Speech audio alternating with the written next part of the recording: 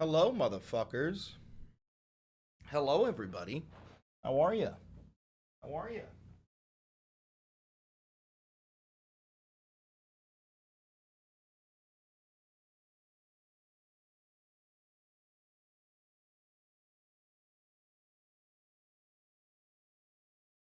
Look at this fucking thing. Look at this fucking thing. Look at this thing.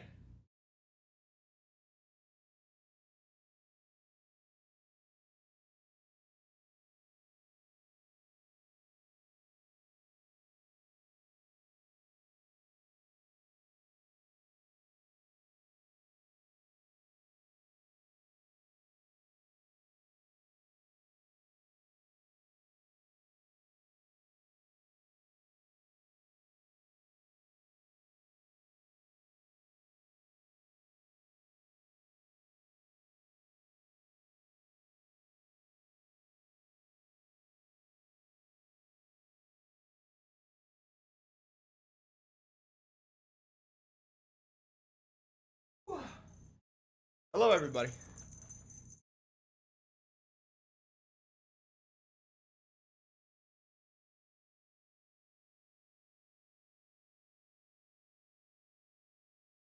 What? Where'd it go?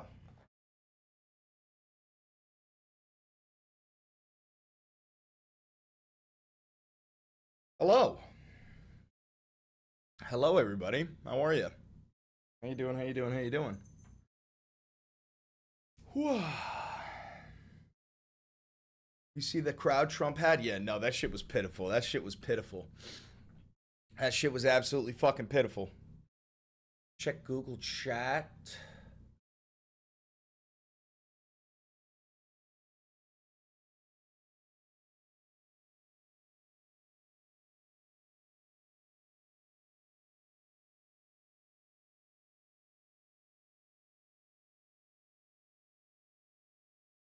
Let's see. Big fan, big fan, big fan. Yeah, no, this one's great. This one's fantastic. This one's great. Did Mike Johnson talk about the DSA? I did. There's so much to talk about today. It's actually fucked up. It's actually fucked up. This is what happens when you take a weekend off.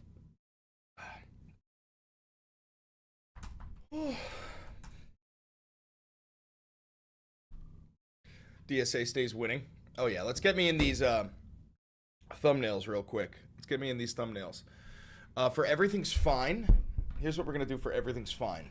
Let me get this all the way gone. There we go. The club was great. Here you go. For everything's fine, we're gonna go like this.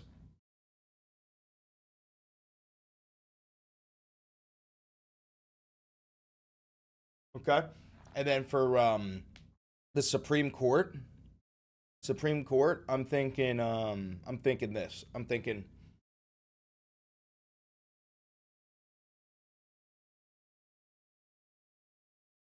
All right, golden. W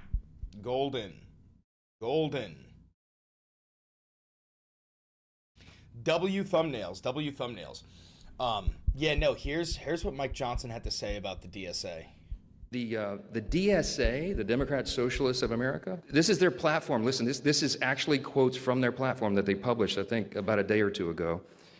You can find this on the internet. Okay, here's just a sample of what they're about. They put this on paper. They're saying the quiet things out loud.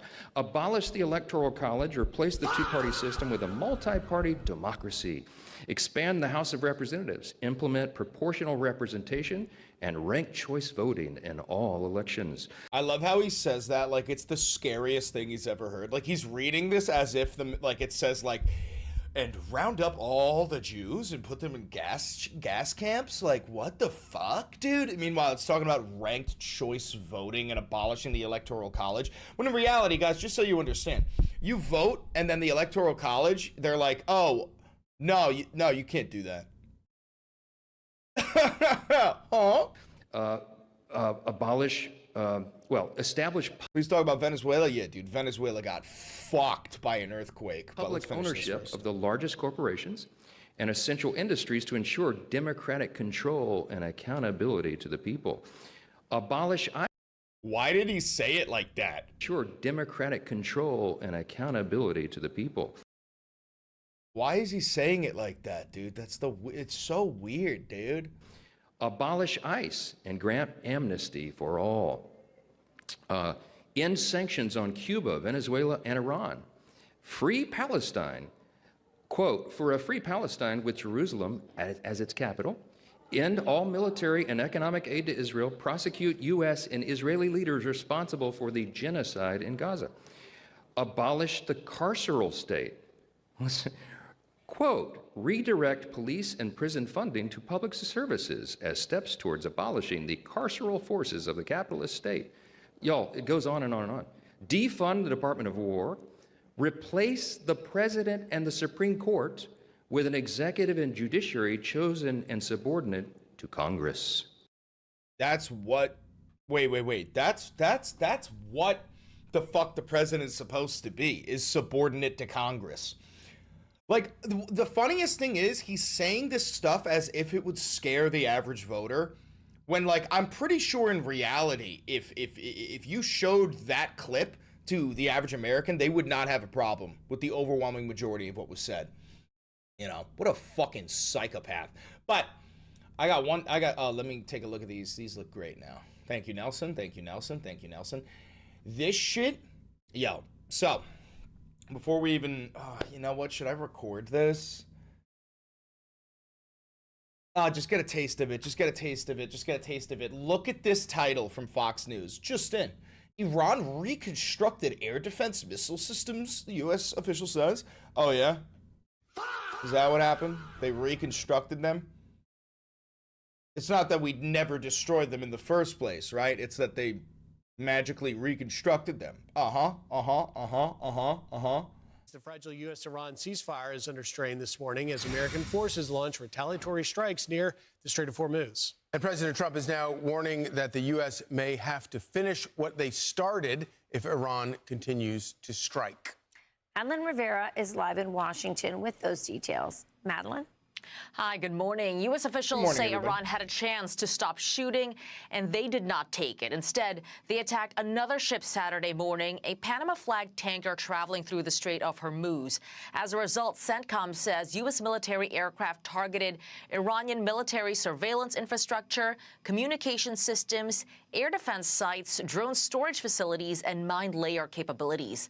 Commercial vessel transits through the Strait of Hormuz continue. U.S. forces remain. Dude, it's just the way that they have to spin this. That Iran reconstructed its air defense missile systems. Like, this is because Trump has claimed at least 1,000 fucking times, at least 1,000 times, that their entire military has been destroyed, and then they keep on fucking our shit up. Jesus Christ.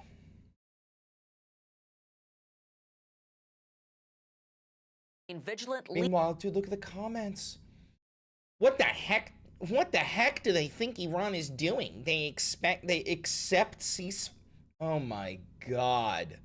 Oh my God. They're all illiterate. They accept ceasefire only to move things around. Finish the job. Finish the job. Lethal and ready. A senior U.S. official tells our Jennifer Griffin the strikes were larger than the ones the U.S. forces carried out on Friday, but they had to hit areas where Iran has regrouped some military assets. An official tells Jennifer, in the time since the ceasefire on April 7th, Iran has reconstituted thus the targets around the Strait of Hormuz. There's a lot that is damaged, a lot, but they move things around. $5. Iran Just give Iran a little more time. There'll be zero U.S. military footprint in the Middle East. Yeah, here's the thing, guys. The reality of the matter is that is the acceptable solution. The acceptable solution is we accept all concessions. We pull out all troops from the Middle East. But the thing is, Donald will never do that. So I firmly, and I've said this so many times over the course of like the past, what, 6-7 months, 6-7. I do firmly believe Trump is going to nuke them because he has no other way to win. He literally has no other way to win. And even then, by the way, he still wouldn't win. He still wouldn't win. Missiles and drones on U.S. military sites in Kuwait and Bahrain. They're promising more action if the tit-for-tat continues. What matters is that whatever action the enemy takes, we have responded and will continue to respond.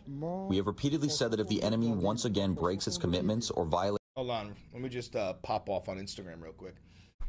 Live on Instagram, we're watching Fox News cope, mull, and seethe over the fact that the Iranian ceasefire and the Memorandum of Understanding has completely and totally collapsed, and Donald Trump is incapable of ending or winning the Iran war, which is making him inch closer and closer to using low-yield tactical nukes on them. And then we're also going to be talking about the Supreme Court decisions where, like, there was a couple of good ones and a couple of bad ones. One of them gives Trump more power than a king. Not even kidding about that. One of these gives Trump the ability to fire privately hired people within the executive branch, like people who don't actually work underneath him, but they work for private organizations, so he can now fire them. And then another Supreme Court decision, there was a whole bunch of them, but one of them, they refused to review Trump's case where he raped E. Jean Carroll. He wanted to appeal it and say that he didn't rape her, but the Supreme Court ruled, nah, you fucking raped her, bro. We're not reviewing that case. So, and again, just so you know, when people say Donald Trump is a rapist, that's not hyperbole. He is actually a rapist, like found guilty in a court of law of raping a woman. So you support a fucking rapist. Anyway, live on YouTube. Come check it out. All right, back to it. The ceasefire. Our response will be stronger than before. We stress once again that it will be. I said live on Instagram, didn't I? Fuck. I said live on Instagram. God damn it. God damn it. God damn it. All right, I'm live on YouTube. We're watching Fox News cope, mull, and seethe over the fact that Trump's Memorandum of Understanding and his ceasefire with Iran has collapsed entirely. This is because Donald Trump is incapable of getting a peace deal done because he's not allowed to. The Israelis won't give him permission, and they keep on dangling over the vault in Tel Aviv that has videos of him raping children. And even if he wanted to, he's incapable of winning this war because the United States military is a paper tiger, and that's the reason why he's inching closer and closer to using tactical nukes on them. Again, reminder, tactical nukes is an oxymoron. There's nothing tactical about using a nuclear weapon, but that's what you're going to start hearing on Fox News. And then we're also going to cover the Supreme Court decisions where, like, one of them gives Trump more power than a king, says that he can fire private employees within the White House, ones who are not actually under the wing of the executive branch. He can fire whoever he wants. And then another one says that, yes, no, Donald, you did actually rape E. Jean Carroll, and the Supreme Court is not going to review that case. If you didn't know this, Donald Trump was held civilly liable for raping a woman named E. Jean Carroll. This is not my opinion. This is a fact. So if you support Donald Trump, you support an adjudicated rapist. So, yeah, crazy. Live on YouTube. Come check it out live on YouTube. There we go. Be stronger. This exchange Trump raises sleeping with his assistant. Guys, no, he isn't. Donald Trump is not sleeping with anybody. Donald Trump's penis has not worked in over a decade, okay? He may be doing weird shit with his assistants, but there is absolutely no shot he's sleeping with anybody. Can you open the closet door? It's stuffy in here? No. Questions over whether the U.S. and Iran can reach a lasting peace deal. The president saying it is very possible that they will never learn. There may come a point when we are no longer able to be reasonable and will be forced to military complete the job that we very successfully started. If that happens, I have seen the status, the news about Eli Lilly and Trump. I do kind of want to talk about that. I'll try to find a way to talk about that. The Islamic Republic of Iran will no longer exist. There are no reports so far of damage and injuries in Kuwait. Bahrain, meantime, says the Iranian strikes damaged a residential building near the airport, but no one was killed. Charlie, Rachel, and Griff. Thanks, Maddie. Thank you, Maddie. You know, the vice president said this week that the United States holds all the cards in this situation, and that is true.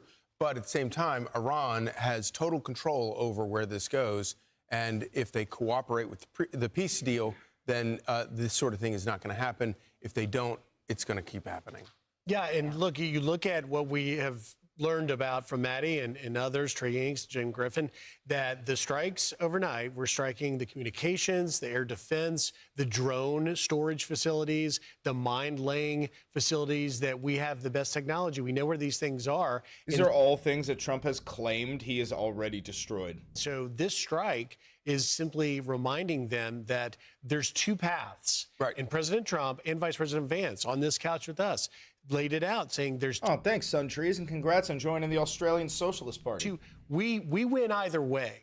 We can do it whichever way you want to do it, but we are going to go one path or the other, decided by you and the choices you make. Those are military decisions, but there's also the politics. 67% of Americans like the peace deal. Yeah. And so that's a challenge politically for the president.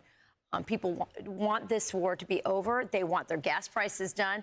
And also, there's a lot of candidates that are running for office right now on the Republican side who would like this to end so gas prices can drop and they can start talking about American issues ahead of the. Incredible, incredible, incredible, incredible, incredible. However, I do want to see if I could pull this up. Trump takes experimental Retta. Yeah, Eli Lilly gave extraordinary obesity drug access to a 79-year-old patient. Who was it? Let me think. Now you have to log in to read this article.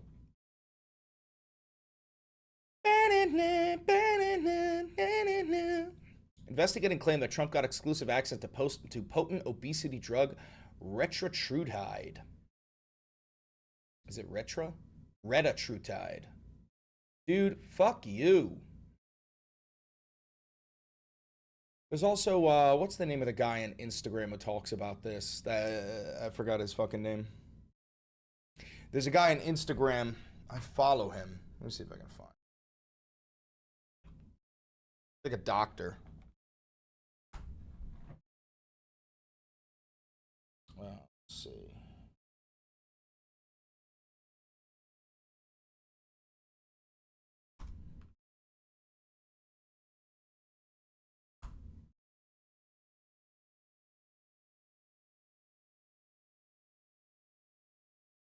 Ah, this fucking guy, yep. Epistemic Crisis. That's his name. Drug is not actually helping him live longer is because he hasn't lost any goddamn weight. I'm a physical therapist with a doctorate in my field and 14 years experience working in home health care treating geriatric.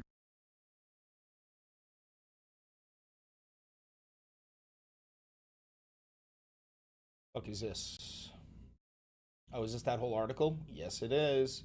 Patients with dementia, obesity, diabetes,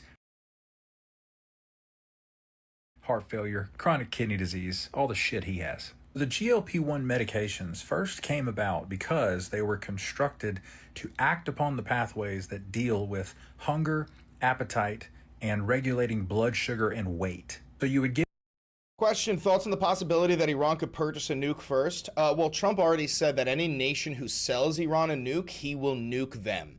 So that was a threat at Russia and China. Give them to a patient who is struggling with refractory obesity, as they call it.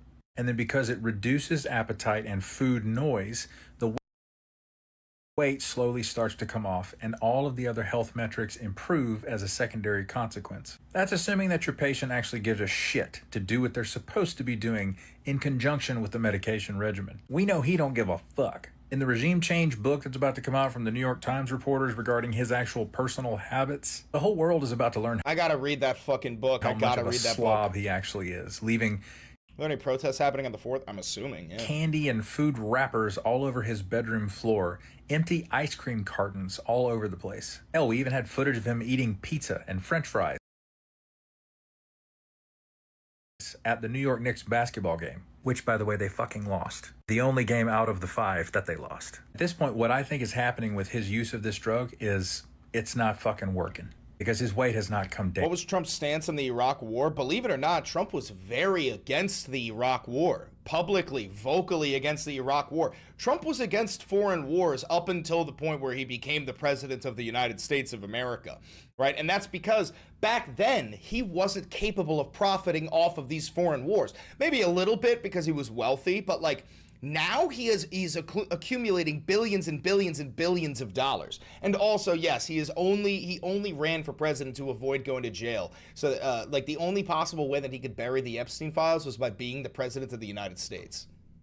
Down. If anything, it's gone up. So if the drug cannot suppress his appetite or food noise, I am extremely skeptical it could also enact those other positive effects on his heart and kidney function that could extend his life. And I think this is the primary reason we have seen these pictures of wounds on the ends of his fingertips as if his blood sugar is being regularly checked. If a GLP-1 user hits a plateau as far as the positive benefits of the medication, retatrutide and a pinch of Fent, problem their solved. A1C and their blood sugar will still see a moderate improvement. But if President Trump is a non-responder to a GLP medication, his A1C and his blood glucose will not respond at all, which would make perfect fucking sense when you're stuffing your face with pizza and French fries. He's too much of a fucktwat to even enjoy the positive benefits of a miracle drug that no fucking body else can actually get legally. Happy Sunday. At this point, He also only got that drug because he is literally teetering on the edge of his life.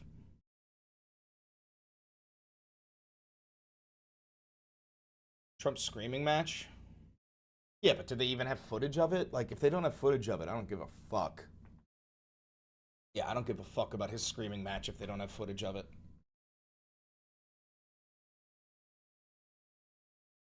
God, I love this poster.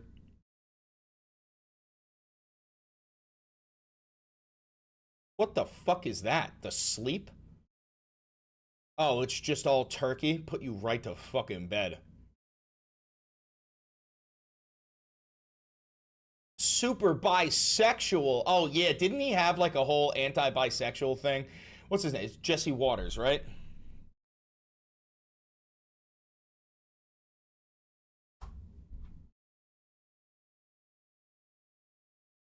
Mondani, AOC, marries. Right off. He is. So she. We talk. Open. Where's the bisexual part? Fire the referee for it. Not you want. Everybody gets free food. Oh, I'll find it. I'll find it on Twitter.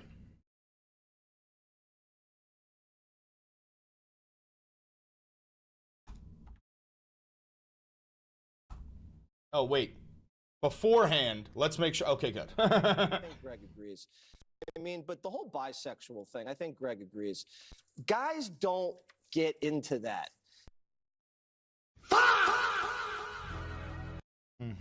Okay, okay. Maybe that's cool when you're 18, but when a girl's bisexual, we don't trust her.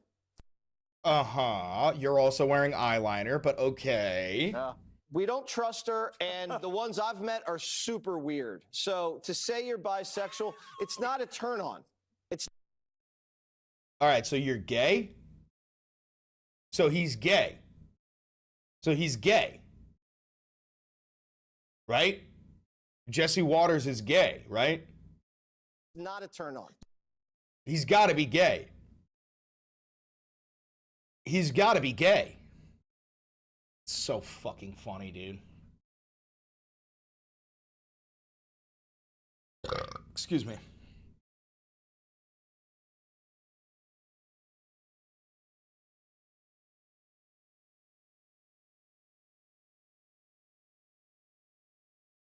Oh my God, dude, look at him. Why does he look like that? What's on your mind? Yes, go ahead. Mr. Miller, good to see you. Big win today for the Trump administration on immigration. Yes, huge. You just said that this country doesn't have a future if the Supreme Court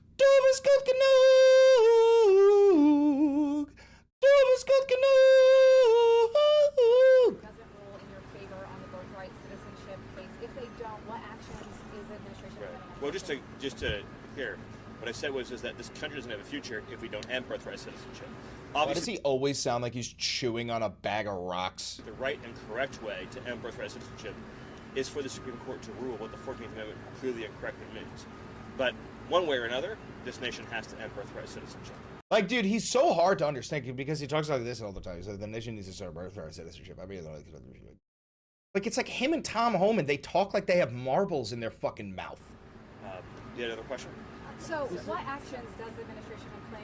Didn't he get caught cheating on his wife? No, his wife, Katie Miller, got fucked by Elon Musk while Stephen Miller watched, and then Katie Miller fled with Elon Musk and, like, eloped with him. She's back now, but, like, long story short, Stephen, and this is fact, this is confirmed fact, Stephen Miller sat in a chair and watched while fat-bodied Elon Musk fucked his pig whore of a wife.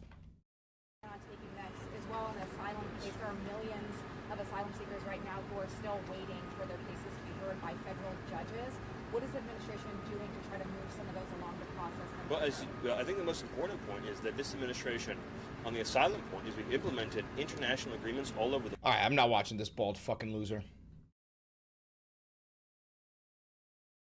Anti-war propaganda from Vietnam. Let me see it.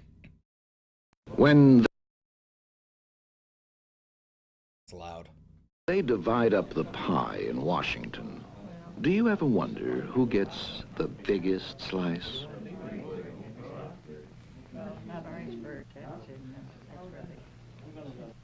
Now for the Jim. Most of your taxes go to pay for wars, past, present, and future. What does your money buy? It buys you Vietnam, and with it, inflation, unemployment, disunity, and death. It buys you bombs instead of schools, defoliation instead of clean air and water, tanks instead of trains, and destroys homes instead of building them. Isn't it time we got out of their country and back into ours? Write your congressman. Tell him you need a bigger piece of the pie now. Bro, we've been begging for this shit for so fucking long, man. I hate being reminded of how long this fight has been going on. Oh, Jesus Christ.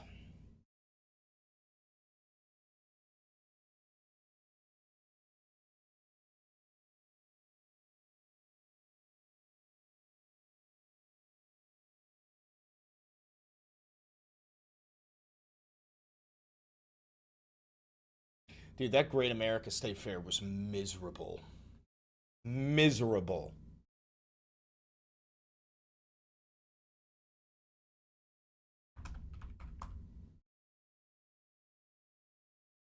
America, we're celebrating already at the Great American State Fair. Man, we've got thousands of people celebrating this. Yeah, you got thousands. Birthday with us. You and I had a chance to go out. We got to see some of the exhibits. I'm sure you got what I got, which was a lot of people going, hey, love to watch it on Fox. I hope a lot of Oh my God, bro. Yeah, a packed crowd for sure, dude. Is that the arch? Wait.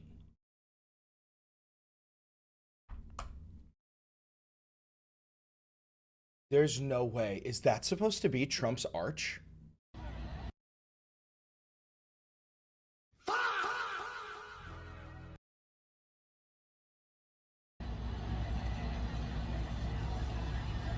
Oh. Oh. Oh.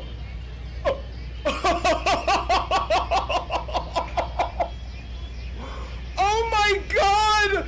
Oh my God! Oh my God!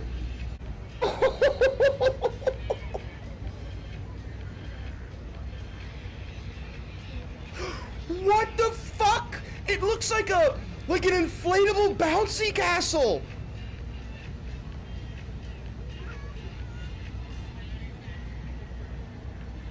It's not even on the ground. Oh my God.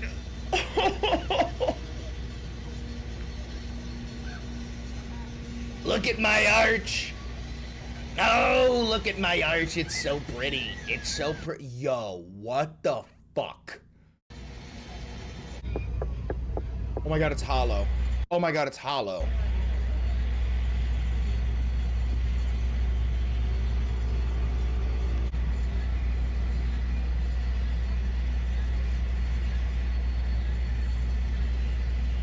Jesus Christ, that is so embarrassing.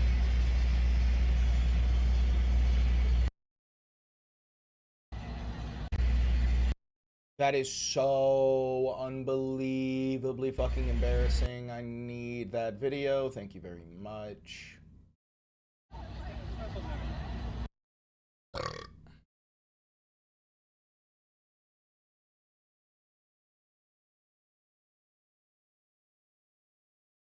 Insane. Insane, insane, insane. I want to see Kyle Kalinski's update on this Supreme Court shit. Is this it? No, that's Jesse Waters.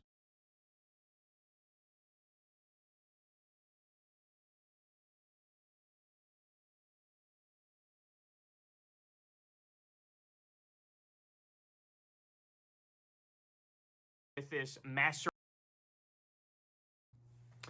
All right, y'all, about to start the show here in just a second, but I have some major breaking news that I want to share with you here. So we have a bunch of Supreme Court decisions that are coming in right now as we speak. Believe it. What link is this? KSS style. Oh, yeah, this guy was jerking off at the fucking event. What the fuck? Yeah, this guy was jerking off dressed up as, was he dressed up as Uncle Sam? He was vaping, filming female reporters, and jerking off at the State American Fair. Wasn't he dressed as Uncle Sam or some shit?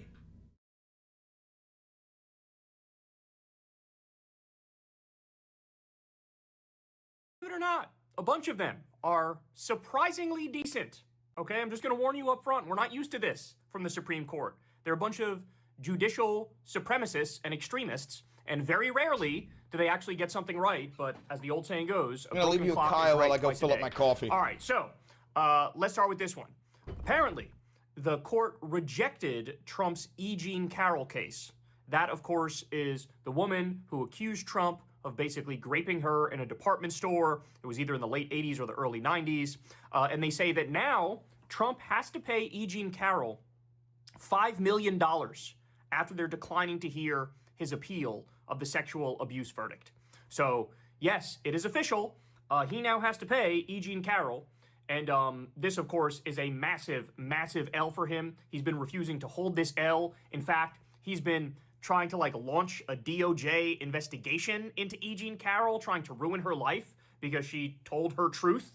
So just incredible stuff there. I'm sure he's fuming over that. We also have the Supreme Court says that mail ballots can arrive after Election Day. Mail-in ballots can arrive after Election Day.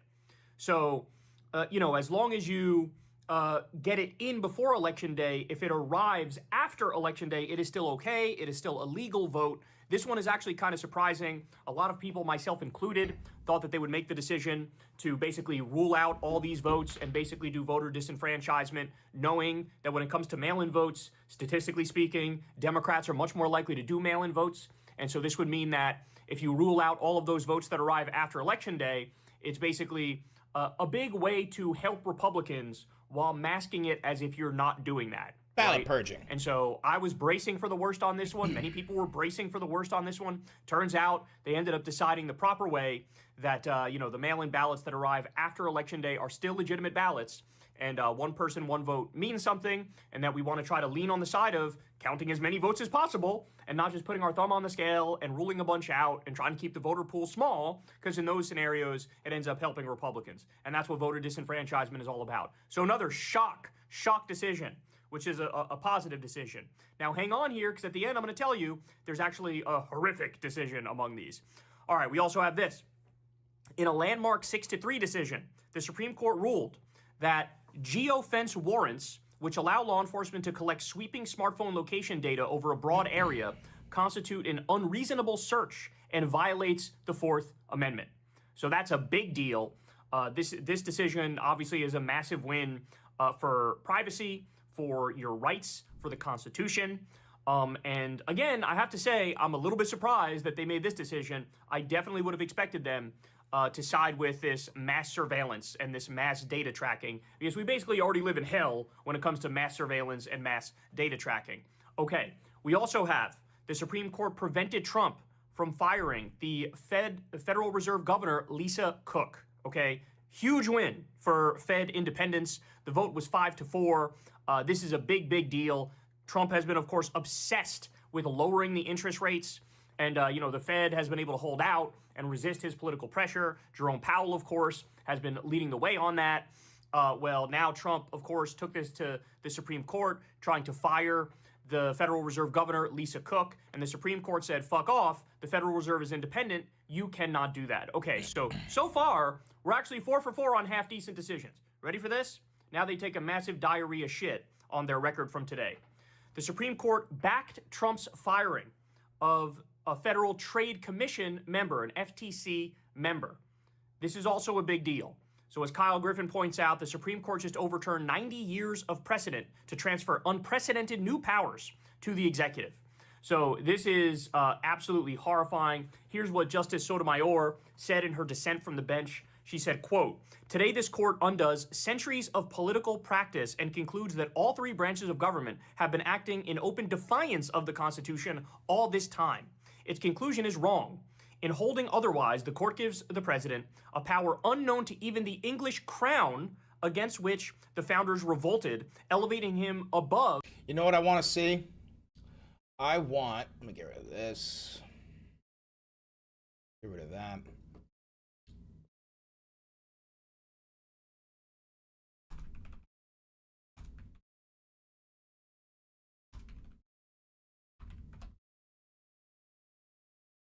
Do we have that on Truth Social? Is this it?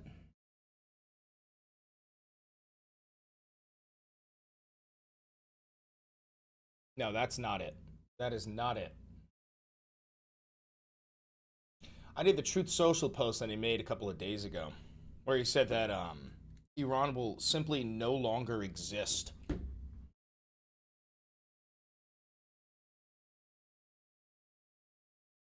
Dude, he posts so fucking much, it's unbelievable. He actually posts so fucking much.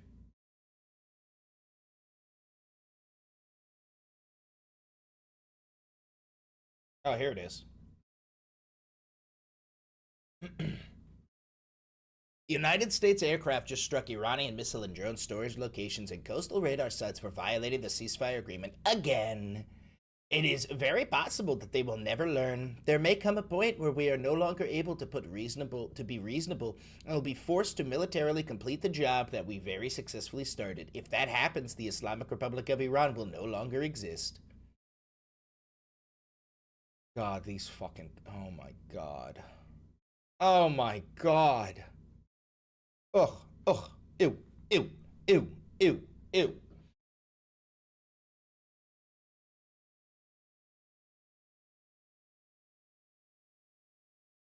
What the president says this morning, they're asking for talk. But what the president has been trying to project is he's written over and over again things like there are no tolls, no insurance costs, no other charges of any kind are going to be sought or received by Iran on ships traveling through the strait.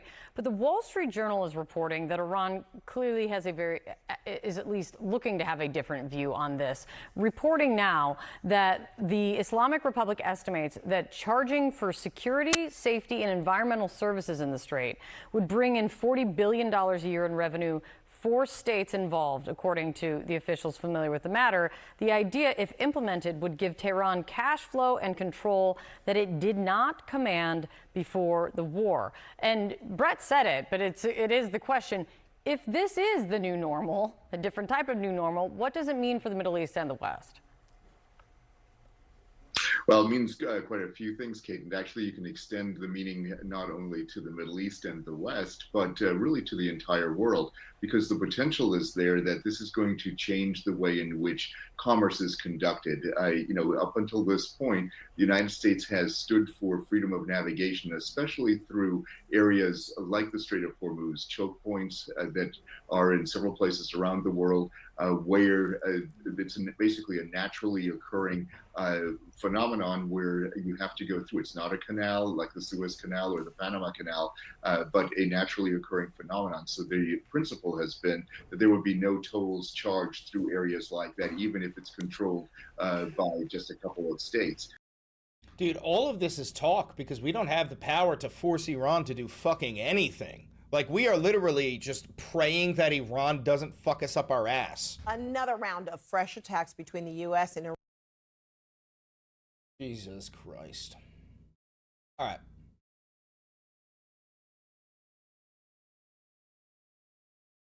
All right, fuck it.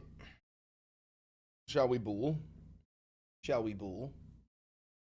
8 UMich students arrested by the FBI in conspiracy charges. I'll see if I can fit it in. I mean, listen, I've got too many fucking things for today already. That's the problem, guys. They flood the fucking zone. It is impossible to cover absolutely everything that they do, which is why you need as many hands on deck as possible covering the fucking news.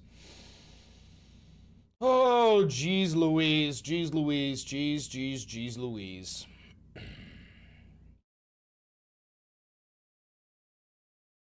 All right. Chris, play Wordle. I'll play one game of Wordle. Wordle. I'll play one game of Wordle. All right, you ready?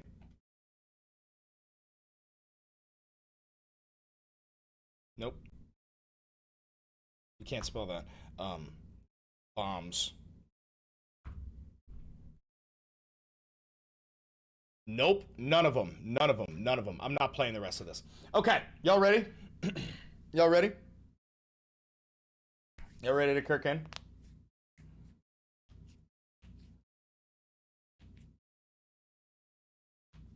Noon on a Monday, too much has happened. No, literally, though. Literally. Noon on a Monday and too much shit has happened. It's insane. Do you see how many fucking links I have up there? Unbelievable. I'll give you a quick bella ciao before we start. Una mattina mi sono alzato. Oh, bella ciao, bella ciao, bella ciao, ciao, ciao. Una mattina mi sono alzato e ho trovato l'invasor. Oh, partigiano, portami via. Oh, bella ciao, bella ciao, bella ciao, ciao, ciao. Partigiano, portami via. Che mi senta di morir. Chris, you need Bella Ciao merch? You're correct. I'm also the laziest motherfucker you've ever met. Make 2 videos? I'm already making 2 videos. We are already making 2 videos, hence why we got 2 different thumbnails. 2 different thumbnails for 2 different videos. Alright, fuck it. Here we go. I'm just gonna start it. Happy Monday. The Iran war never ended. The Memorandum of Understanding never went through. I guess you could call that the Memorandum of Misunderstanding. Sorry, that's a stupid joke. Israel continues to bomb Lebanon. America continues to bomb Iran. Iran continues to bomb ships in the Strait of Hormuz. None of it was real. Now there's apparently a new meeting, peace deal signing, understanding meeting going on in Qatar tomorrow. It's fucking so stupid. I don't know how much long, like, we can't keep doing the song and dance. You, viewer, you understand this is a forever war, right? Just like Vietnam was a 19-year-long war, this is a new forever war. Just like we had troops in Iraq and Afghanistan for 22 years. You guys understand this is a forever war, right? That the only possible way that Donald Trump could complete his quote-unquote goals, which is hilarious because we really don't have goals, but the only way he could complete his goals of complete and total destruction in Iran would be through, A, hundreds of thousands of U.S. troops invading, but even then, we still wouldn't win, and B, using low-yield tactical nukes. Like, seemingly, okay, here's the reality of it, and Avocado just said this perfectly in the chat. Nothing will change until we completely sever the cord connecting us to Israel, okay? For all the shit that Donnie says about, like, oh, Bibi, what the fuck are you doing? Everybody fucking hates you now. For all the shit that they do, none of it matters unless we cut ties with Israel. Stop sending them money. Stop sending them weapons. You know, like part of the Article 1 of the Memorandum of Understanding laid out by Iran said that America must rein in Israel from their illegal and offensive genocide that they're committing in Lebanon, right? Well, if we don't have the power to rein in Israel, then cut the cord. And tell the whole world, okay, we tried to rein in Israel, but we can't. They don't listen to us. And since they don't listen to us, we no longer consider them an ally. We're no longer sending them money. The Israelis are going to fend for themselves. It's diabolical. All right, we have a lot to talk about. We have to talk about the bombings that went on in Bahrain. We have to talk about the bombings, I believe, in Kuwait. We have to talk about America bombing Iran. We have to talk. There is so much shit to talk about. On top of that, a couple of Supreme Court decisions came out today. One of them rejected Trump's review of his rape case against E. Jean Carroll. You know, Trump was held civilly liable in a court of law for raping E. Jean Carroll, and he wants to challenge that court decision. The Supreme Court shut it down, said, no, fuck you, you raped that woman. And then also there's some shit where the Supreme Court said, all right, Donnie, you can now fire people from private institutions within the executive branch, giving him more power than a king. You can fire members of the FTC. You can fire members of the FAA.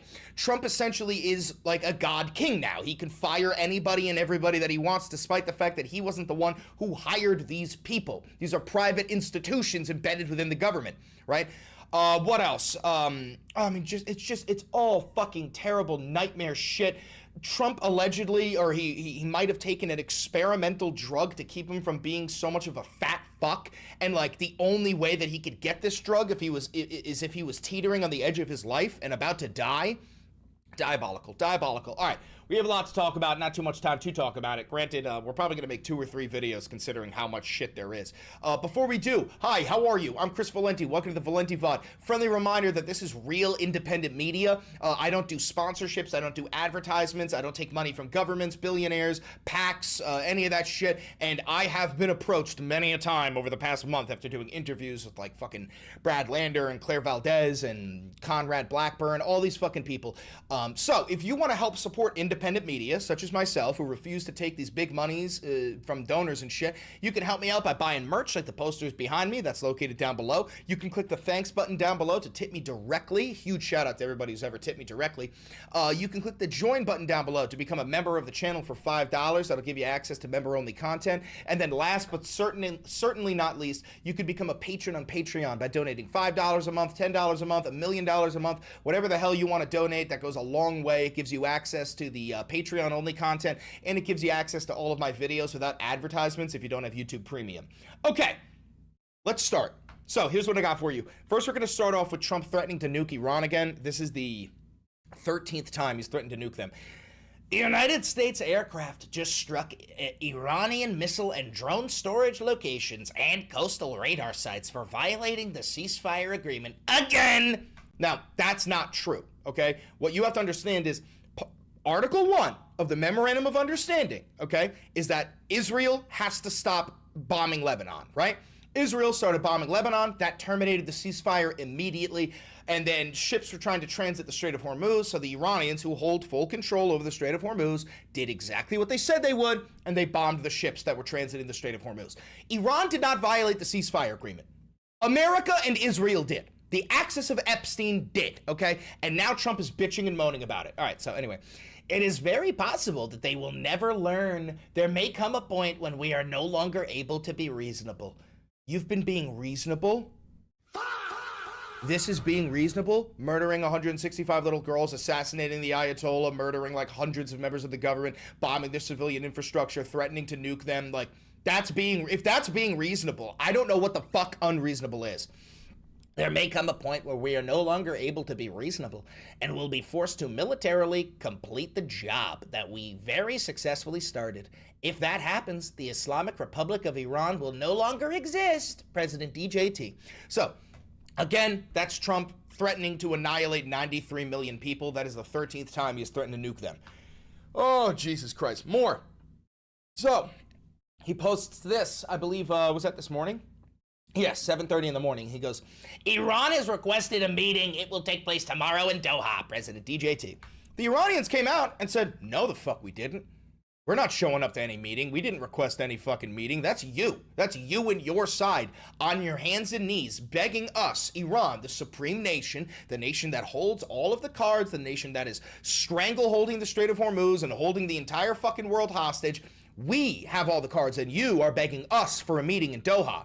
So he posts that shit, and, let me move that to there. There we go.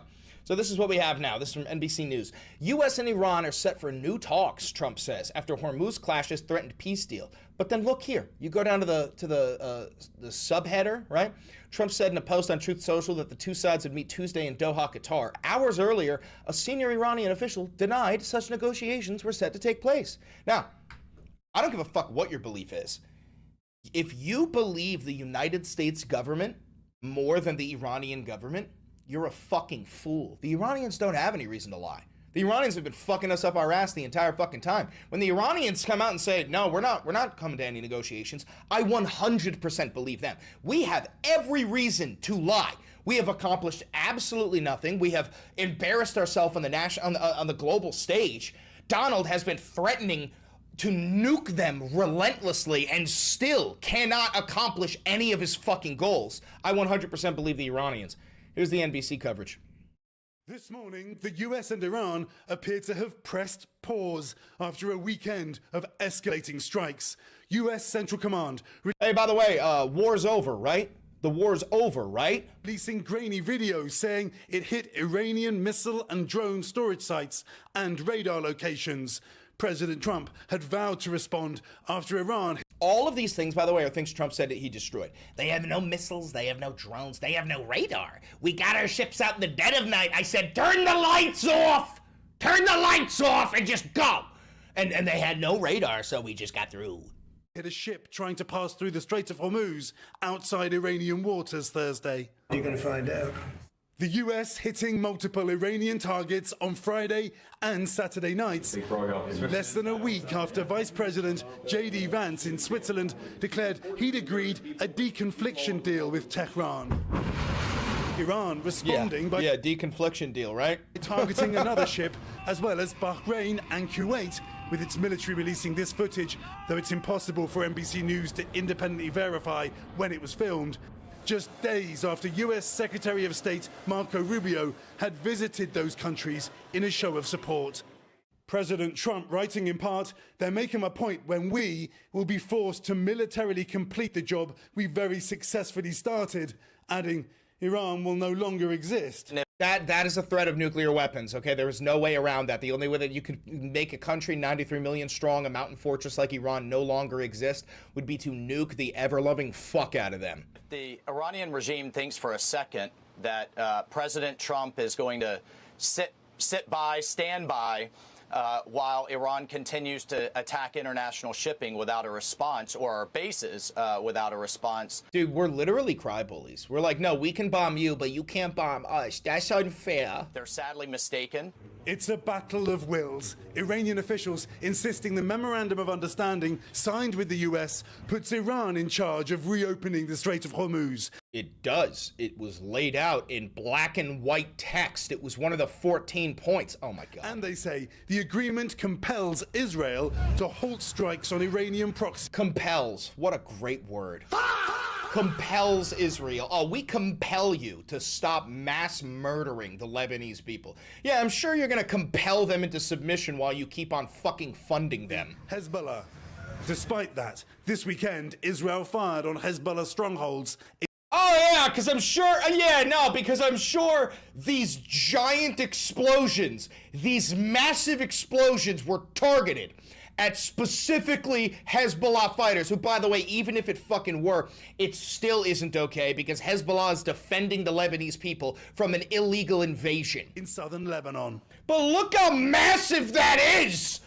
Meanwhile, Iran's president, according to Iranian state media, says $6 billion worth of funds held by Qatar will be released for Iran. Qatar not confirming that, but Chanel, the war is over for now. What we're seeing now on multiple fronts. Oh yeah, the war is, the war is over, guys. You heard it here on NBC News. The war is over. Shut the fuck up.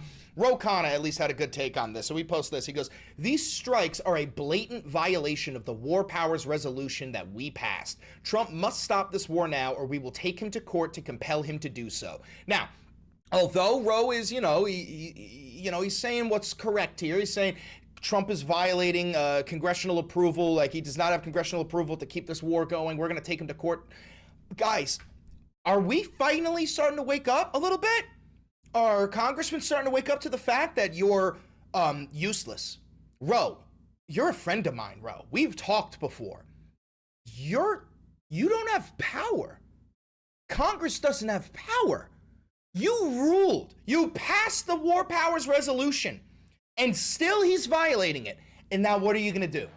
We're going to take him to court? What if he doesn't show up? You're going to drag him there? No, you're not. Secret Service will mollywop your shit before you can get close. What the fuck are you gonna do?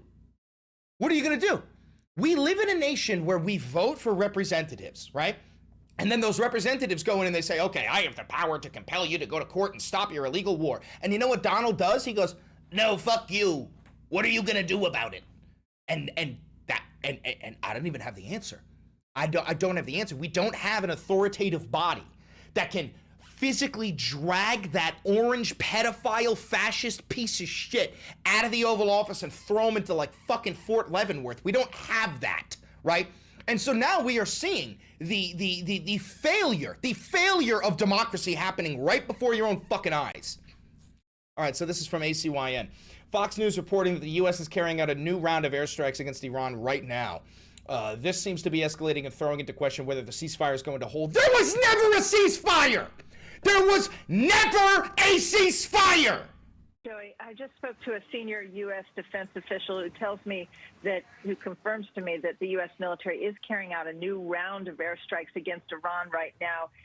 This is in response to the IRGC hitting a ship in the Strait of Hormuz earlier. And that was in response to Israel violating the ceasefire and rendering the MOU completely irrelevant. Earlier today, it was about 4:30 a.m. when that ship was hit near the Strait of Hormuz. That's the second ship in 2 days, and this is the second night of bombing that the U.S. military is carrying out. The targets include air defense systems, drone storage sites. Air defense systems? But wait, Donnie Diddle's kids said that we destroyed all of their anti-aircraft. They have no anti-aircraft. Cruise missiles. He also said he destroyed their missile silos and their drone manufacturing and their mine-laying boats. He said he destroyed all this shit. Radars and mine-laying capabilities, as well as surface-to-air missiles. That's according to a U.S. official. I'm told that this strike is much larger than last night, which lasted for about an hour. Iran, I'm told. Hour. Yo, I know that like an hour feels like it's not that long, but an hour of bombs, an hour of strikes is hell. To experience that would feel like weeks. It would feel like weeks. Had a chance to stop shooting. This official said they didn't take it. Instead, they attacked another ship in the Strait of Hormuz this morning, the MT Kiku. That's the name of the ship. That ship was carrying about 200,000 barrels of oil, and so it could have been a disaster in the Strait of Hormuz. Very dangerous situation. These are attack drones, one-way attack drones that Iran and the IRGC have been sending towards these ships. I also learned that Iran last night responded to the first round of U.S. airstrikes, that 1 hour of airstrikes, with attacks of their own on U.S. forces in Bahrain. So they did target a U.S. base in Bahrain. The U.S. and Bahraini forces combined to shoot down 9 Iranian one-way attack drones, I'm told. No damage or personnel injuries, according to a senior U.S. official. But this tit-for-tat seems to be escalating and certainly is throwing into question whether this ceasefire is going to hold and whether this MOU is going to move. How can you say it questions whether the ceasefire is going to hold when we've been bombing them all fucking weekend? Like, clearly, there is no ceasefire. Very clearly, the ceasefire not only isn't holding, it was never established in the fucking first place. Meanwhile, Trump said some shit the other day in the Oval Office. He said a ceasefire in the Middle East means that you shoot each other more moderately. Jesus fucking Christ. All right, drop site news coverage here. All right, so President Trump, Iran has requested a meeting. It'll take place tomorrow in Doha. CNN also reports that U.S. and Iranian technical teams working to implement the agreement are preparing to meet in Qatar in the coming days, citing a diplomatic source familiar with the negotiations. The source said communication channels are ready in place to help prevent further incidents as negotiations continue. Iran, however, has not publicly confirmed the meeting or any details. So yeah, no, I don't believe that this meeting is even happening. I do bet that they're going to send J.D. Vance and there's going to be nobody for him to fucking talk to. All right, so Iran strikes Kuwait and Bahrain as escalating attacks threaten to unravel peace efforts. Iran's military said American bases, quote, will experience hell in these coming days as the two countries continue to trade reciprocal strikes despite hopes of peace. Night of strikes on Iran. This grainy video showing the first U.S. strikes since President Trump's deal to end the war. CENTCOM says it targeted Iranian missile and drone storage locations and radars Friday. This morning, Iran retaliating, hitting another ship in the Strait of Hormuz, according to a monitoring group, and targeting Bahrain, that government says. And now, tonight, U.S. Central Command says it carried out additional strikes against multiple targets at President Trump's direction. Just this month. At President Trump's direction, bro. Not at Congress. Not in Congress's direction. All right. So, Iran claims strikes on 8 U.S. sites in Kuwait and Bahrain. The IRGC says it struck 8 U.S. military sites in Kuwait and Bahrain with ballistic missiles and drones overnight in retaliation for fresh U.S. attacks on Iranian coastal facilities near Sirik and Qashem Island.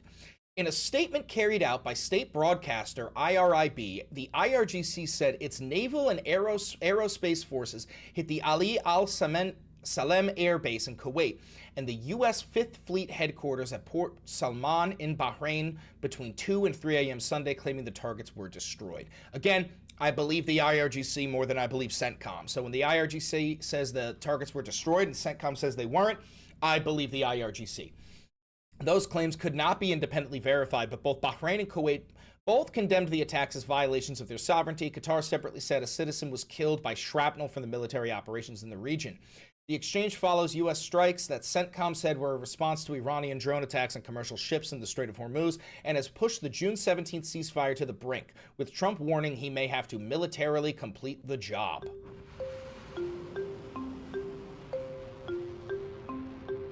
I hate this fucking music. I'm muting it. So Bahrain says that the Iranians struck civilian sites.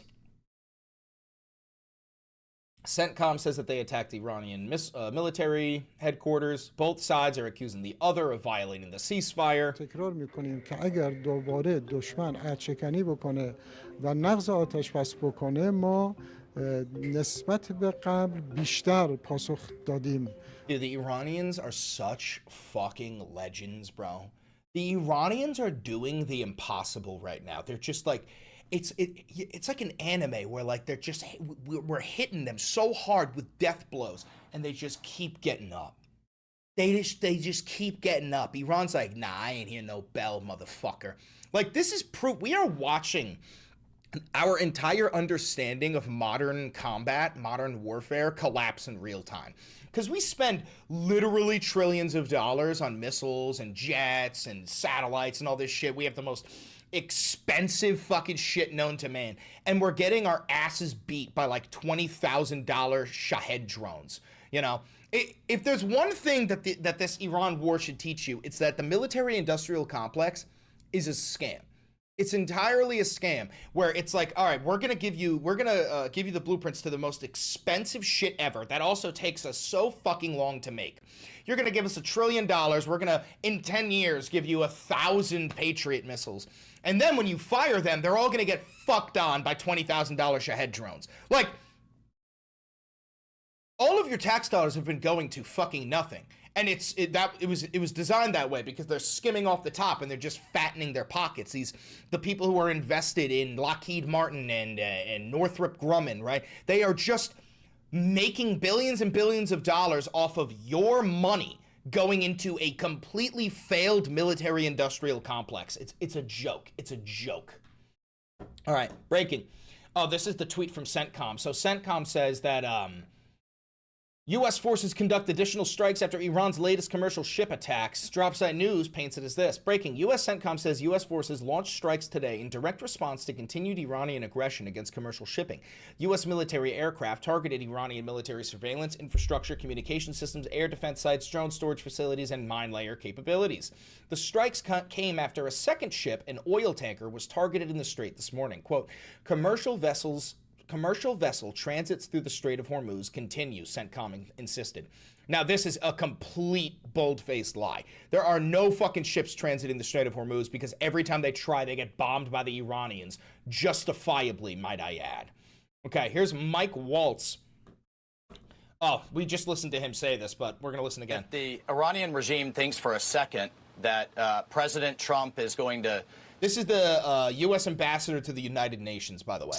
Sit by, stand by, while Iran continues to attack international shipping without a response, or our bases without a response. They're sadly mistaken, and they saw that loud and clear over the last few nights, where we'll continue to militarily, if needed, take down their infrastructure that they're trying to use to illegally control an international waterway. And Shannon, I love when we say illegally, like it wasn't illegal to assassinate the Ayatollah, like it wasn't illegal to offensively bomb the fuck out of their nation, like it wasn't illegal to murder 175 little schoolgirls, like it wasn't illegal to bomb their bridges and their water desalination plants and their electrical grids. Like everything we have done has been illegal since day one of Operation Epstein's Fury. everything we have done has been illegal. Just one more point on that. That's not just the United States. That's the entire international community. A UN record, 143 nations have agreed with us that this is in violation of international law. Even the Chinese government has said you cannot be taking tolls or fees. Iran was apparently relying on Oman across the waterway to help it set up this new infrastructure. And now Oman, just yesterday, has rejected the idea of tolls or fees. So they're completely isolated here.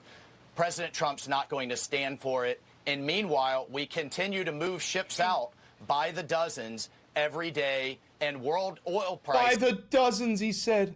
By the dozens. First of all, that's not even true. Second of all, even if it were true, we were getting like 60 to 100 ships out daily before February 28th, before we started this illegal and offensive war in the name of Jeffrey Epstein and Benjamin Netanyahu. So, and more importantly, we're not getting dozens of ships out a day. We got like 2 out. And also, it wasn't even us. It was Iran escorting them out. Are not just stable, they're dropping. So Iran's attempt to hold the world hostage. The prices of oil are dropping because we are artificially making them drop by using our strategic reserves of petroleum, which Donald himself said, we have about 4 weeks until we're out of oil and then there's going to be a global fucking depression. How about that? He literally said that because he actually believed he had accomplished peace in the Middle East. He said the quiet part out loud. He said, yeah, we couldn't keep this war going if we wanted. We got 4 weeks. We got 4 weeks till we're fucked. And now the war is still going. And yes, the price of oil has been artificially deflated. But as soon as we actually hit the bottom of the barrel and we're out of petroleum, bro, the price of oil is going to skyrocket. Mark my words, by the midterm elections, you're going to be paying $7 a gallon for gasoline. And their economies hostage are completely failing. All right, more here. More from our boy Ro Khanna. Trump's deal is objectively worse than the JCPOA. Obama actually got the nuclear material out of Iran and had intrusive inspections. Trump's bravado has made the Middle East and the U.S. less safe. This is on Morning Joe. Again, I love Ro Khanna. I do think that he lacks a lot of riz, and he needs like a riz doctor to like juice him up a little bit. But he's got the fight in him. Congressman, we want to turn you now to the situation in Iran. You wrote a new piece, and I should highlight the venue for it. Fox News. Interesting. In which you make the case that the deal that President Trump is trying to make with Iran, and some specifics are still being worked out to be clear, is worse, in your words, than the JCPOA. Tell us why you made that argument and why you made the argument where you did. Before he even does, because I'm not a pre-watch Andy, I want to tell you my take on it. The JCPOA got the Iranians to give up, I believe, 25,000 pounds of highly enriched uranium, and we didn't have to fight a war, and we unfroze, I think it was like what, $20 billion worth of Iranian assets, right? Compared to Trump, who had to wage a war in order to get Iran to give up 900 pounds of moderately enriched uranium. So let's talk about that. 900 pounds of moderately enriched uranium, we fight a war over it. 25,000 pounds of highly enriched uranium, Obama signs a deal over it. They give it up. On top of that, Obama was able to get the Iranians to agree to let the IAEA, the International Atomic Energy Association, come in and inspect their enriched uranium and make sure that they weren't actually creating a nuclear weapon. Whereas, as soon as Trump bombed them with Operation Midnight Fortnight Chungus Hammer, right? The first thing the Iranians did was kick out the IAEA. That way they could, if they wanted to, develop a nuclear weapon without having like American involvement, American spies watching over them. And I will stress this one more time. Iran should get a nuke. Make a nuke, buy a nuke, conjure a nuke. I don't give a fuck. As soon as you have a nuclear weapon, we will no longer attack you. The United States does not have the audacity to bomb nuclear-armed nations. We don't bomb North Korea. We don't bomb China. We don't bomb Russia. We don't bomb the UK or France. We don't bomb anybody who has a nuke. Get a fucking nuke. Well, it is objectively worse. I mean, under the JCPOA, you had the force of IAEA intrusive inspections and the force of international law with the United Security. Did he say it wrong? You had the force of IAEA intrusive inspections and the force of international law with IAEA, whatever the fuck. The United Security Council. Now you don't have any intrusive inspections. Obama actually got the nuclear material out of Iran. Here you don't even have the material being destroyed or out of Iran. It's just being diluted. Blended. Most problematically, you are going to have Iran possibly continuing to charge a toll on the Strait of Hormuz, something never under Obama. So what this shows is tough diplomacy actually helps the United States, and it actually made Israel safer, and that Donald Trump has, through bravado, made the Middle East less safe and the United States less safe. Well, I mean, if I'm being honest here, I really don't give a fuck about Israel's safety. But yes, it is a fact. The JCPOA was a better deal than whatever the fuck this memorandum of understanding is. The memorandum of bullshit. Okay, now we got John Ossoff. Ossoff mocks Trump handling the war in Iran, saying the president declared it was done on Wednesday, only for another ship to be struck on Thursday. 0 qualifications. Prince Jared was tapped to lead Middle East diplomacy. Prince Jared, they're talking about Jared Kushner. Again, if you don't know, Jared Kushner is Donald Trump's son-in-law. He's married to Ivanka, and he is tasked with achieving Middle East peace. He's like he goes with Steve Witkoff to Israel to make deals about putting up a Trump Tower in Gaza and like putting up casinos and shit. And now he's making the deals about the Iran peace deal. Now remember, Jared's slush fund, Affinity Partners, already got $2 billion from the Saudi Crown Prince. Did you know that? And even now, while negotiating for the United States over Iran and Gaza, he's actively asking Arab princes for billions more. Not for the United States, for his own business. I never want to hear a Republican talk about Hunter Biden ever again. Okay, but here's a twist in the story. Thanks for becoming a loyalist, Saboria.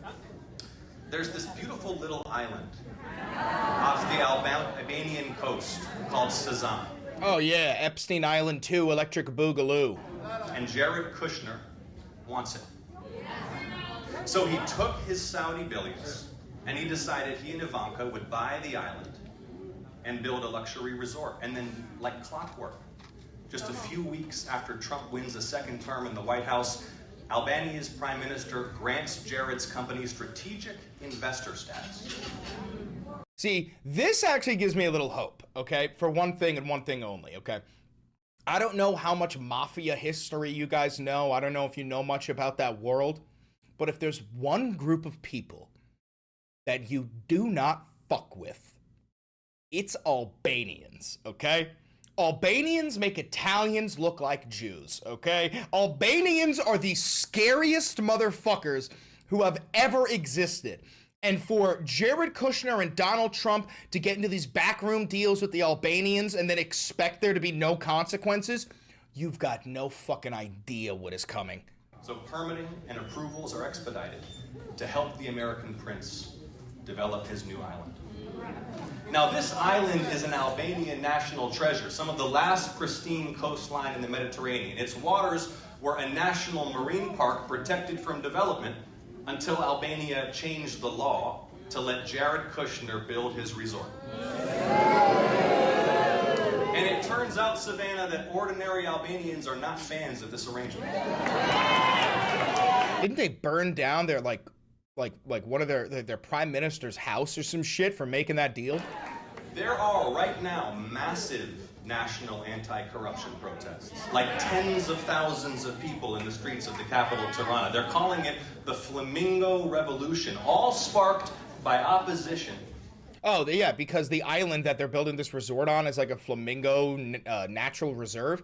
And in order to build this island, this resort, they have to slaughter all of the flamingos. To Jared Kushner's land deal. Now Albania's anti-corruption police are getting involved. They froze a bank account controlled by 2 of Jared's investors, both Syrian billionaires. Syrian billionaires are his investors. Oh, does that have anything to do with the fact that Donald Trump invited the leader of Syria over to the Oval Office? The leader of Syria, who was a former Al-Qaeda fighter and a former founder of ISIS?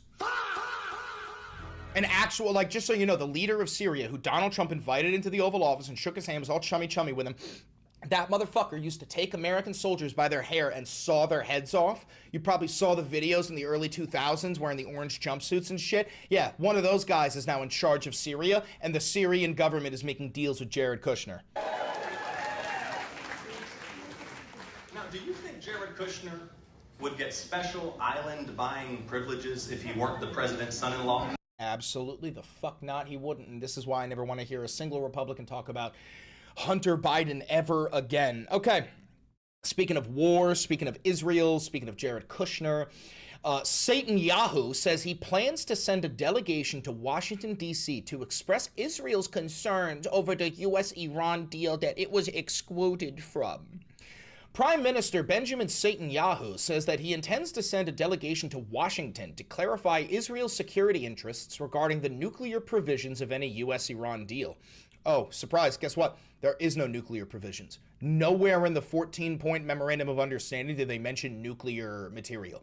The Iranians are not even addressing nuclear enrichment or nuclear weapons or nuclear power or anything regarding nuclear with Americans or Israelis, because we have proven time and time and again that we do not negotiate in good faith. So what the Iranians have decided to say is, all right, we're going to give you 60 days, ceasefire for 60 days, then we'll have potentially a conversation about peace, and only when we have peace will we then discuss our nuclear enrichment, okay? So, nothing. We've accomplished absolutely fucking nothing. Quote, is this it? All right, he says this. We said from the outset that we were not a party to the agreement between the United States and Iran. But that does not mean we do not have interests, Netanyahu says during his press conference in response to a question on the U.S.-Iran Memorandum of Understanding and talks on a long-term agreement. Pause this. We have interests, and we will make them known. Incidentally, even on the central issue, the nuclear issue, I intend to send a delegation to Washington to clarify what Israel's interests are. He says, without elaborating on the timing of the delegation's departure, which officials will take part, or who they will meet. He reiterates that he is also standing firm on maintaining Israel's security zone in southern Lebanon. Security zone. Security zone.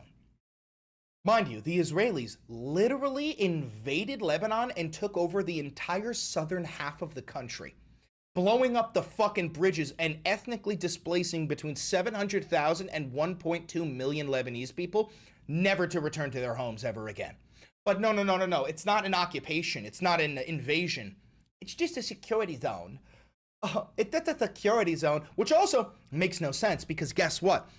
Hezbollah rockets and Hezbollah drones are going right over your security zone and hitting Israel. So A, your security zone doesn't work. B, it's not a fucking security zone. That is sovereign territory. It is sovereign territory. And Netanyahu is claiming that it's a fucking security zone. Isn't that fucking nuts? Isn't that fucking nuts? Makes no sense. Makes no sense. Makes no sense. These fucking people. Okay. Drop site. No funds for Israel. A bill to cut off U.S. taxpayer-funded military aid to Israel is likely to come to a vote on the House floor this week. The amendment, led by Kentucky Republican Thomas Massie, I wonder why. I wonder why Thomas Massie is leading the charge to cut the funds for Israel. Is it because AIPAC spent $30 million to prevent him from winning his Kentucky primary? Is it because AIPAC spent so much money to make sure he didn't win that it ended up being the most expensive primary in American history? Is that why? Maybe that's why. The amendment, led by Kentucky Republican Thomas Massie, is forcing an uncomfortable debate inside the House Democratic caucus, Punchbowl News reported. It would bar any funds in the State Department funding bill, H.R. 8595, from going to Israel, and, under the amendment text, cut $3.3 billion from the Foreign Ministry Financing Program, the military aid provided under the U.S.-Israel Memorandum of Understanding signed during the Obama administration. Bloomberg government reports the Rules Committee have cleared the amendment for a floor vote likely this week, forcing every House member to go on the record. So, if this vote goes through, what you're about to witness, and mark my words, I am correct here, what you're about to witness are a fuckload of establishment Democrats. The Republicans know shit. They're not gonna sign on to this. The Republicans, by and large, are gonna go, no, of course we're gonna fund Israel. But you're about to watch people like Chuck Schumer and Hakeem Jeffries and Cory Booker and all of these fucking establishment Democrat House members. They're all gonna vote to keep on sending your money to Israel. Keep track of their fucking names. And when the midterms come around, oust these motherfuckers from power. If you support sending a single dollar to the repugnant rape state that calls itself Israel, you are not welcome in the United States. In fact, I actually think you should be charged with treason and you should face capital punishment. That's what I think. I don't give a fuck if it's defensive weaponry. No such thing. I don't give a fuck if it's Iron Dome funding. Pack a bag, move to Tel Aviv. Get a job there, use your money there to fund the Iron fucking Dome. I'm pretty sure the Israelis have plenty of fucking money. I'm pretty fucking sure the Israelis have accumulated plenty of wealth since 1948. Oh, thank you for the $5 donation. Motherfuck the big three. It's just Big V. Thank you. All right. On a Democratic caucus call, Texas Representative Joaquin Castro described Israel's actions as ethnic cleansing, while Representative Greg Kassar said that he would support the amendment. Punchbowl News reported. Leadership remained quiet as members asked for guidance, with a fuller discussion expected at this week's caucus meeting. Quick burp, sorry. Jewish Insider reports that AIPAC and Democratic Majority for Israel are lobbying hard against the measure, with AIPAC issuing an action alert urging members to oppose it. So this is what it says. At the end of the bill, before the short title, insert the following: no funds for Israel. You know, this is the type of shit where it's like, yo, I might disagree with Thomas Massie on 99.999% of all of the policies he supports, but I will ride for that motherfucker right now. Anybody who is willing to push the line a little bit and say, no more money to Israel, I'm on your fucking side. I don't give a shit who you are. I am on your fucking side now. Speaking of Israel, our Lisan al-Gaib, Zoran Kwame Mamdani, he did an interview and he was asked if Israel has the right to exist as a Jewish state, and his answer is absolutely fucking perfect. This is why I always tell people all the time, okay? When somebody asks you if Israel has the right to exist as a Jewish state, you say no. Immediately they start panicking, and all you have to say is, well, no state has the right to exist. People have a right to exist, but especially not as an ethno-state. If your nation wants to exist, it needs to treat everybody in there equally. You can't give preferential treatment to one religion or one group of people. That, by definition, it's anti-American. So for you as an American to support a Jewish state, that's anti-American immediately. I don't support a Muslim state. I don't support a Christian state. I don't support a Jewish, a Buddhist, a Taoist. I don't give a fuck. We have a separation of church and state in the United States of America. And if you're going to give preferential treatment to one religion or one ethnic group, you're not a sovereign nation. You're an apartheid regime. Being American. And the idea of a Jewish state, Israel is a Jewish state, that's in the charter. That's the way it is now. Do you support that? I've said time and again that I support the state of Israel as a state with equal rights. I believe that any state that preferences... But as a Jewish state is the question. I think any state that privileges... The answer is no. No, I don't support Israel's right to exist as a Jewish state. No. One religion over the other is one that I can't tell you I support, whether it... Play that again. Jewish state is the question. I think any state that privileges one religion over the other is one that I can't tell you I support, whether it be Israel or Saudi Arabia or anywhere else. And a lot of that comes back... Dude, exactly. And also, you never hear motherfuckers say, like, does Saudi Arabia have a right to exist as a Muslim state? And you want to know why they don't say that? It's because they're already Islamophobic. And they're going to go, no, of course not. Muslims don't deserve their own state, but Jews do. Shut the fuck up. No religion deserves its own fucking state. To a fundamental belief that or Saudi Arabia or anywhere else. And a lot of that comes back to a fundamental belief that we should all be considered equal no matter what our faith is. You know, it's the one thing that I give credit to Vatican City for, right? I don't think a lot of people know this, but Vatican City is I believe, correct me if I'm wrong here, I might be a fucking dipshit. Vatican City is a country, right? Let's double check here. Is Vatican City a country? Yes! Vatican City is an independent country, okay? Now, you would assume that Vatican City gives, like, I don't know, fucking preferential treatment to the Catholics who live there? They don't.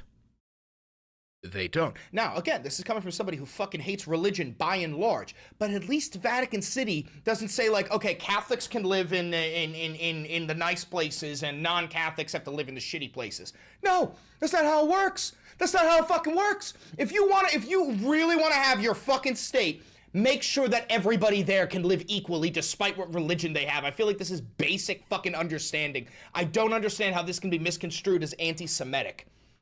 Jesus Christ. All right. We got some Pew Research here. Negative views of Israel and Netanyahu continue to rise among Americans, especially young people. So Americans' views of Israel and Netanyahu have turned more negative. So Blue is the somewhat unfavorable, right? And you have seen 42% of Americans back in 2022 had unfavorable views of Israel. Now it's up to 60%. Now, favorable views in 2022, 55% of Americans. Now that's down to 37. You are seeing a massive, massive swap, okay? The overwhelming majority of Americans fucking despise Israel. And it's also not just Americans. Israel is now the most hated nation on planet Earth, scoring below fucking Russia, dude. All right, from Clash Report, Axios. The Republican Party is beginning to turn on Israel. After years of strong GOP support, Israel's genocide in Gaza and Netanyahu's strained relationship with the American Führer have fueled growing skepticism, particularly among young Republicans and, quote, America First conservatives. Polls show support for Israel is declining within the party, even as most Republican leaders and evangelical voters remain firmly pro-Israel. If this trend continues, it could weaken one of Israel's most reliable sources of political support in the United States of America. Oh, it's a great fucking day when you see the nation of Israel losing support. Okay, listen.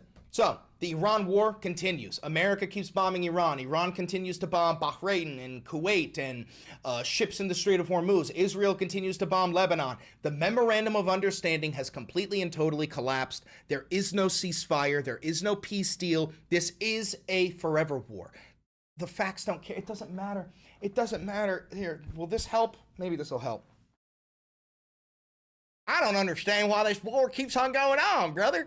I thought Donald Trump said that we achieved peace. I thought Donald Trump said that we destroyed all their missile silos and all their drone manufacturing facilities. It don't make no sense, okay? Did that help it go through? Your little fucking peon brain, you goddamn fucking aphid?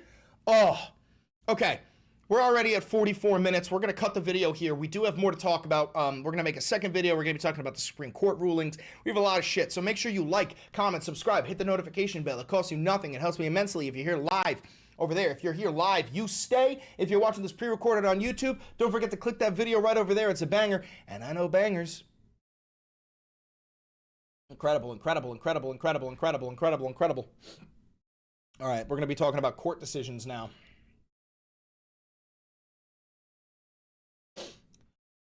Oh, also, let me go blast the air conditioning because it is fucking hot in here.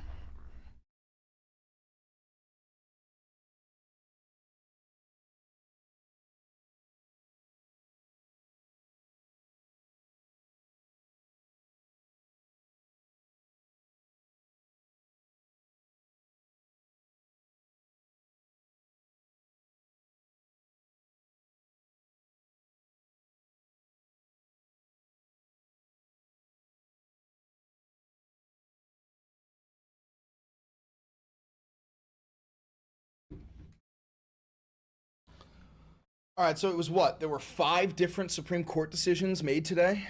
Let's see if we could find them all.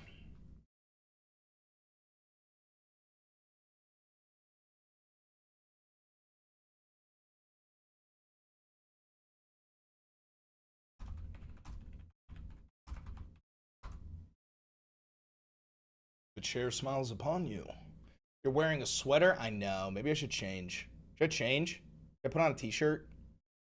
I'm gonna go put on a t-shirt. Will you guys watch Luigi for me?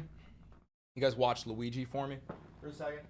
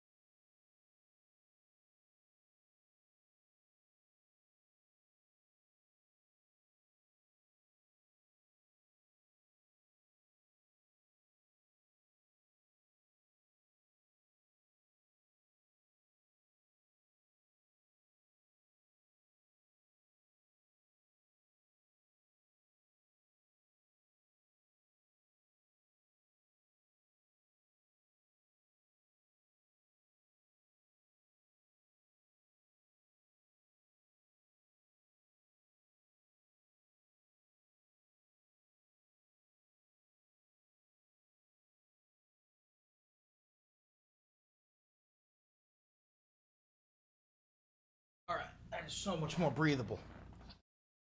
That is so much more breathable. Holy ever-loving fuck. Wayne. Hi. Hello, Mama. She's such a good girl. She ain't never hurt nobody. She ain't never hurt nobody.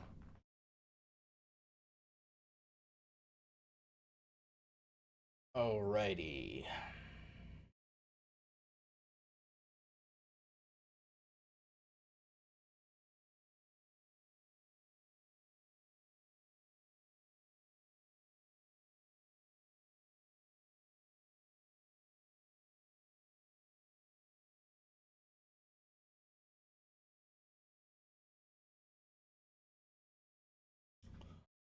All right, let's see. What do we have here?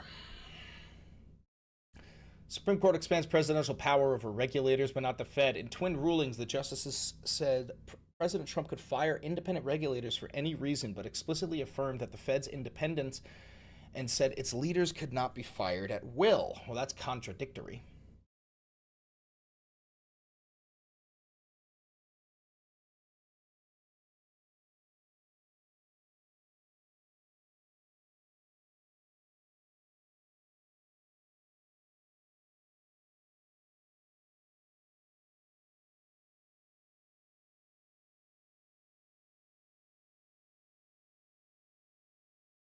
All right, I'll put this right here.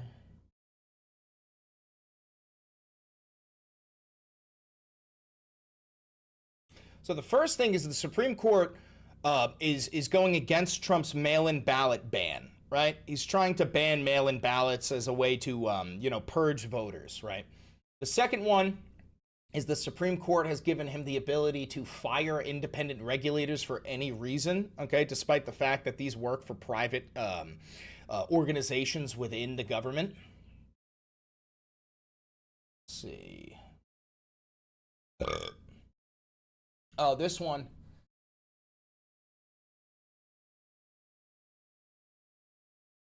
Yeah, this one keeps his rape trial still standing.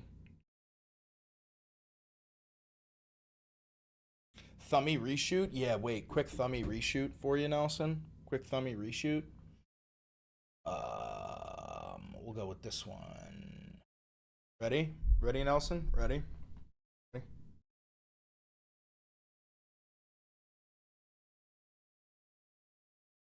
There you go. There you go. There you go. There you go. There you go.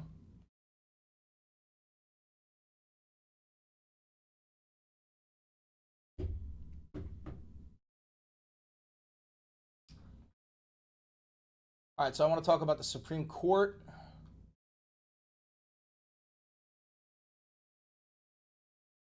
Then I want to talk about Trump taking his GLP-1s. Let me see if I can find this one video. Hold on.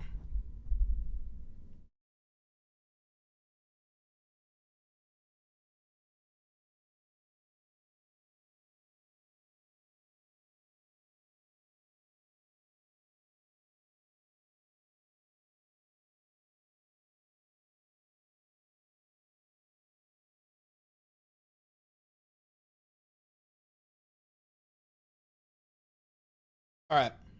Y'all ready? You ready to Kirk in, make a second video? Y'all ready? Y'all ready? Y'all ready?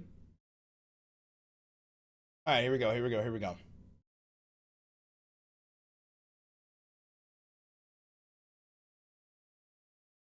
All right, so the Supreme Court made a couple of decisions today, some of them good, some of them bad. One of the really good ones is they're essentially saying go fuck yourself to Trump's attempt to ban mail-in ballots.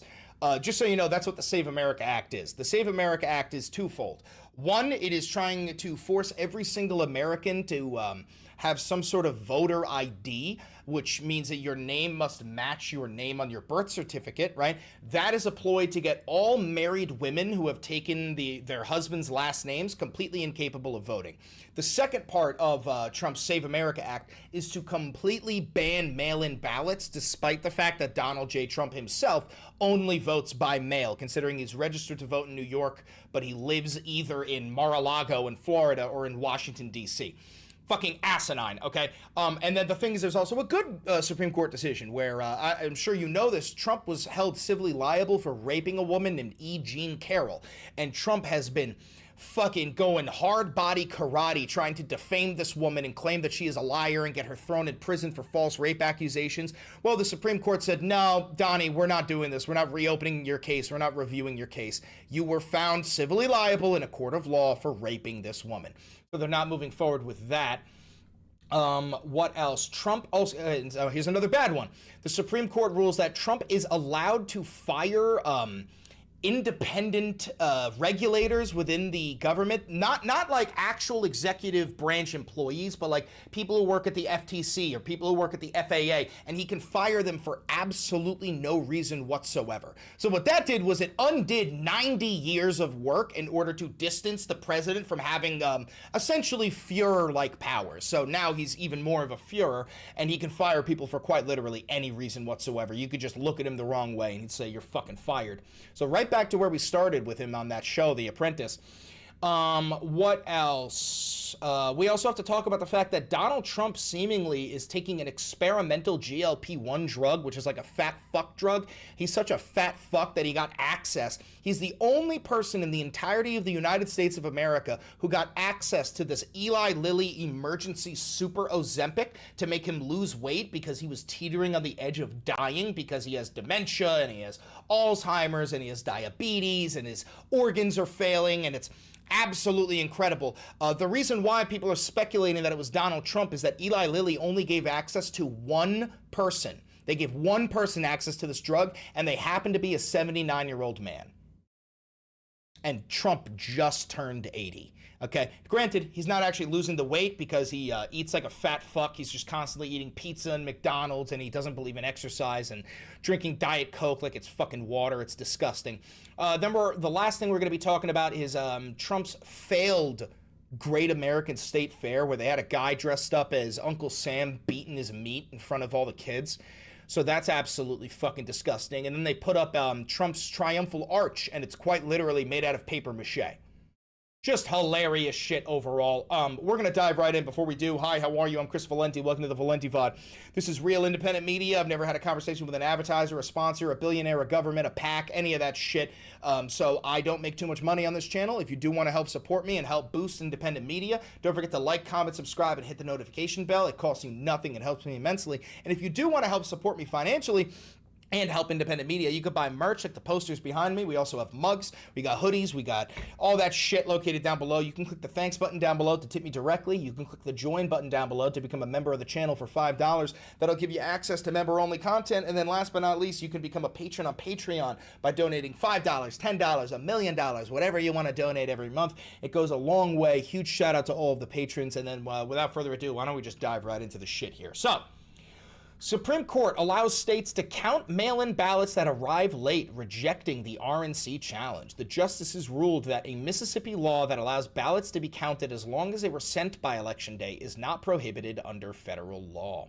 Washington. Rejecting a Republican National Committee challenge, the Supreme Court ruled Monday that election officials may count mail-in ballots that arrive after Election Day if they were postmarked beforehand.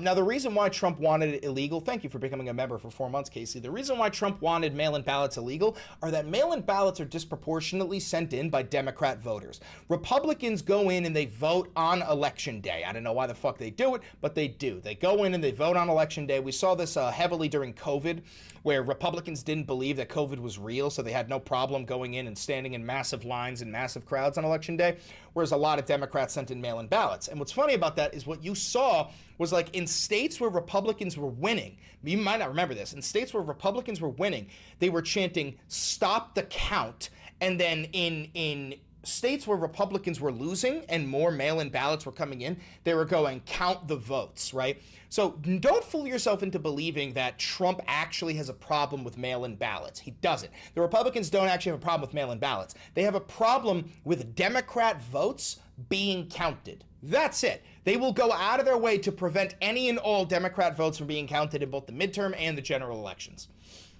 Okay. The court divided 5-4, Jesus Christ, that's a close one, held that the Mississippi law challenged by the RNC does not unlawfully conflict with federal law that sets Election Day in early November. The ruling, authored by Justice Amy Coney Barrett, is a setback for President Donald Trump, who has frequently criticized mail-in votes, claiming without offering evidence that it is rife with fraud. 2 of the court's conservatives were joined by 3 liberals in the majority. The decision avoids an election year upheaval of state election laws. Excuse me. The Mississippi law and similar measures in 13 other states will remain in effect ahead of November's midterm elections, when voters will decide which party controls the House and the Senate. The laws in question allow late arriving ballots to be counted as long as they were mailed by Election Day deadline. California, New York, and Texas are among the states with such laws. NBC News recently reported that hundreds of thousands of people voted via such late arriving ballots in the 2024 elections, a small but notable portion of the total vote count. A win for the RNC would have raised questions about laws affecting voters who live overseas, including members of the military. If you don't know this, every single member of the military votes by mail. In total, 29 states allow extended deadlines for such voters, according to a brief filed by former national security officials. So essentially what we're seeing is the Supreme Court did actually tell Donald Trump to go fuck himself. They're saying that mail-in ballots will be counted during the midterm elections. Now, I still stress that you really should vote in person, because this is not the final attempt that the Republicans are going to take to try and purge all mail-in ballots. They are going to keep trying everything they possibly can. You have to remember, the Republican Party understands the more people that vote, the less likely they are to win an election. That is just a fact, and that is something that they have said proudly. All right, another Supreme Court decision here. Supreme Court, this is a terrible one, expands presidential power over regulators, but not the Fed. In twin rulings, the justices said that President Trump could fire independent regulators for any reason, okay? So now Trump can fire people from the FTC, people from the FAA. Trump can fire independent regulators for any reason. But they explicitly affirmed that the Fed's independence and said its leaders could not be fired at will. So that's people like Jerome Powell, right? They can't, Trump fucking hates Jerome Powell. He calls him too late Powell, right? But this is a way to at least prevent the President of the United States from controlling the Fed. The Supreme Court expanded presidential power on Monday by affirming President Trump's ability to fire most independent regulators, though the justices explicitly affirmed the Federal Reserve's independence and said its leaders could not be dismissed at will.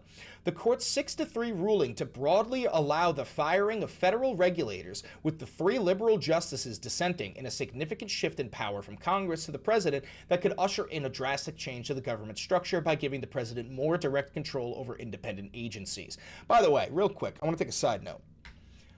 Democrats in power, you need to you need to raise the amount of Supreme Court justices from 9 to 13, and then you need to pack the Supreme Court with liberal and progressive justices. That way, you can prevent any and all Republican legislation from ever moving forward, okay? Because that's what we're seeing right now. We're seeing a Republican-packed Supreme Court shut down any and all progressive legislation. Flip the fucking script, but do it in a permanent way.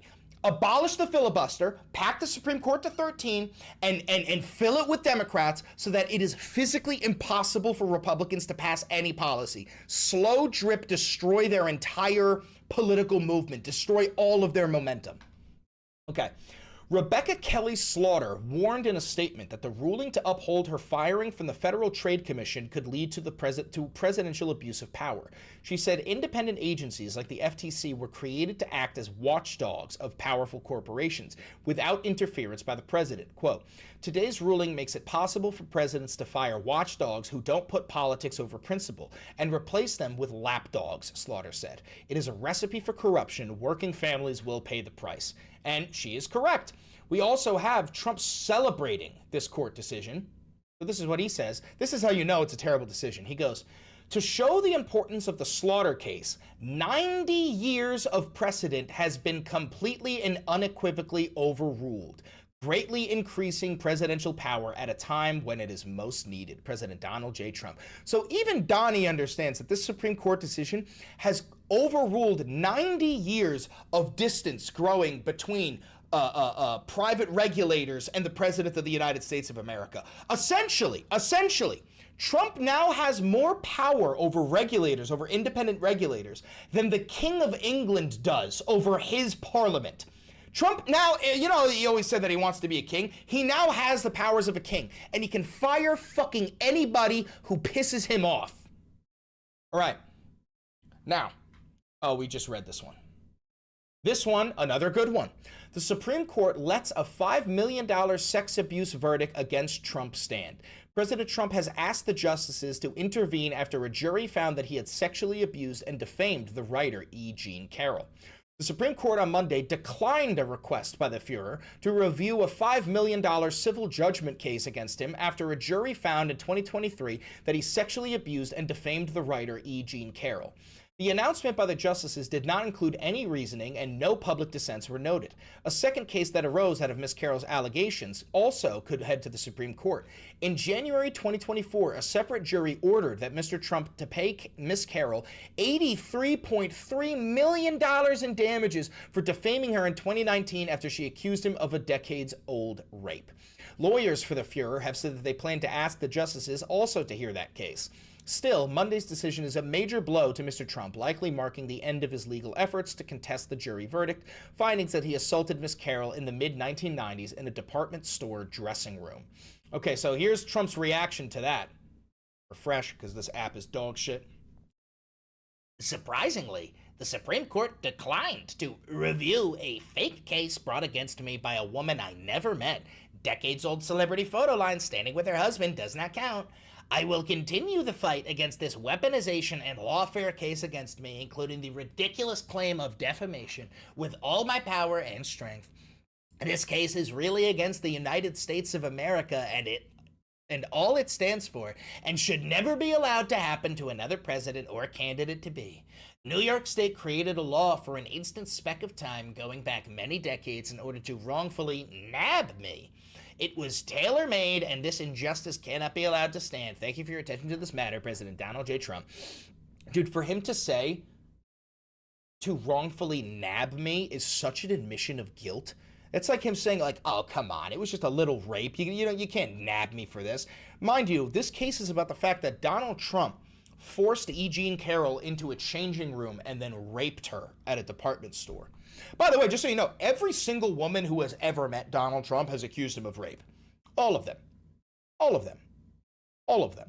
Including his first wife. Famously so. She wrote about it in her memoir. You know, like, I hope you guys understand that there's a reason why that woman is dead and buried on a Trump golf course. It's because Trump fucking raped her and then she wrote a book about it, okay?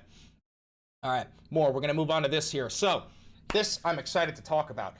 I firmly believe, and so does this guy here, Epistemic Crisis, Donald Trump is taking a secret experimental drug from Eli Lilly in order to keep him alive because he's such a disgusting fat fuck. And I'm just going to let him do the talking for me because he is much smarter than I am.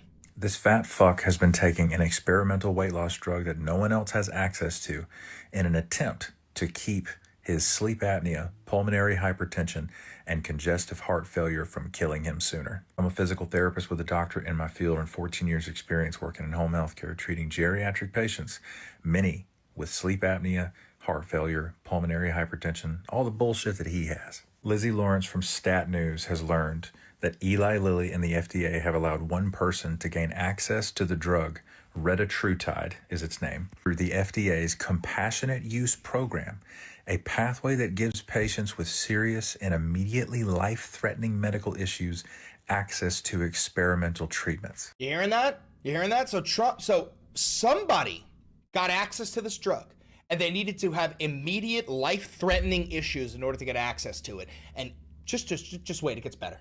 Let me make sure you caught that. They're letting him use it because the patient has serious and immediately life-threatening medical issues. A senior clinician at the National Institutes of Health requested the drug to treat the patient for refractory obesity with obstructive sleep apnea and pulmonary hypertension, a severe version of the disease. Lawrence reached out to the White House for comment before publication. They said no comment. After publication, they said, it's not President Trump. That's how we know. It's fucking President Trump. Nobody asked them if it was President Trump. This is like when Trump was asked about like the MRI he got, and they were like, so what part of your body got the MRI? And he goes, oh, definitely not my brain. Donnie. It was definitely your fucking brain. Why the fuck would you say that? Meanwhile, they go on, they ask this question, hey, who was the guy who got the experimental drug? And they go, oh, he was a 79-year-old man. Was not Donald Trump. I swear to God. Methinks it be Donnie Trump. They are trying to address... There's actually more here. There's actually more. What if my original prediction was exactly right, and the only reason this fuckface is still alive is because of his access to an experimental drug? What if I was completely right from the jump? I said, like, toward the end of April was the end of my original countdown. Oh, yeah, he predicted that Trump would die by the end of April. He started taking retatrutide in April. What if I fucking nailed it? I think he has one more on it here. Here it is.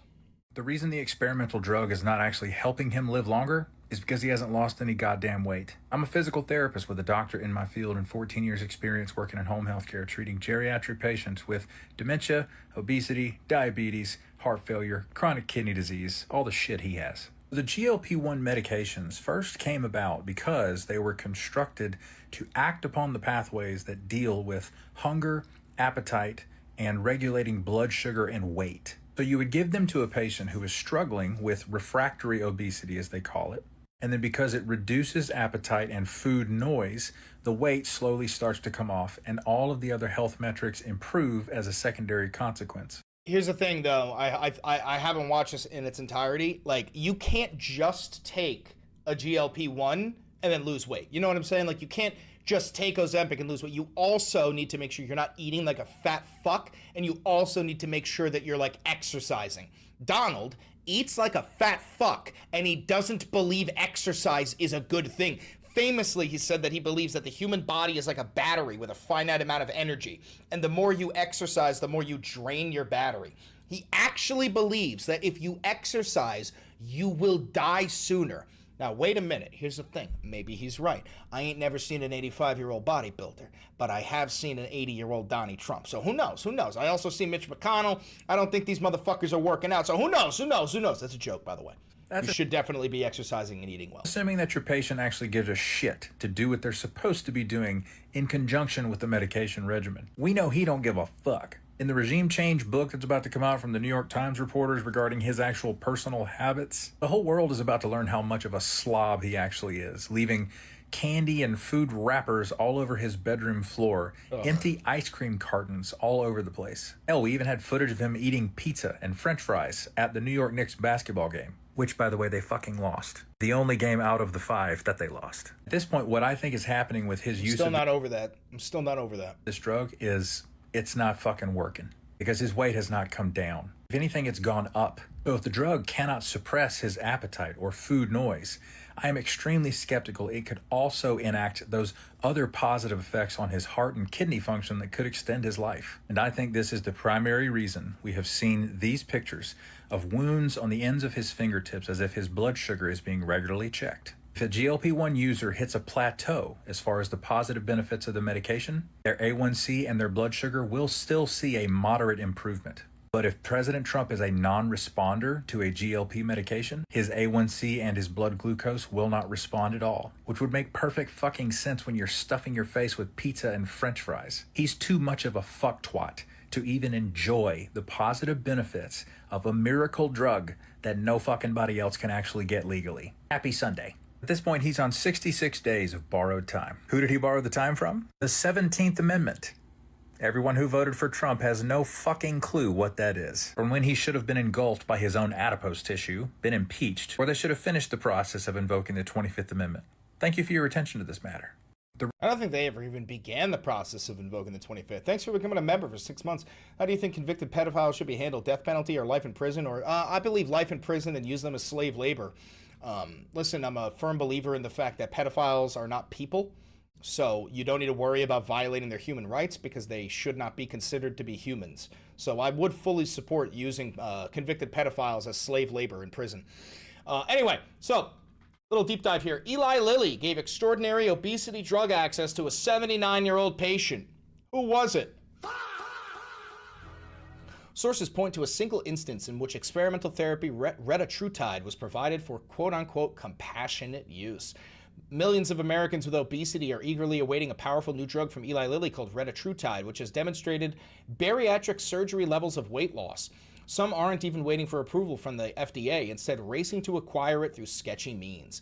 But Stat has learned that Eli Lilly and the FDA have allowed one person to gain access to the drug through the FDA's Compassionate Use Program, a pathway that gives patients with serious and immediately life-threatening medical issues access to the experimental treatments.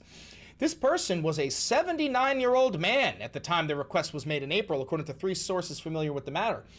Those sources, who requested anonymity due to fear of reprisals, said it drew the interest of top health officials, suggesting the person receiving the drug was well connected. Scroll down here a little bit. Let's see. Stat does not know who the patient is, but given the patient demographics and unusual nature of the application, Stat asked the White House multiple times whether the patient was President Trump, who turned 80 a week ago, is overweight and has expressed interest in obesity drugs. White House spokesperson Kush Desai directed Stat's inquiry to the Health and Human Services Department, so RFK Jr. In response to Stat's questions about whether Trump has obstructive sleep apnea and pulmonary hypertension, Desai said in a White House memo detailing Trump's most recent medical evaluation covers this. The memo makes no mention of obstructive sleep apnea or pulmonary hypertension. Yeah, it's absolutely Donald. It's absolutely fucking Donald. It has to be. It has to be. All right, moving on. I want to show you Trump's triumphal arch. So Trump had his, what did he call it? The Great American State Fair. Nobody fucking showed up. Kash Patel's Mossad honeypot fucking dumb bitch of a girlfriend was performing her shitty songs.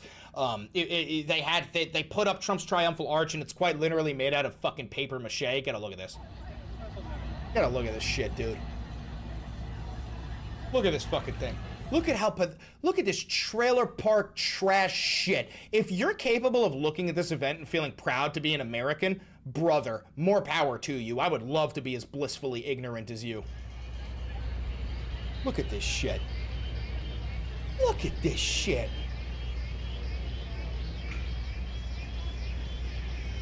This is like a fucking high school project.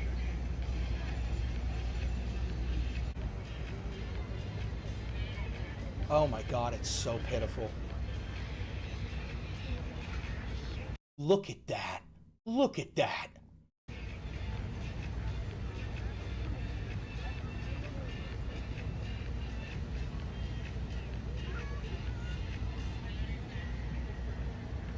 Dude, it's not even on the fucking ground. It's not even on the fucking ground. I bet you this thing's on wheels. Oh my God, I bet you this thing's on wheels.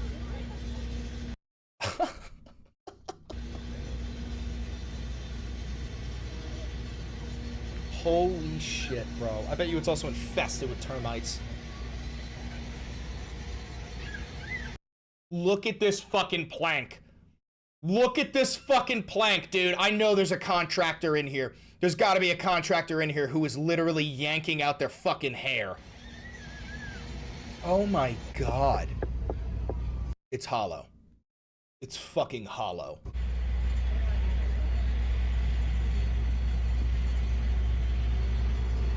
Bro, you could punch through this. I'm not even kidding. Like a 14-year-old girl could punch clean through that fucking thing. Is that just drawn on there? Is this design just drawn on there with a fucking pen? Like a Sharpie?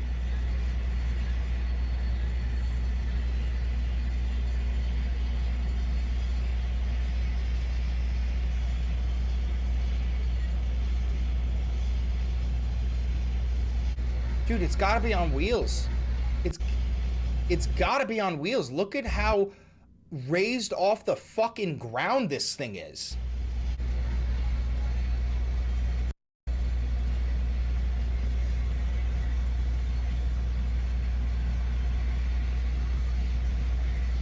Dude, it's a tarp stapled together.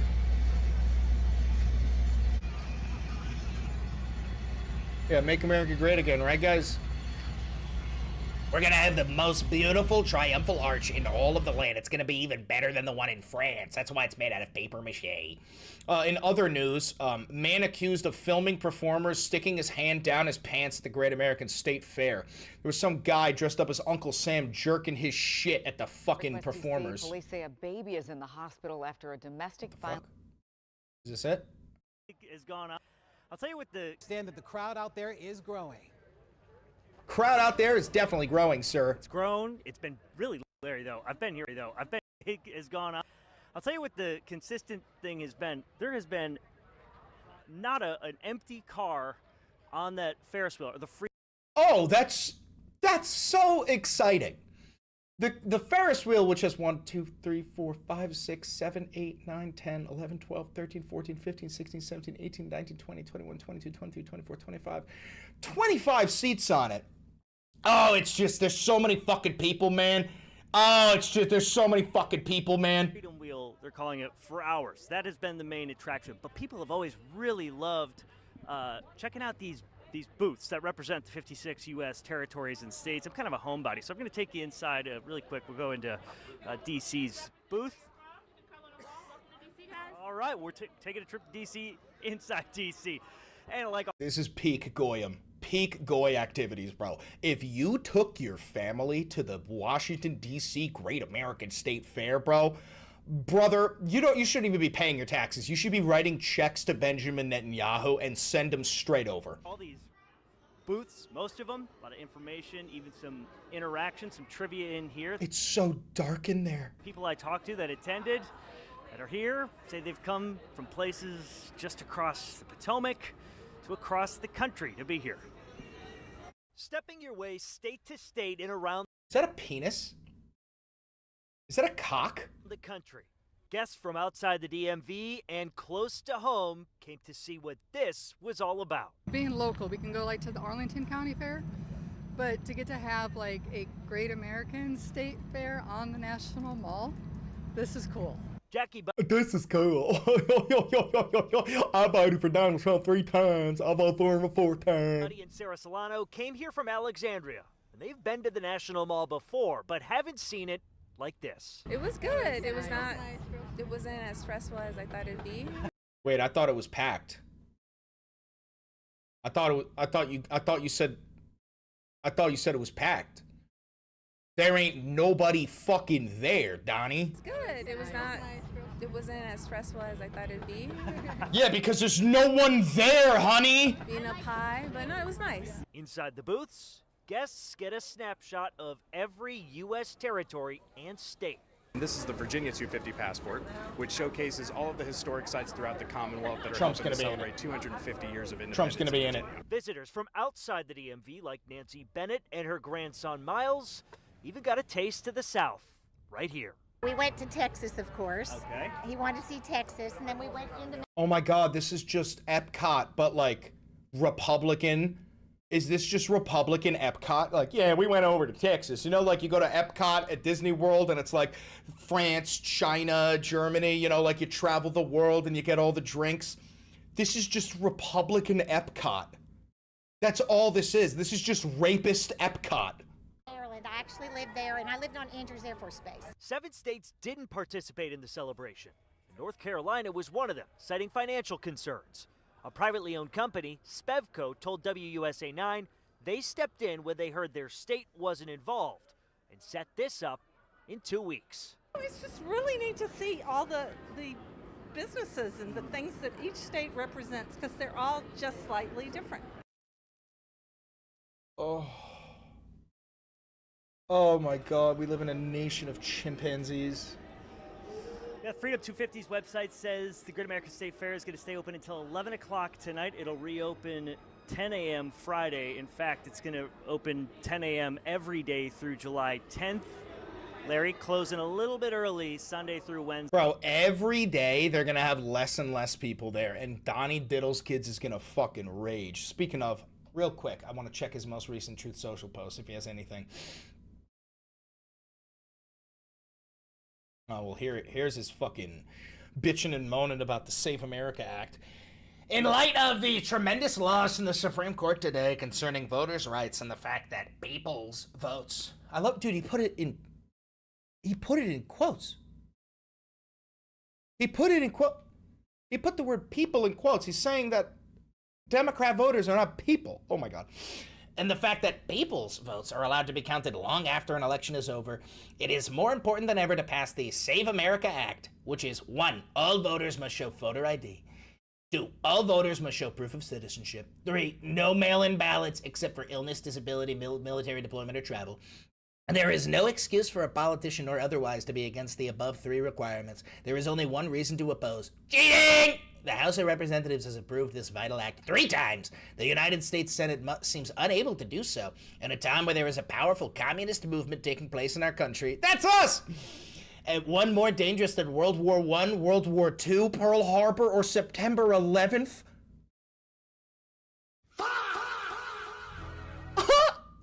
Oh yeah, because the DSA slate of 8 winning in New York City is more dangerous than World War I, World War II, Pearl Harbor, or September 11th. All Democrats and our 5 Republican Senate holdouts, Lisa Murkowski, Susan Collins, Tom Tillis, Bill Cassidy, and Mitch McConnell, must vote to save our country. There can be no more excuses. Thank you for your attention to this matter, President Donald J. Trump. Mitch McConnell's fucking dead, bro. Mitch McConnell fucking died, bro. They've been keeping his body on ice for the past 2 weeks. That motherfucker is dead as shit. All right. That's all I got for you. Supreme Court decisions, Trump's state fair, Trump raped a woman. These are all things that you already fucking know. Yeah, overall, nightmare news. Thanks for tuning into the Valenti VOD. If you're here live, you stay. If you're watching this pre-recorded on YouTube, don't forget to like, comment, subscribe, hit the notification bell. Do me one last favor. Click that video right over there. It's a banger, and I know bangers. Alrighty then. I'll get these uploaded after the live stream, I think. For now, we'll keep the momentum going. Ooh, Breaking Points. Let's check out Breaking Points.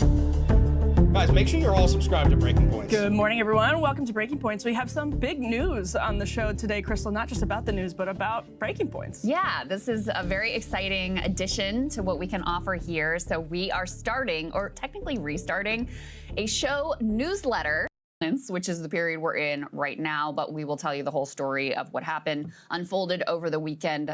Needless to say, the deal here very much on thin ice. We have some really quite noteworthy scenes from the Great American Fair that we can review with you, as well as a very lengthy Donald Trump screed about all of his various beautification projects, as this is increasingly, Emily, what he's like focused on, apparently. Like, this is how he spends his days on these DC renovation projects. Yeah, he's paying very close attention to the news coverage. I'm gonna fill up my coffee. I'll leave you guys with this. We put one of his truth socials into a word count calculator. That's the kind of thing that we can do here. That's right. So deep analysis. Just wait. We got to update you on what's going on in New York City. Zohran Mamdani with a huge win, freezing the rent. Also had a pretty noteworthy interview yesterday on the Sunday show, so we wanted to show you some of the highlights of. We have 2 candidates joining us this morning. Both are in Colorado. Both are challenging Democratic incumbents from the left, one for the House, one for the Senate, both of them in range of victory. We've actually spoken with both of them before. We're going to have them on together to talk about how they see their races and the impact of what is going on there. We also want to take a look at the extreme weather that is gripping the globe, in particular in Europe, their worst heat wave in history. And we are barely into summer. It is not even July yet, people. So very dire situation unfolding for the globe. And I have a monologue today. It's been a while, but I was moved to do a little debunking, a little analysis of Gavin Newsom, who is at the same time, Emily, that he is opposing a wealth tax in his own state, something that actually has a chance of passing. He is posturing like he supports some sort of a billionaire tax, notably not a wealth tax, but at the federal level. So a lot of very interesting dynamics to dig into there, both political and in terms of the policy. Yes, if Sagar were here, he would say Greasy Gavin. That's Greasy Gavin. Maybe his favorite Trump nickname. I think Kyle came up with that, to be fair. And it got to Trump somehow. Hasn't Trump used it? I don't know, has he? Oh, interesting. All right, we'll fact check. It may be one of those. It's such a good on the nose nickname that it just emerged from the ether from a variety of places. It does feel like one of those. It occurred in nature, and everyone just sort of discovered it, like any type of fruit or plant. Yes.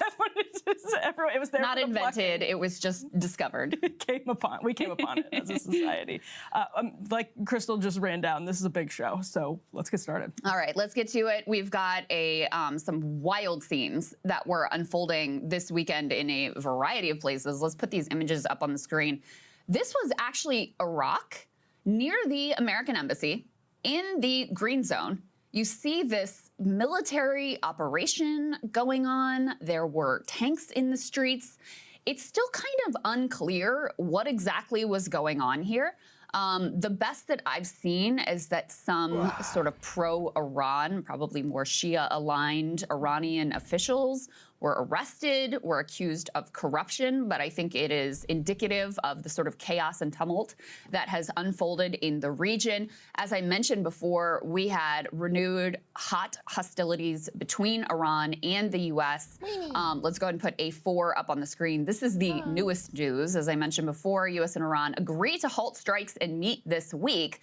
So this just happened, Emily, last night, just before the market But it's from opened. Barak Ravid.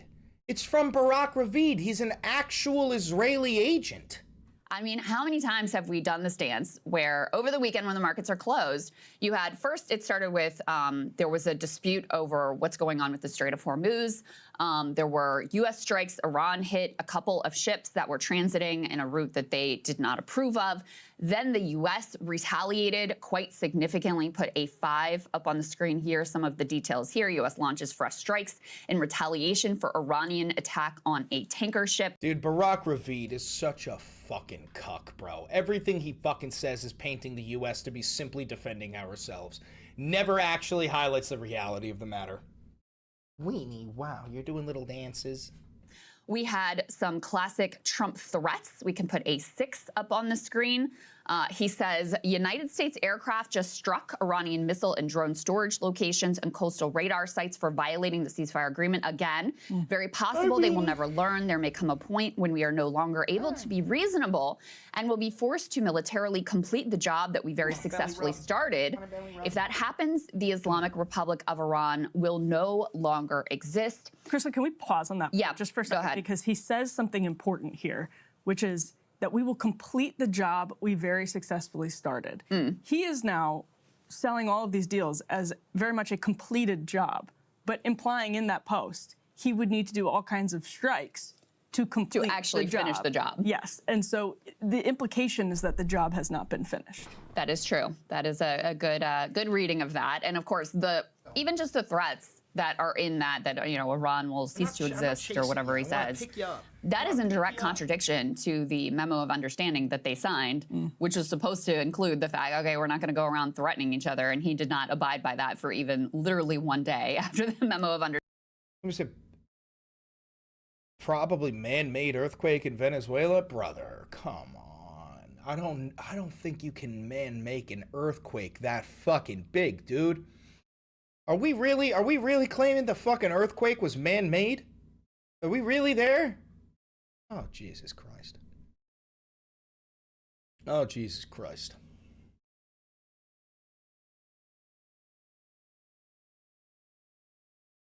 Weenie.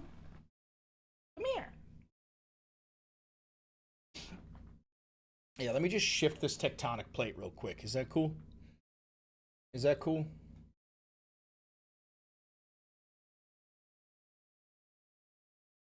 The U.S. Supreme Court handed down two key decisions on presidential power and the firing of people from government agencies. Justices ruled that President Trump does not have the constitutional authority to fire Lisa Cook, a governor from the Federal Reserve Board. But the court backed. Let's get these uploaded, actually. Let's get these videos uploaded and done with. Is Volantibot up? No, I just finished filming both. I'm going to get them up now.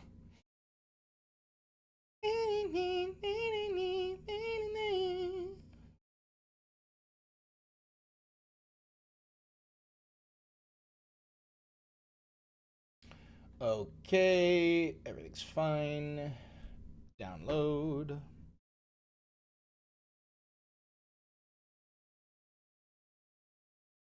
Did you cover that lunatic that was in downtown LA yesterday calling black parents bad parents? No, I don't even know what you're talking about.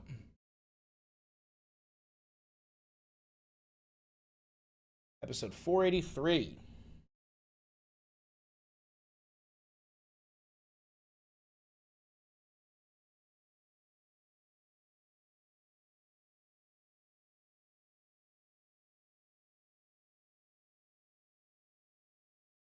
Show us Luigi. She's over there now. She's tucked into the corner over there.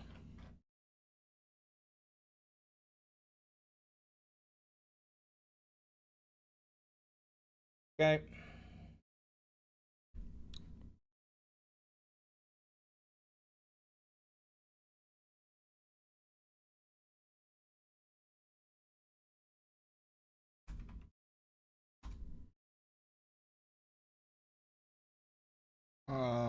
Surprise.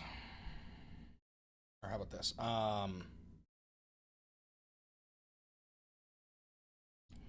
The Iran ceasefire. Or hold on. There was never a ceasefire.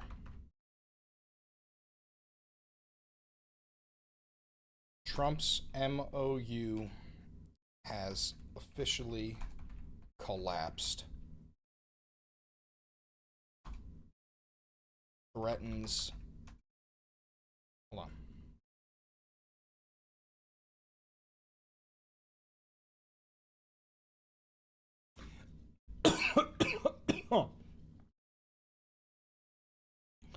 What the fuck did he say?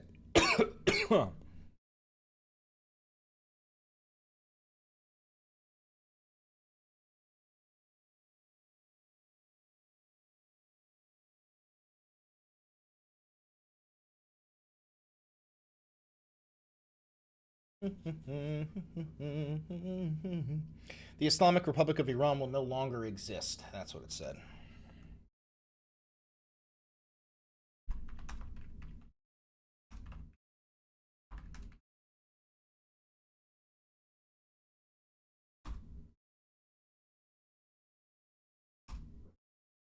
Trump's MOU has officially collapsed. Told ya.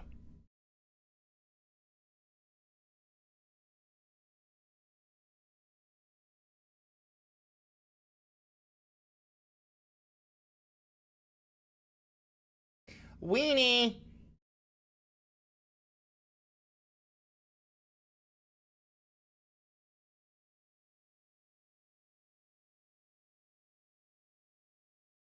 Racist people don't go to jail under this regime. Spoiler alert, racist people weren't going to jail before this regime, bro. Problem processing your video? The fuck do you mean there was a problem processing your video?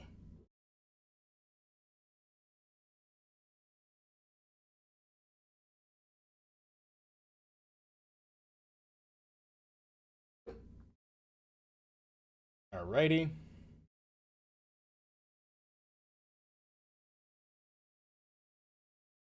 Trim the fat.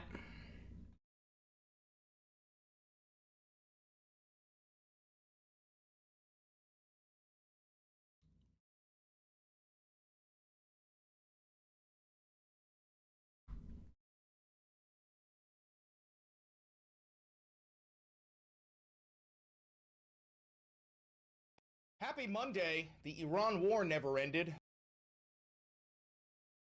There we go. Let's also get that uploaded on Patreon real quick. We got to make an advertisement.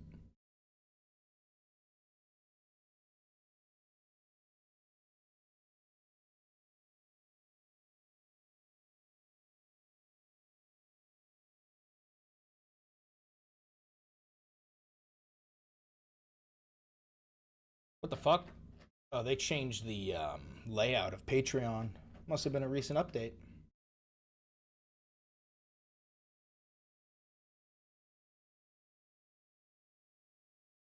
Title: Trump's MOU has officially collapsed. War.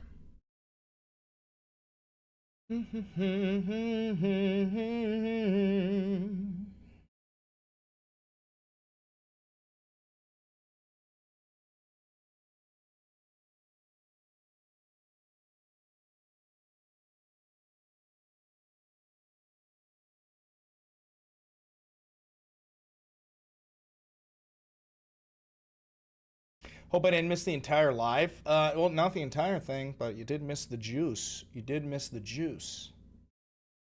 Have you heard about the right-wing wet dream Islamophobic movie Citizens Vigilante? Yeah, Elon Musk covering it. I'm not covering that at all. There are some things in this world that are asinine and like, sure, maybe pointing the finger at it is like, you know, fun, but it's also like you're shining a light on it and exposing more people to it. It's sort of the same thing with like Europa, The Last Battle. old school fucking Nazi movie. Like, you do, I don't know. There are some things that I believe you shouldn't even address in order to platform it. You know what I mean?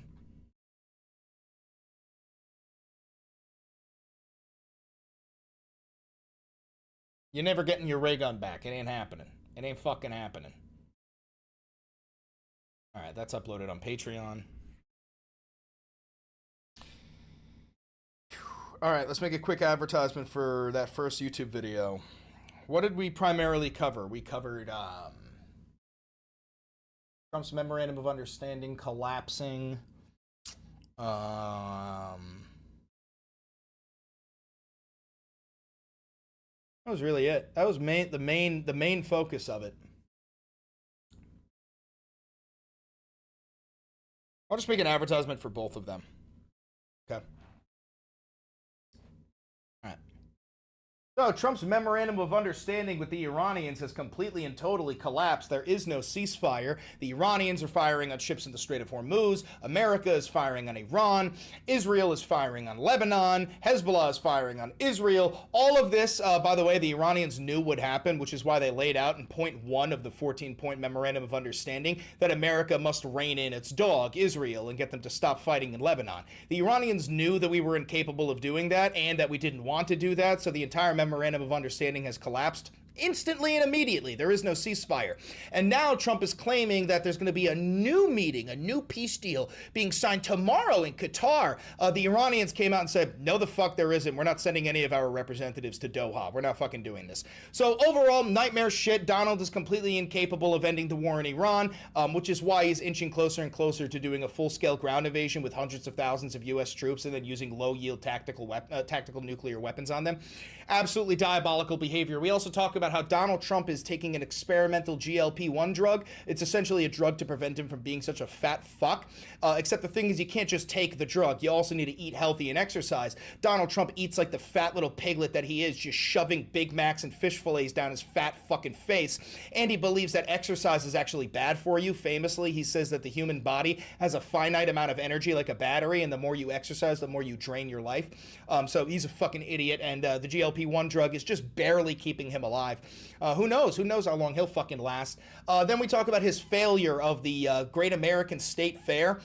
Where, like, I mean, there was one guy dressed up as Uncle Sam beating his fucking meat while looking at the kids.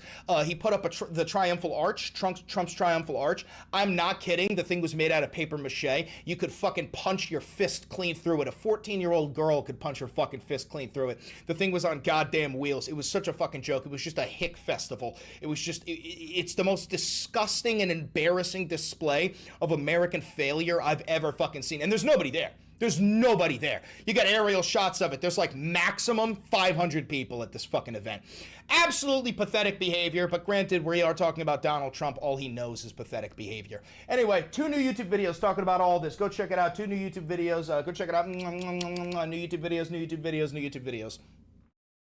Beautiful, beautiful, beautiful, beautiful, beautiful, beautiful, beautiful.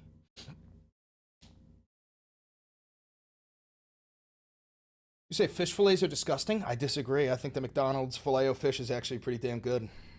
It's also the freshest thing on their menu. That's not my opinion. That is a fact.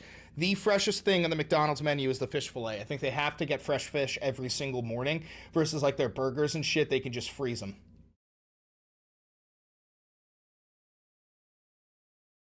Oh, I heard about the mock execution in front of children. I heard about that. Excuse me. Let me see if I can find that online. Baptist Summer School, Lexington.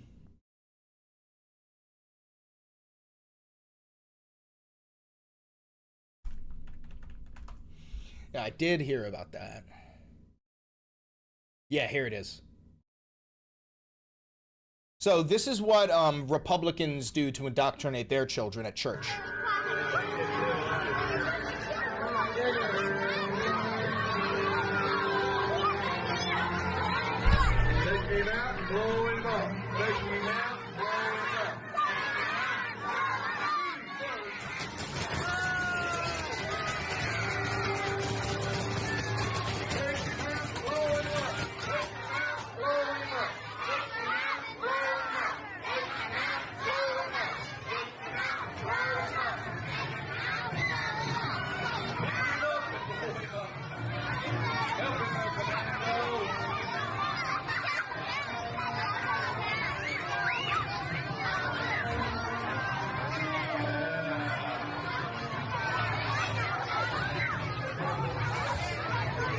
Yeah, somebody should nuke this fucking state. This entire fucking church should be bombed. Hypothetically, of course, in Minecraft, of course. You gotta love this. I've been thinking about this all day. 1, 2, 3, 4. What's after 4? 5, 6. What's after 6? I'm not even gonna say it. Jesus fucking Christ. Alright, Trump's MOU has collapsed. Israel owns. Let's say.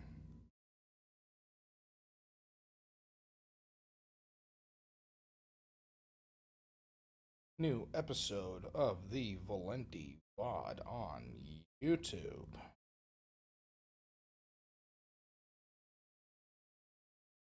But yeah, this is that's what Christians do.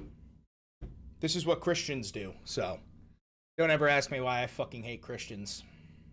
That is an example of why.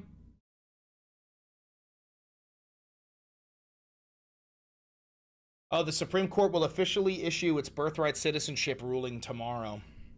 All right, so tomorrow America either ends or continues.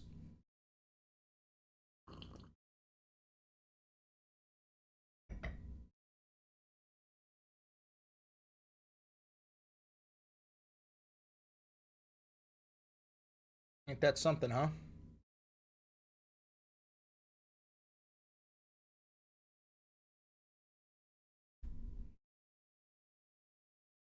I want to see how Fox News is spinning this whole thing. All right, guys, this is not a win for Republicans who were challenging this. Mississippi has a state law which allows ballots to be counted, mail-in ballots after Election Day. If they come in, they're postmarked and meet the state requirements, but it is a 5-4 loss for Republicans. And an interesting cobbling together of who wrote on this. Justice Barrett wrote the opinion.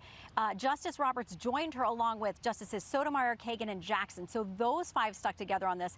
The dissent comes from Justice Alito. Thomas Gorsuch and Kavanaugh join him. And essentially what the majority said is that these federal statutes setting Election Day don't prescribe or they don't stand in conflict with states that want to say, okay, we have a procedure to count ballots after Election Day. Justice Alito, writing for the dissent, says today's decision is inconsistent with the terms of the Election Day statutes, contemporary election law principles, 2 centuries of historical practice, and the case law on the question presented. So if you're a state out there that counts ballots after Election Day based on your state law, that state law will stand. We wait on more opinions now, guys. More to come. So, Shannon, that means, for example, in California, where it takes them forever to count ballots, this doesn't help that situation at all, right? It does not, because basically they're deferring to the states on when they can count those ballots after Election Day. They say the federal statute may set Election Day, but these states that have allowed for procedures outside of that and the way that they collect and how and when they collect those ballots, those state laws are going to be good. Mississippi was the state here, but yes, this will apply to places like California as well. Oh, lordy, lordy, lordy, lordy, lordy, lordy. We're just about out of time. I got to ask you, I noticed that you're turning 35 soon, right? In a few months, yes. So you now hit one of the constitutional requirements to run for president. But there's another one that says you have to be a natural-born citizen. You were not born here. Yes. But do you think that's something that should be changed in the Constitution? It would take an amendment, but do you think that we should change that? No. No? I think the Constitution looks good the way it is. Just the way it is. Just the way it is. I'm very excited to focus on New York City, but thank you for reminding me of my upcoming 35 mortality. years old. 35 years old. All right. Yes, sir. Mr. Mayor, thank you very much. Well, pleasure. If he could run for president, bro, it would be over. It would be absolutely over. The Republicans would never win again. We'd get rid of term limits and we'd turn him into the God King of the United States of America forever. Real quick, guys. If you're enjoying yourself, if you're enjoying the show, don't forget to donate to the channel. You know, it could be $1, $2, $5, $10, whatever you want. This is entirely grassroots funded by you, the viewer. I don't do sponsorships. I don't do ad reads. I have been offered so much fucking money from so many different candidates, and I never take them. So if you want to help out, become a patron, become a member, hit that thanks button, buy some merch, do whatever you got to do. I really appreciate every last dollar. Thank you very much.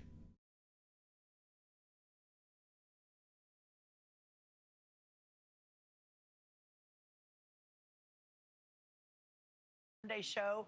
Did you ever in your wildest dreams think you may be doing your Sunday show from a state fair on the National Mall? How great is this? It's really something. And the weather, not the best today, but people are still coming out. People are still coming in. Listen, we need rain, so we'll take it. There's the farmers nobody need there. the rain, so we're going to be okay with it. We do need rain. First, there is literally nobody fucking there.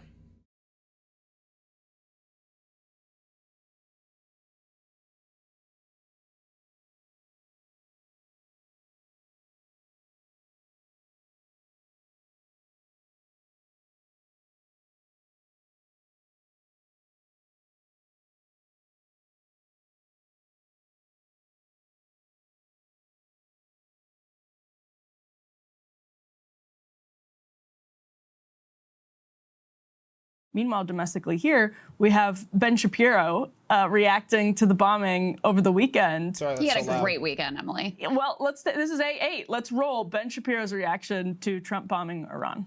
This is part of a shift that is happening away from the interpretation of this not very good MOU in sort of J.D. Vance. For the $5. Always loving the show. Thanks for keeping my spirit high when I need it most. Always and forever appreciated. Thank you so much. Much appreciated. Fashion and toward a much more Marco Rubio-like foreign policy. The idea is that we're not going to keep overlooking Iranian violence, particularly in the Strait of Hormuz. That's how old is Ben? Because he looks like great. Based on this, I'd say he's 48, right?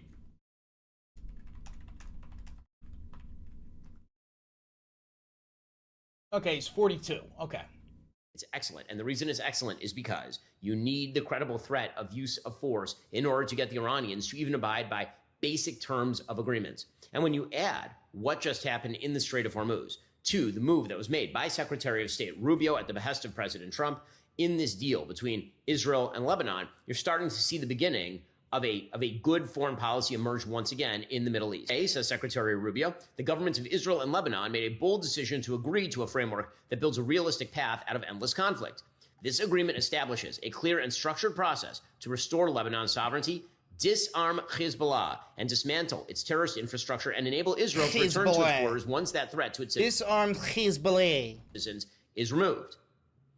Now, again, this is great because what this means is two solid moves in favor of a Middle East that is not built around Iranian power. It is built around limiting and destroying Iran's forward terrorist capacity. So a couple of things there, Crystal. First, you have Shapiro doing the move where he's comparing the Vance and Rubio foreign policy. You all interviewed... Oh, guys, don't feel bad if you can't donate. I'm not trying to shame anybody into donating. I'm just trying to pay my fucking bills somehow, you know? Maggie Haberman and John Swan on Friday's show. Worth remembering, of course, they reported in that big New York Times piece around the beginning of the war that both Vance and Rubio were against it, that Rubio privately was saying it was his preference not to go to war at that moment. So it's always interesting to hear that continue to be invoked. But also, I think what you just heard is that... But also, your electric bill being $1,400?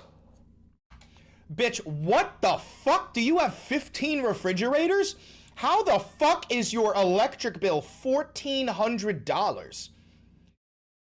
That's insane. Shapiro wants a very different version of the MOU, right? He said very bad MOU. And that's kind of exactly along the lines of what I think ultimately happens is that it falls apart, but it does so in much less high profile fashion. And that's the, if you're Mark Levin, if you're Ben Shapiro, if you're firmly in the like pro-Israel camp of this, that's kind of what you want to see is the contours that originally came out be gradually changed. Eroded. Right, yeah, exactly. Well, first we just have to pause and note how, the genuine happiness coming off of that man over a return to bombing is worth taking note of. Quote, Trump is back. Trump is back.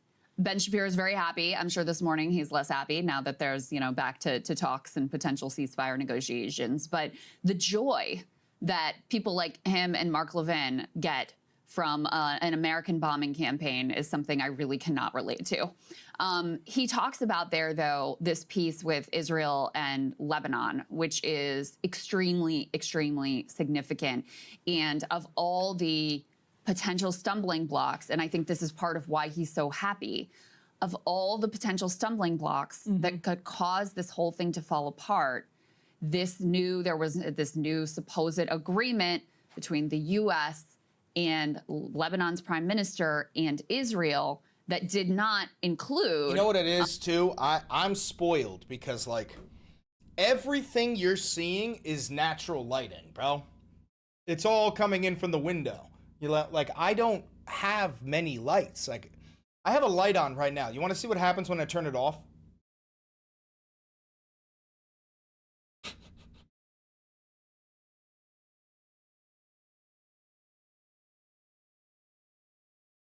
Fucking nothing.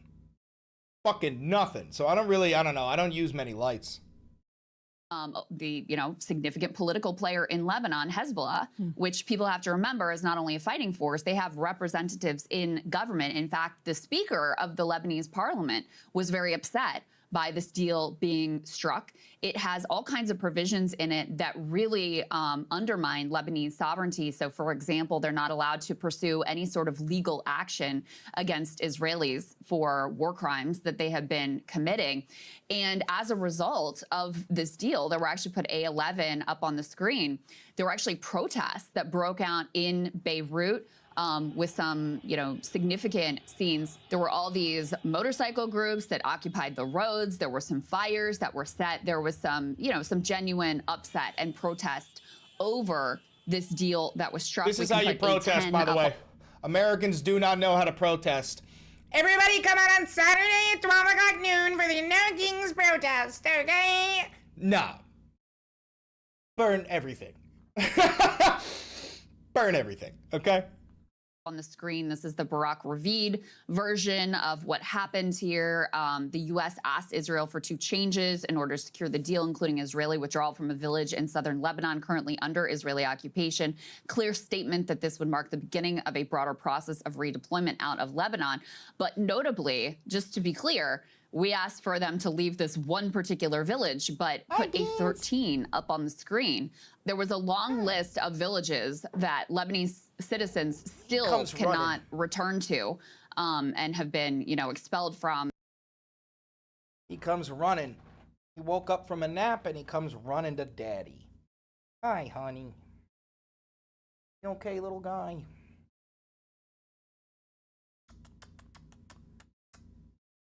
Such a good kitty.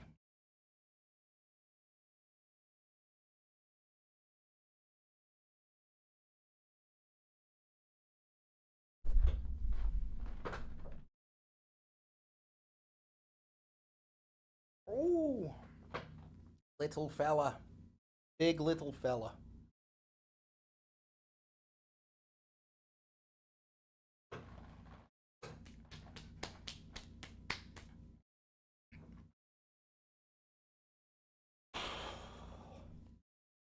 Oh, I haven't played fucking laser tag in a minute, bro. I'd be so down to play a little bit of laser tag. A little bit of laser tag. I'd always be so down to play a little bit of laser tag. There's fucking cat fur flying all over the place now. Jesus. Jesus.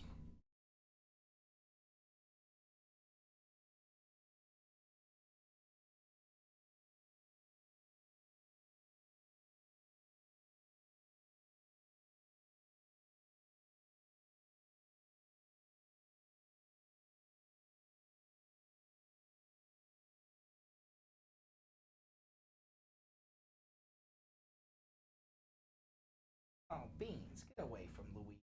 Sleeping in the corner.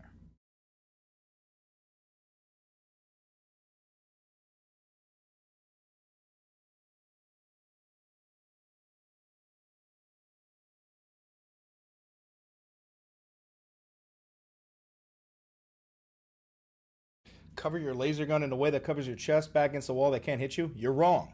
I go to a place that's actually pretty legit. There's even sensors in your gun. You can't just avoid it.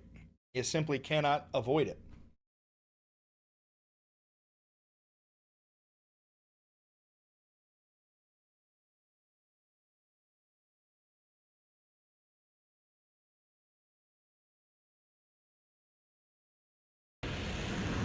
A war that was supposed to be ending appeared to be expanding. Sunday marked the 4th day of fighting after the signing of an agreement meant to bring about a ceasefire.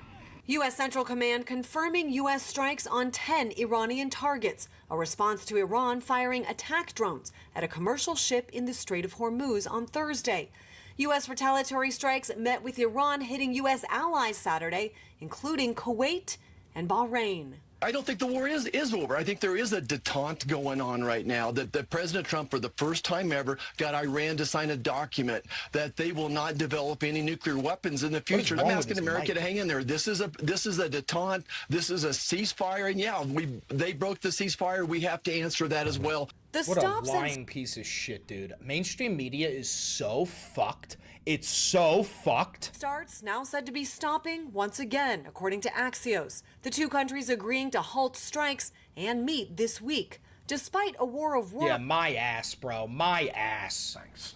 Want to get to this now. Hostilities appear to be halting in the Middle East. President Trump saying that negotiations with Iran will resume tomorrow in Doha, Qatar. This comes after both countries traded intense strikes over the weekend, starting at the end of last week. Alex Hogan has more. North Lawn, the White House. What are you hearing, Alex? Good morning. Hi, Bale. So a U.S. official tells me that Iran and the U.S. will stand down on attacks. Vessels in the Strait of Hormuz can move freely, and technical talks on the Memorandum of Understanding will continue. President Trump... Vessels cannot move freely in the Strait of Hormuz. Dude, how long do you think Fox can just keep on doing this? Going, we got peace, we got war. We got peace, we got war. We got peace, we got war. How long do you think they can do that until their viewers finally, like, wake up? Because it's been over 100 days. Like, eventually, they have to understand what the fuck is going on, right? This morning announced that there will be a meeting in Doha tomorrow, saying that Iran has requested it, but Iranian officials today deny that any meetings are scheduled yet. Special Envoy Witkoff and Jared Kushner will be flying to Doha for high-level meetings this week. I'd like to point out how she says Special Envoy Witkoff and Jared Kushner. Jared Kushner does not work for the United States government in any official capacity. Jared Kushner is simply the president's son-in-law. Meanwhile, he goes and represents us to make peace deals during one of the greatest wars in the Middle East's history. Unfucking believable. As we continue to discuss the Memorandum of Understanding, on the sidelines of those high-level talks will be the technical talks. This weekend, the U.S. military carried out strikes in Iran after Iranian attacks on vessels in the Strait of Hormuz. Tehran then targeted U.S. military sites in Kuwait and Bahrain, but officials say that every attack was intercepted or failed. We've heard Iranian officials in the last couple days argue that Tehran still controls the strait. UN Ambassador Mike Waltz pushing back on those comments and the idea of Iranian tolls in the waterway. President Trump's not going to stand for it. And meanwhile, we continue to move ships out by the dozens every day, and world oil prices are not just stable, they're dropping. So we are seeing those prices continue to drop. AAA says that the daily national average is now at $3.86. Meantime, we're also hearing now from the White House telling Fox that Secretary of State Marco Rubio and Witkoff will have a briefing to tell the full House and Senate about the latest on this peace plan. Again, that taking place later this afternoon. Bill? Alex, thanks. Alex Hogan watching all that from the White House. Thank you. Dana? And joining us now is the very patient former Navy SEAL, Jack Carr. He's also the host of the Fox Nation special, Jack Carr Investigates Carlos the Jackal, which I would love to see. You sat through with us while we did all the Supreme Court stuff, but we want to talk to you about Iran. This from the Institute for the Study of War. Iran strikes may reflect an Iranian effort to dissuade the Gulf states from resisting Iranian control over the strait. I think that seems pretty true, right? That's the leverage they have? Well, we have to remember we came into 2026 on a win with Venezuela. We had a couple. Somebody send me $500 right now. Somebody send me $500 right now. There were small special operations focused wins leading up to that. We had last summer. Did you guys watch Zohran's interview? I watched the entire thing. It was really good. It's short. It's only 15 minutes. You've had a heck of a week. I mean, the election, the candidates you endorsed won down the line. And if you don't send me $500 right now, you're a fake fan. Off two Democratic incumbent members of Congress. Is this like a unique moment in New York, or is this the beginning of a national movement? I think we are seeing a hunger that is not just felt by New Yorkers, but frankly by Americans from coast to coast for a new kind of politics, one that puts working people at the heart of it. And I think for far too long, what we as a party have been able to say to New Yorkers who are struggling is simply to explain why they're struggling, not actually offer them a vision for how to make life better. I tried. The donos aren't working. The donos don't work, man. Thanks for becoming a member for 11 months, fake fan. Thanks for the $7 donation that says $500 on it, fake fan. Much appreciated, fake fan. And these candidates, Brad, Daria Lisa, Claire, they ran campaigns that spoke to working people and that said, if this continues, I'm gonna have to start a fucking OnlyFans. Life in the nation's most expensive city need not be this way any longer, and I can't wait to have them as partners in D.C. in that work. So do you see yourself endorsing candidates outside of New York, or? You know, for now, my focus is on this incredible slate of 3 congressional candidates, as well as you said, the 5 candidates I endorsed who ran and won, who are all going to be heading to Albany in the state legislature. But I do think, as you said, it's not just New York City where working people are asking themselves, why can't I afford my rent? Why can't I afford my groceries? Why can't I find enough money in my pocket for childcare, no matter how hard I work? And I'm so excited that these incredible soon-to-be Congress members will be helping to lead the fight across the country on making sure that working people are right there where they should be, which is the heart of the conversation. The reaction from Democrats has been something. You've had some prominent Democrats dismissive of what happened here. I mean, you had Senator Blumenthal say the effort to nationalize New York is going to fail. What happened in New York will be really irrelevant by the time of the elections in November. Hakeem Jeffries basically said the same thing, saying that this is not indicative of what needs to happen in November. What do you make of that?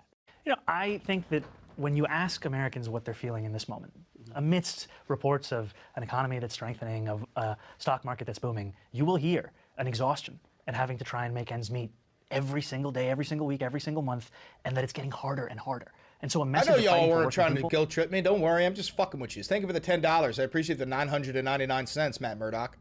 we don't have to nationalize that message. That is a national message. It's a national crisis. And for far too long, all we've had to say as a party is opposition to the current administration. What do we have to say beyond that? And what these candidates offer is a vision that extends beyond the midterm, that extends beyond 2028. It speaks to what makes so many of us proud to be Democrats. It speaks to a vision that goes back to a New Deal understanding of what working people deserve. And I'll tell you that for too long, that kind of politics, you can only find it in history books. And I'll tell you one thing. I love Zoran, but like they have to put for far too long on his grave. It is the one sentence. He says that shit every fucking time he speaks. I've talked to him in person. I've seen him give speeches.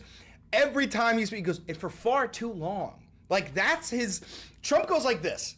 Trump's stim is going like this. Zoran's is saying, for far too long. Like, that's his thing. Get back to the present day. And you're hearing some not just dismissive, though. There's resentment. And this is from fellow Democrats who think that this could I give it the jeopardize $13. I Democratic appreciate you. chances in the fall. I mean, you got Josh Gottheimer, a Democratic member of Congress, says, many of us believe, as do I, if you're a socialist, you are not a Democrat. And in Yeah, fact, you know they what put this out is, guys? This is the communist version of a $500 dono. I need 100 of you to give me $5. And is that 500? Of course it is. Of course it is. Of course it is. Manifesto today. Have you seen this thing? Sounds pretty socialist to me. It's not a communist manifesto. It's a moderate manifesto saying we are capitalist, not social. And this is from fellow Democrats who think that this could jeopardize Democratic chances in the fall. I mean, you got Josh Gottheimer, a Democratic member of Congress, says many of us believe, as do I, if you're Do you want me to twerk? Do you want me to twerk for a $50 dono? Is that what you want? Socialist, you are not a Democrat. And in fact, they put out a manifesto today. Have you seen this thing? Sounds pretty socialist to me. It's not a communist manifesto. It's a moderate manifesto saying we are capitalist, not socialist. We believe in a growing, fair, and competitive economy, entrepreneurship, ownership. I mean, this is a direct response. They've made it clear to what you did here on Tuesday. I mean, you know, that's great, but what's a party if not its voters? And I'm proud to sit in front of you as the mayor of our city, having received more than 1 million votes a little less than a year ago. And when we're talking about these incredible congressional candidates, they won their races, and they won their races with a vision of what politics should be, and one that actually speaks to working people. And for a lot of people who ask themselves, what does democratic socialism mean? And you can tell them the answer at a theoretical level. It's the choice to extend democracy from the ballot box the rest of their lives. But in terms of what it means over these last 7 months, we've seen a city with democratic socialist principles at the heart of it within our administration. And what we've delivered has been record lows when it comes to murders and shootings. So is it pragmatic democratic socialism? I think democratic socialism at the heart is pragmatic. Because if we cannot deliver for working people, then what is this for? I'm not interested in writing a manifesto or frankly in reading one. I'm interested in delivering, and that's exactly what we've been showing. But they're saying that if you're a socialist, you're not a Democrat. I mean, is there room in the party for both of these views? Thanks for becoming a loyalist. Thanks for the $10. Here are so many more. And I think what makes our party a beautiful party is the fact that it's a big tent, that we have. But you've also said it has to be a party with a spine. You guys know how I tried to change the name of loyalist to goyalist? Wasn't approved. They won't allow it. They won't allow it. Hey, Chris, you shit with that ass, you fucking freak. The backbone. Yes, So even it a tent has to stay up. Yeah, so, does it have to stand firmly for these ideas that you're talking about that others are calling dangerous? I think it has to stand for working people, and I think it has to be willing to fight for working people. And I think that there are some who are offended by the prospect of a party that knows who it fights for and goes every day to work for that. Because what we've seen over many years is a willingness to not only explain away. Now, why in the fuck is there some sort of Islamo-Marxist, communist, bastard Leninist on my fucking television screen? When I look at this motherfucker, I see Osama bin Laden. That's what I fucking see. The status quo, but frankly, even to look to benefit from the status quo. And that's not what working people are looking for from our party. As New Yorkers were going to vote, you said something interesting. You said the race for 2028 starts now, the presidential race. What do you... You don't get to run for president. You're from Uganda. You fuck. A lot of pundits ask me about this race and what it means and how to think about it. And at the core of Tuesday's results was a message from Democratic voters across the largest city in the United States of America about the kind of politics they want to see. Fuck Democrat voters. And we know that we oppose the cruelty of the federal administration. What is it that we stand for beyond that? So you can't just be anti-Trump. You can't. Obviously. You got to have You're something. damn right. You're damn right. It's willing to stand up for, but that you're also willing to explain how this is relevant to working people. And I think this just comes back to the fact that I'm leading a city that's the wealthiest city in the wealthiest country in the history of the world. I could end the sentence there and say that life is great for 8.5 million people, but it's also a city where 1 in 4 are living in poverty. And for far too many Americans, those contradictions have become their day-to-day life. And we need a party that's able to recognize the strengths of this economy and understand that it hasn't reached enough people.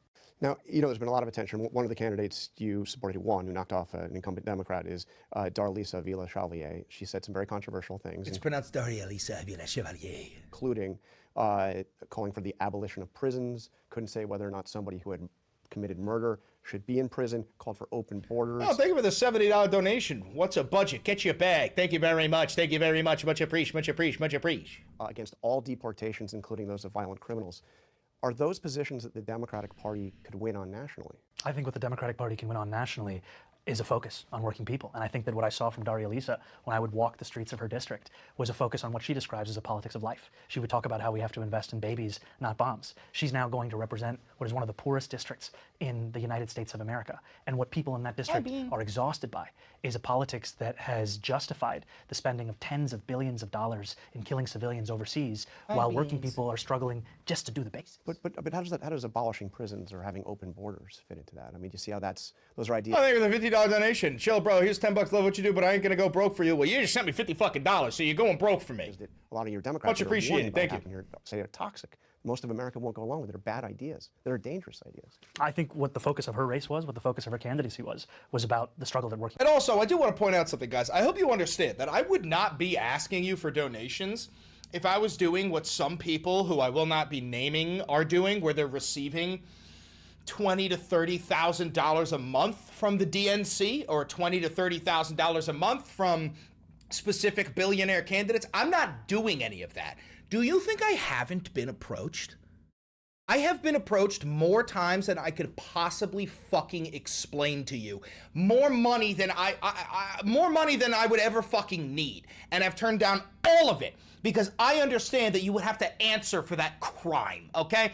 I want you to be able to trust the shit that I tell you, okay? And you can trust the shit that I tell you because you don't see me pausing the videos halfway through going, this video was sponsored by, and then like some fucking bullshit. Or you don't see me doing an interview with some politician and then they say some shit that I vehemently disagree with, and you know I vehemently disagree with, and then I just stay silent. That's not the shit that I'm gonna do. I'm not gonna endorse candidates who I don't agree with. I'm not gonna be doing paid for advertisements. I'm not gonna be doing any of that sponsored shit, okay? So I do appreciate every last dollar that you guys send me. It's not out of desperation. It's out of grace and thanks for being able to have a career that is entirely grassroots funded, where I know that I'm not milking any fucking laborer and extracting as much wealth out of them as I possibly can, paying them fucking pennies on the dollar while I take away days and days and days of their lives. I love you all very much, and all of it Every dollar you send me, whether it's $1 or whether it's $50, I appreciate you all very much, and I don't want you to think that I'm taking advantage of you. So I'm just trying to, at the end of the day, you have to, there is no ethical consumption under a capitalist organization of the economy. However, there are more ethical ways, okay? And I believe that the way that I make my money is probably one of the most ethical ways that you can make your money. People are facing. And I think that we can have disagreements on policy positions. What we have to agree on is what are we fighting for and who are we fighting for? Thanks for the $2. Thanks for the I think that many people will come to appreciate membership. that in her leadership to come. So we can disagree on something as basic as whether or not there should be prisons? That's not your position. There are prisons, Yes. and what we're also showing... He also isn't even talking about the complexity of this issue, which is that the way that prisons exist in the United States right now absolutely need to be abolished. Prisons are supposed to be to rehabilitate the average criminal into becoming a functioning member of society. But instead, in the United States of America, prisons have two functions. One, it is for revenge and punishment. And two, it is for free slave labor. A lot of people don't know this. We've talked about this before. The 13th Amendment of the United States Constitution, which quote unquote abolishes slavery, makes it abundantly clear that slavery is legal in the United States of America as long as you are incarcerated.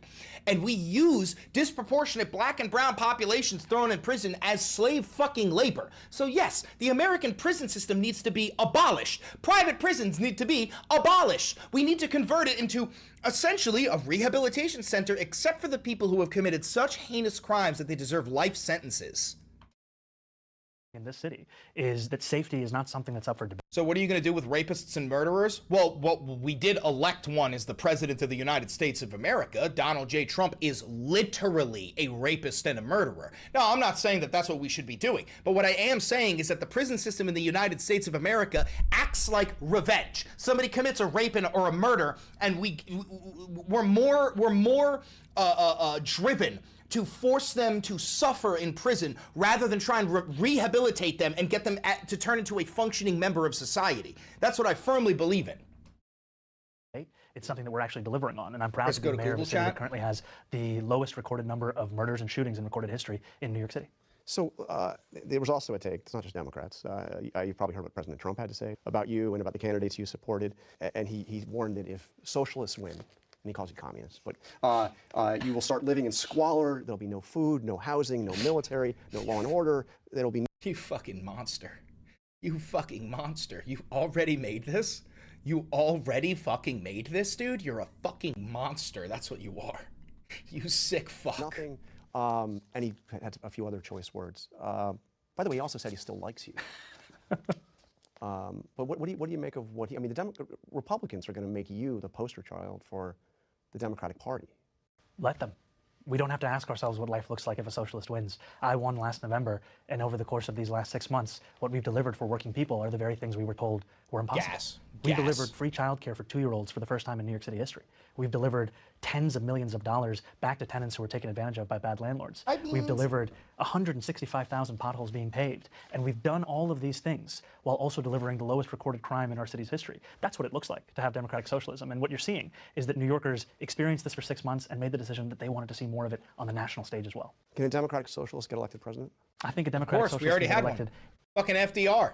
Anywhere across this country for any position. What I think we need to bring is a focus on working people. And that's the direction that the party should go in terms of selecting a candidate for 2028. I think the direction that the party should go in is how best to fight for working people. I think we need to have a platform and a vision that doesn't sound as if it was cooked up by consultants, but instead one that you would say in response to someone who's asking, why can't I afford my rent? Why can't I afford my groceries? Why can't I afford my childcare? We need to make clear who we stand for, how we're going to stand for them, and that we're actually willing to fight for them when the going gets tough. Obviously, Israel was a big issue in these races. Not the only issue, but a big issue.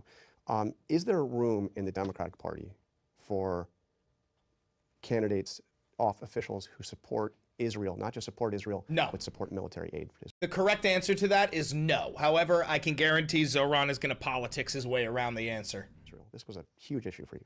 Well, I think what we've seen is that the time for us as elected officials to pronounce what the party should be is one that should come to an end, and we should let Democratic for the $5, I appreciate you.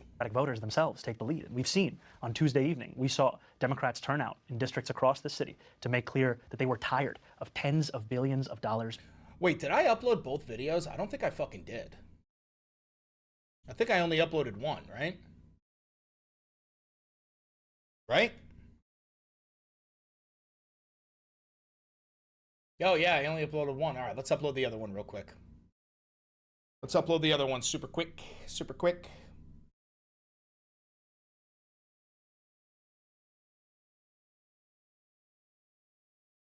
Nelson, can you send me the thumbnail again? Because I X'd that out.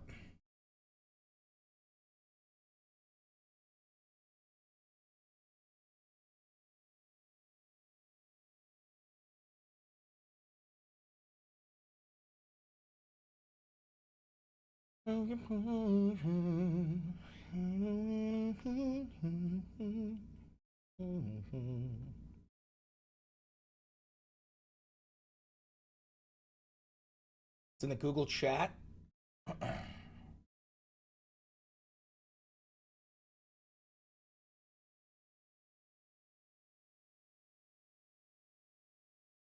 Huh. Nelson just sent me a tweet. It says, pro tip for conservative women. Put a tiny boot on your clit so your boyfriend will lick it. That's fucking genius. All right, which one is this? Is this it? Nope, not that one. It's the second one.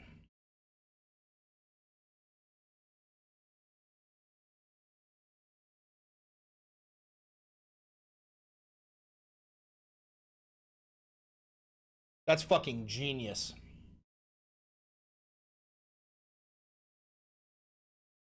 New episode, episode 484.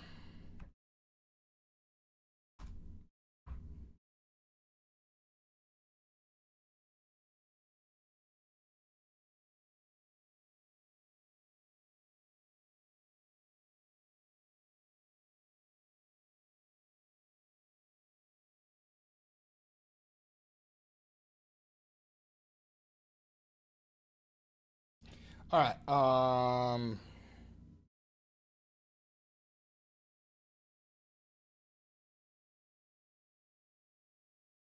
Supreme Court. Hold on. The Supreme Court has been infiltrated by MAGA rats.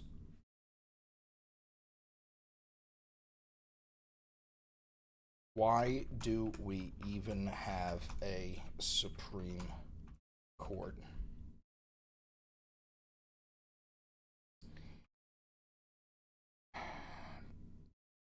Trump just got more powerful than the King of England.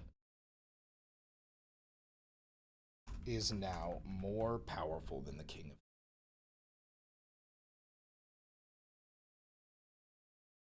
of Weenie, what's the issue?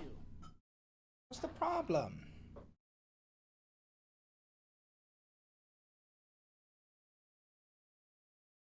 You can't come up here, Mama. I'm working. I can't. All right. No, you can't. Calm down. Calm down. Calm down, sweet girl. Please, please, please calm down.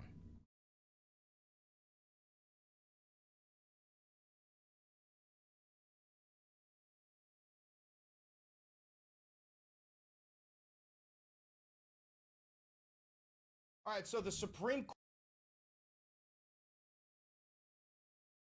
All right, so the Supreme Court made a couple of decisions today. Some of them good. Hi, Mama.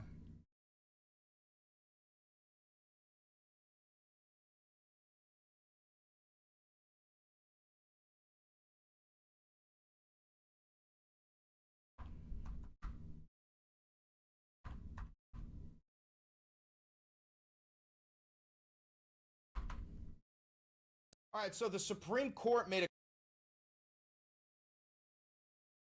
There we go.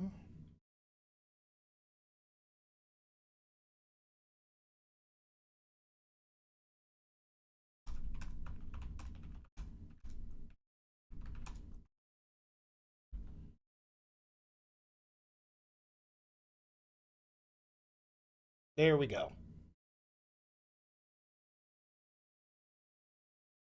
Those are both uploaded. That was nice and easy.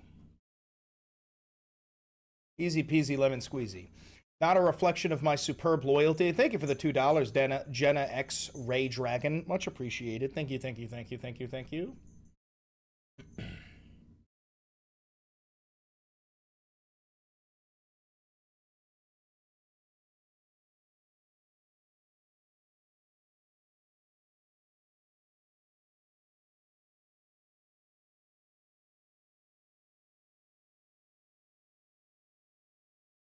Thank you so much, Brian. And while Americans are feeling the unity here at the fair, the same cannot be said of the Democratic Party as another Mamdani-backed socialist eyes a primary win in Colorado tomorrow, and the socialist mayor vows, "We're just getting started." I think a Democratic Socialist can get elected anywhere across this country for any position. We are seeing a hunger that is not just felt by New Yorkers, but frankly by Americans from coast to coast for a new kind of politics. Thank you for the $2. One that puts working people at the heart of it. We need to have a platform and a vision that doesn't sound Have a as good if day it at work, was Virtus. cooked up by consultants, but instead one that you would say in response to someone who's asking, why can't I afford my rent? Why can't I afford my groceries? Why can't I afford my childcare? We need to make clear who we stand for, how we're going to stand for them, and that we're actually willing to fight for them. Fox News contributor Mary Catherine Ham joins us now. Mary Catherine, great to see you. Good to see you. In person, Where's and not in Beans? your Yeah. town So now. nice. Yes, we're all Over excited there. about this, but you have these socialists that are winning in certain districts and areas around our country. It's pretty scary because they're not proud of the capitalism and what America stands for. Why the fuck would anybody be proud of capitalism? Tell me one fucking thing that we have achieved. One good thing that capitalism has achieved other than widening the wealth gap, where there are now more lower income Americans than ever before. I mean, and look, here's the thing. I think you can't dismiss the Riz, as the kids say. Zoran Mamdani is very talented. There are other people he's endorsing who don't have quite the charisma that he does, so I don't think it will play quite as well. Now, he says they can get elected anywhere. Right now, that's not true, but we've got a couple generations of economic illiteracy going on. I'd actually like to give Thomas Sowell's Basic Economics to every politician and every person in this country, and that might help a little bit, get everybody up to speed. But another thing that's going on right now is you see these World Cup visitors reacting to the prosperity of America. And I do think that They're not reacting to the prosperity of America. They're reacting to the fact that we are a culture that does not have a cuisine because we welcome immigrants into the United States of America. And these people coming from their country that only has access to their one cuisine, they're coming to the U.S. and they're getting Chinese food and they're getting empanadas and they're getting fucking Texas barbecue. They're getting all this fucking shit all at once. They're like, wow, America really is beautiful because of the amalgamation of different cultures within it. It has nothing to do with fucking capitalism, you dumb cunt. helping people realize what we've taken for granted, what our system and what our freedom and what free market capitalism brings to our doorsteps every single day. And We don't even have free market capitalism. If we have free market capitalism, point me to the Chinese cars. Point me to the Chinese phones. Point me to the Chinese anything other than their fucking food, bro. The reason why you're not allowed to buy Chinese cars or Chinese phones is because it would put American companies out of business because we fucking suck, dude. Understanding that is part of the sort of immune system to socialism. So I think that's helpful. How can Republicans sell that message to the rest of the country? Do they need to have folks that came from a socialist country stand up? Because I don't think a lot of Americans, especially the younger generation, understand what socialism looks like. I do think that's Yeah, actually socialism looks helpful. like when the CIA comes into your nation and rapes your people. Because when you have people who've lived under these systems, you know, Mamdani says, oh, we've had it for 6 months in New York and it's going fine. Okay, let's see how this rent freeze goes a couple years from now when people have exited the market and are not incentivized to create housing, and housing is more expensive. So when people have really been through it and they've seen the repression, because socialism requiring everyone to believe the same thing. Well, we're not that country, and everybody's not going to give in and not give you their assets and their money and all of their stuff, especially for systems that don't work. You see it all the time. They say, oh, well, the schools and the roads. Well, the schools were out for a year during COVID. What kind of security is that? Like, so they're not actually speaking to people's problems. And when they let crime get out of control and they let public order, We have the lowest crime rate in New York City's history right now. Put in order, they put families and working families especially in really bad situations, which is why a lot of these folks are actually back. $50, she's gonna hit some sort of anti-Semitic shit. Be like, and also, Jews are no longer safe. By grad school grads or people who are still in grad school, and largely white, affluent liberals. What does America 250 mean to you? Oh, man, I am America maxing with my children. Oh my God, you fucking dumb fucking bitch. I'm America maxing. Clavicular has done irrevocable damage to the United States. I'm reading a bunch of founding documents. Look, it can be hard to digest them. I'm glad we've got the Declaration reading with Americans for Prosperity. I'm doing that with my kids because I think getting them up to speed about the founding and how radical it was and how amazing it was is really important. Because again, we take for granted what we have. We've lived here. We're like fish who don't know that we're wet. Right. And so to really embrace it, you do. Fish aren't wet. Fish are submerged underwater. All they know is being underwater. Being wet would be not being in the water. You dumb bitch. Have to think through those things and pass them on to your kids and make sure that they know they're part of the greatest miracle in freedom and humankind. I know, and when we've been playing the sound bites from people who have come from the World Cup from other countries. I was watching Bill Maher over the weekend, and he did the same. Oh my God, Bill fucking Maher. Same thing. So you're seeing it on both sides because he's a Democrat, and it made me so proud. The pride living in America. Yep, thankful. It's beautiful. Yes, thank you so much. Thank you, Catherine. Great to see you. What fucking what do you have to be proud of? What is this?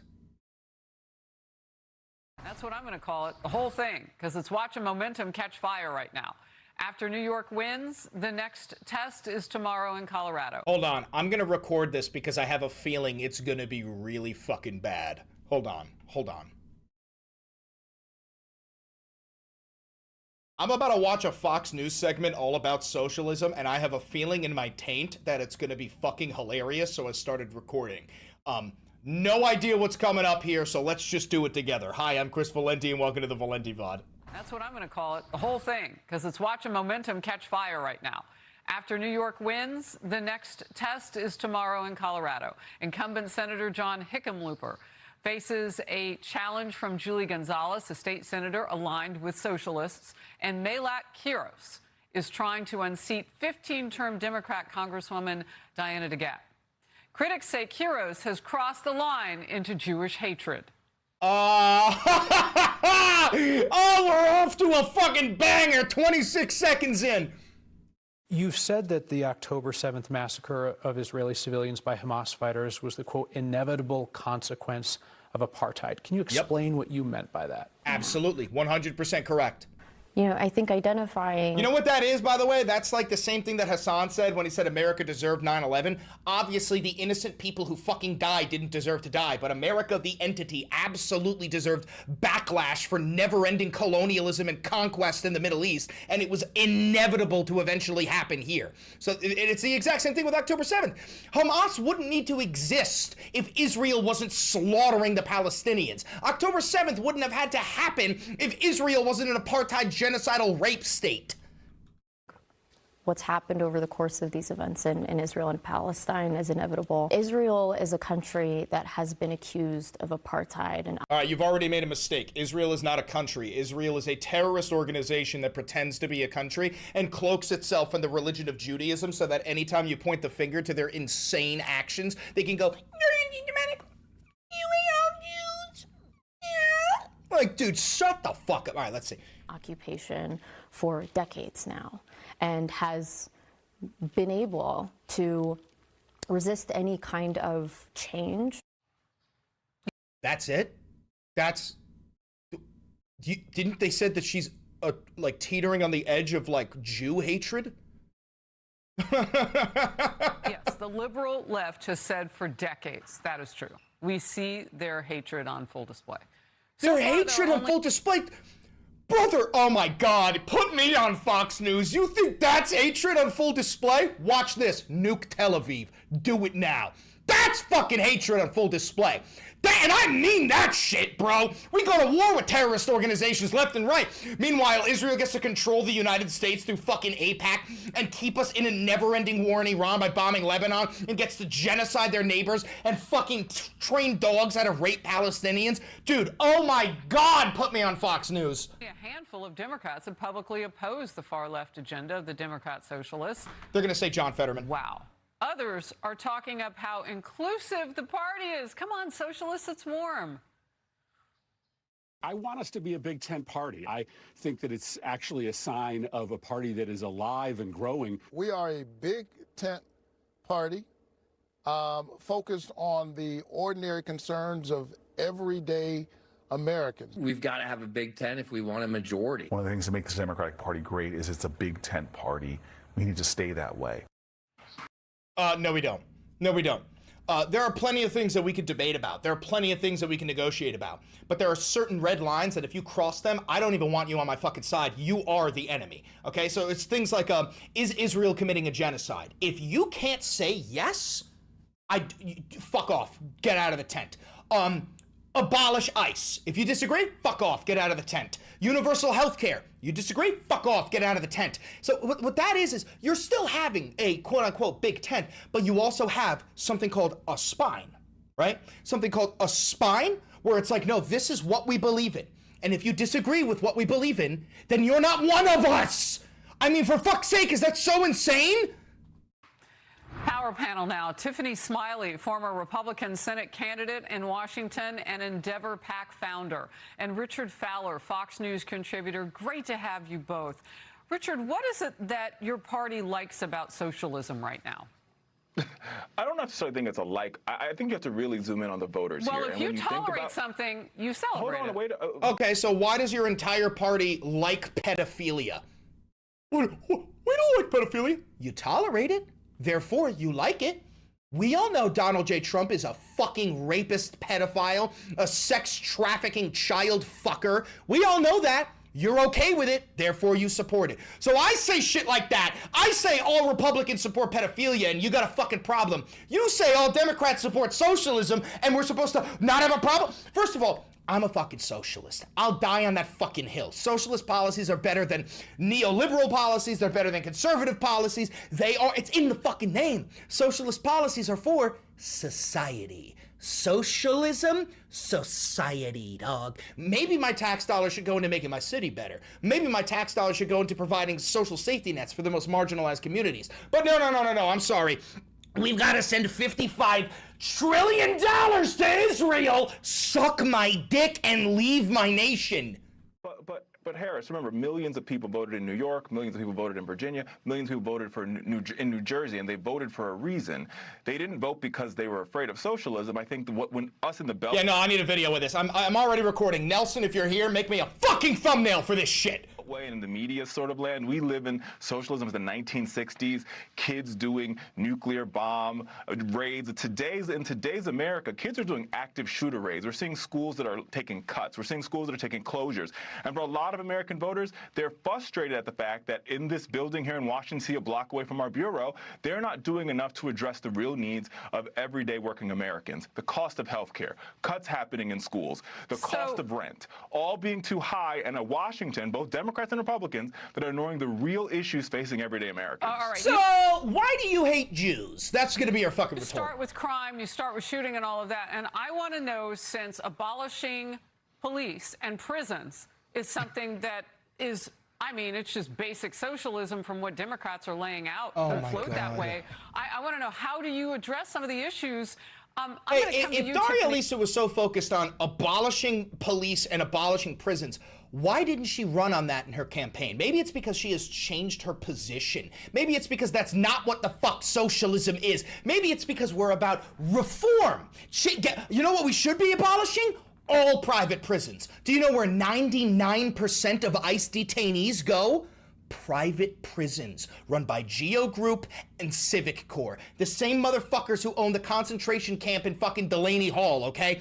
These are things. You know what else we should abolish? Is like, you know, like how police departments investigate themselves when a cop commits some heinous act of violence. Oh, we investigated ourselves and we have found ourselves innocent of any wrongdoing. Shut the fuck up! Oh my God! It just doesn't, it's not sensical. Like, how do you attack those things that he just mentioned by taking away the very apparatus that keeps them in place and makes them better? Yeah, it makes no sense, and there are policies that they will not be able to deliver on. And you look at a lot of the crime is happening in blue cities. The Democrat Party is not a big tent party. They have been hijacked by the Democrat Socialists, and we should never count out these Democrat Socialists.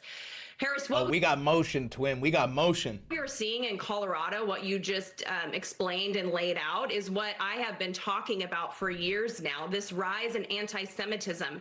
And really, Oh my God. candidates Yeah, because if you oppose Israel in any way, shape, or form, you actually hate all Jews. who are Right?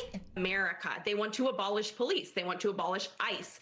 They want no deportations. They want Medicare for all. They want free grocery stores. In New York, they want buses, and they're going to go faster. There is no way they will be able to deliver on this. And Richard, to your point, I have to ask, if Democrats are staying silent on this, does this mean that they agree? Does this mean that they are welcoming this into their party? Allow me to answer that by taking contention with the point that you made at the top. You said that there's all this crime happening in blue cities. That's apropos to the facts. Well, Whether there's it's in crime Chicago, happening all over the country because people... Bro, the fucking crime rate in Manhattan has plummeted. The crime rate in New York City has plummeted. Migrate, things happen all over. But What I'm whether it's saying in is you need Chicago, police, whether it's in Baltimore, Arkansas or you're California. actually seeing You a need record immigration low in crime customs. back to 1968. The murder rate in Baltimore is lower now than it was in 1968. Same for Chicago, same for New York, same for Washington, D.C. Blue cities where you see blue communities, black and brown people coming together and solving the crime in their cities. If that's what Tiffany's scared of, I don't understand why. Socialist policies I don't understand that are why. causing the rise in crime Murders in are these down. cities. Crime. There isn't a rise of crime, you lying cunt! This is why I can't go on mainstream media, bro. Oh my God. You know what? No, maybe this is why I have to be on mainstream media. Why are you not yelling into your microphone, you lying cunt? What the fuck? Not going to work. Crime is down, though. So when you go to Chicago and you Thank you see for the saying number of young people in particular who were shot in these crimes, dozens of them in a weekend, over and Harris, over and over. but crime I'm not is down saying it precipitously only in because it's a Chicago. blue city. I let you talk. I'm not saying... No, you didn't! He had to fucking steamroll over you, you bitch! It's only because it's a blue city. It's in America. We're red, white, and blue. We don't want it to happen anywhere. Absolutely. Donald Trump told me personally as he was running and has said so since as president of the United States for a second time, crime is something that he's focused on in keeping Americans safe. Harris, He'll go to I New can't York. agree with He'll you go more. wherever he wants to go to help and wherever people will have that I help. can't agree with you more, So and we should be it willing isn't to just because commend it's happening, Brandon but Chicago Scott and is a Brandon prime Johnson example and Zoran of where Mamdani for decreasing I crime because literally their let you policies talk. are working. I literally let you talk. I literally let you talk. Why are you making... Bitch, you're in the wrong fucking industry. Get the fuck off the camera if you can't handle this shit. I literally let you talk. No, you didn't. You want me to go back? I'll go back. You want to know what it was like when he was fucking talking? I'll show you. So when you go to Chicago and Harris, over and over, but crime I'm not is down saying it precipitously only in because it's a Chicago. blue city. I let you talk. New York, they want Where was buses it, and they're going to earlier? go faster. There is no way they will be able to deliver on this. And Richard, to your point, I have to ask, if Happening in blue cities. That's whatever. You apropos to fucking the saw it. Sen and Zoran. President of the United States for a second time, crime is something that he's focused on in keeping Americans safe. Harris, he'll go to I New can't York. agree with He'll you go more. wherever he wants to go to help and wherever people will have that I help. can't agree with you more, So and we should be it willing isn't to just commend because it's happening, Brandon but Chicago Scott is and a Brandon prime Johnson example and Zoran of Mamdani where for decreasing I crime because literally their let you policies talk. are working. Seattle, Okay. look at Seattle. Wow. And you live crime in is down in all Washington, those so you know. cities. Richard. The crime is down in all those cities. Tiffany, go ahead. Precipitously down. And also, she literally cannot negate what he's saying because he's factually correct. And if she fucking did, they would have to issue like a correction. Yeah, I think there's a bigger issue at play. So these candidates who are taking over the party, they want to abolish police, they want to abolish ICE. They also, some of them have even said that murderers shouldn't even have to go to prison. No deportations, doesn't matter. Oh, yeah. Because Brad Lander definitely said that. Yeah. Because Brad Lander said, here's what we're gonna do. We're gonna abolish prisons. We're not sending murderers to jail anymore. No, he didn't fucking say that. None of them fucking said that. If you're illegal, doesn't matter if you're a murderer, no deportations. They're playing on the emotions And they're trying to talk about policies that they will never be able to deliver on. Or if they do get a foothold, it will destroy our cities from the inside out. We know that socialism does not work. It actually will harm more people than it benefits. All right. How do you know that? Do you know that because the CIA has raped every single fucking nation that has ever attempted socialism? Is that why you know that? I'll meet you anytime in Chicago, Richard, and we can pray for the We victims can. in, When we can take the mayor of serious Chicago crime with and us, get that mayor to and he stop will show saying you- we don't he need will more show you police. that crime is Thank you down both. all- Be sure to Dude, like. they literally cut him the fuck off, dude. So, I mean, listen, I'm glad I clicked record because Fox News is... It's not even just Fox News, it's also the establishment Democrats, bro. Everybody is losing their fucking shit over the rise of socialism. Oh, God. You know what I say? Judge me by my enemies, gang. Judge me by my fucking enemies. All right, if you're here live, you stay. If you watch this pre-recorded, don't forget to like, comment, subscribe, hit the notification bell. Donate to the channel. This is entirely grassroots funded media, independent media. I've never taken an advertisement, a donor, a sponsor, a billionaire, a government, a PAC, any of that shit. So, you know, buy merch, click the thanks button, click the join button, and become a patron on Patreon. Do me one last favor, click that video right over there. It's a banger, and I know bangers. Jesus Christ. Jesus Christ. Let's get that uploaded. Oh, God almighty, dude. It's torture. It's torture. It's literally a form of torture. It has to be considered a form of torture. To be forced to watch this shit. Ooh, I like that, Nelson. I like that. I like that. I like that. I like that. I like that. I like that. I like that. You want to put me in there real quick? You want to put me in there? Ready? Oh, wait. How about this one?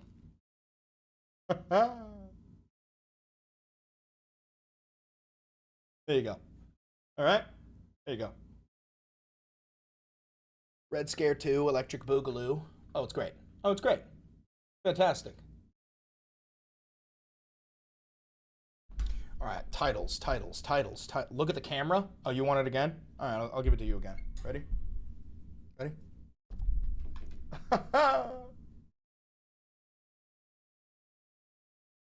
Here we go.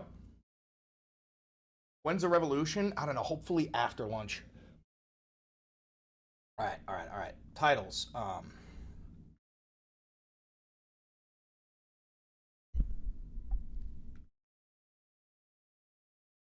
Oh, you've got to be.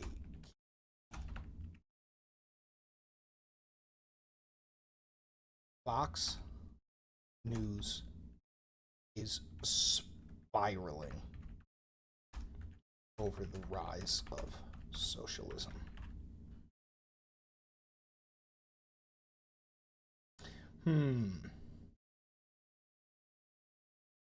All glory to New Mamdanistan.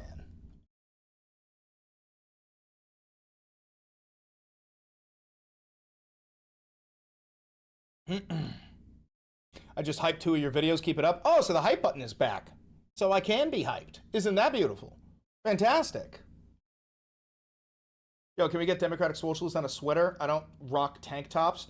It is not really the climate for sweaters, but I could always just put one on there.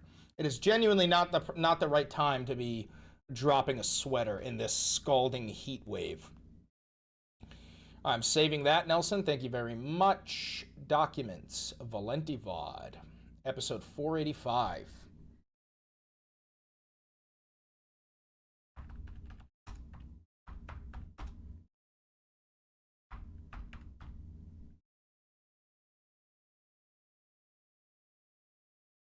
Thank you, Nels. You are my hero. Speeding up this operation tenfold. Can we get some W. Nelsons? Can we get some W. Nelsons in the chat?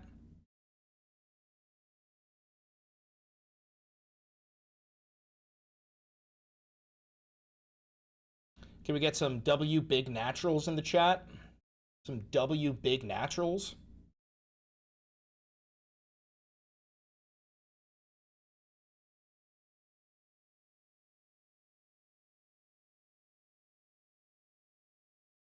I'm about to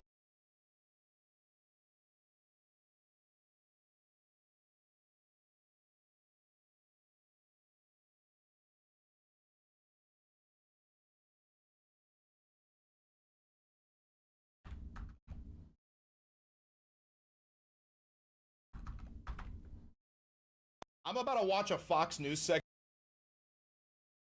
Here we go. Get this on Patreon as well.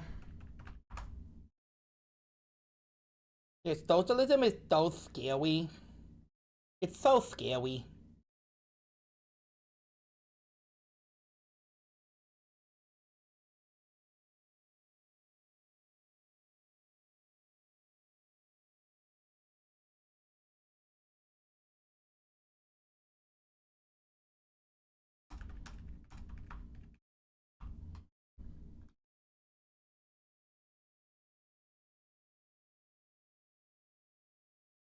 Yeah, by the way, guys, if you don't have YouTube Premium and you don't want to have to, like, watch a whole bunch of different ads throughout my YouTube videos because of, like, the standard YouTube AdSense revenue, you can just become a patron on Patreon, and then you can watch all of my videos without the YouTube ads.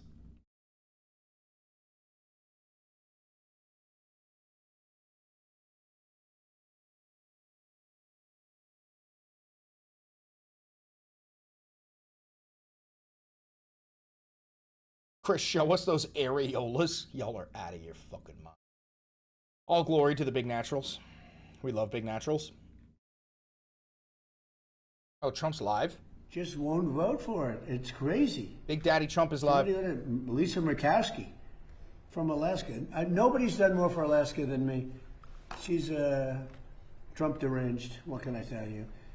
But those 4 or 5 people that I mentioned should vote. How do you vote against Save America? If you're feeling so seen right now from W Big Natural, slide into my DMs immediately. Proof of citizenship. The only people that would vote against that are people that are going to cheat in an election. The Democrats need it because their policy is so bad. They want open borders. They want high taxes. They want terrible medical, anything medical. I'm the one that did favored nations. I'm reducing drug prices by 200, 300, 400%. Nobody even talks about it. The news doesn't talk about it. The Democrats are opposed to it. If they get into office, they'll put it back. Your drug prices are going to go up by 200, 300, 400, 500%. You know that. But will you sign that housing bill? I have not. It hasn't been sent to me yet. It's coming, I understand. And then I'll make it. Here's what I would like to sign. Much more than a bill, that big deal. It's a yawn. Some people say it's wonderful. To me, compared to the Save America Act, just about everything is a big yawn. And Mr. President, on birthright citizenship. Birthright citizenship is next. What are your thoughts? Birthright citizenship. What are your thoughts, and will you accept it if it rules against you? Well, I guess I have to accept. It's the Supreme Court, so I'll accept. I think it's very bad for our nation. We're the only nation that does it. No other nation does that birthright citizenship. No, incorrect. Not even close. Some did it. They ended it. It's tremendously destructive. It's extremely costly. I don't know. It's up to them. But in terms of for the good of the country, it'd be great if they didn't allow it. It would be great. But I can't tell you. The Slaughter case was the big case today. That was really a big case because it gave strength to presidents and strength to the presidency. A very important case. It's been going on for almost 100 years. Think of that. And this Well, was let the you guys know, ruling. my volume is like as high as it can go. This guy is so ill, he can't even speak anymore. That he was open to being the poster child for socialist candidates. Are you worried about more socialist candidates across the Well, I United think States? it's a big threat to our nation, actually. They're communists. Because it's not socialism, it's really communism.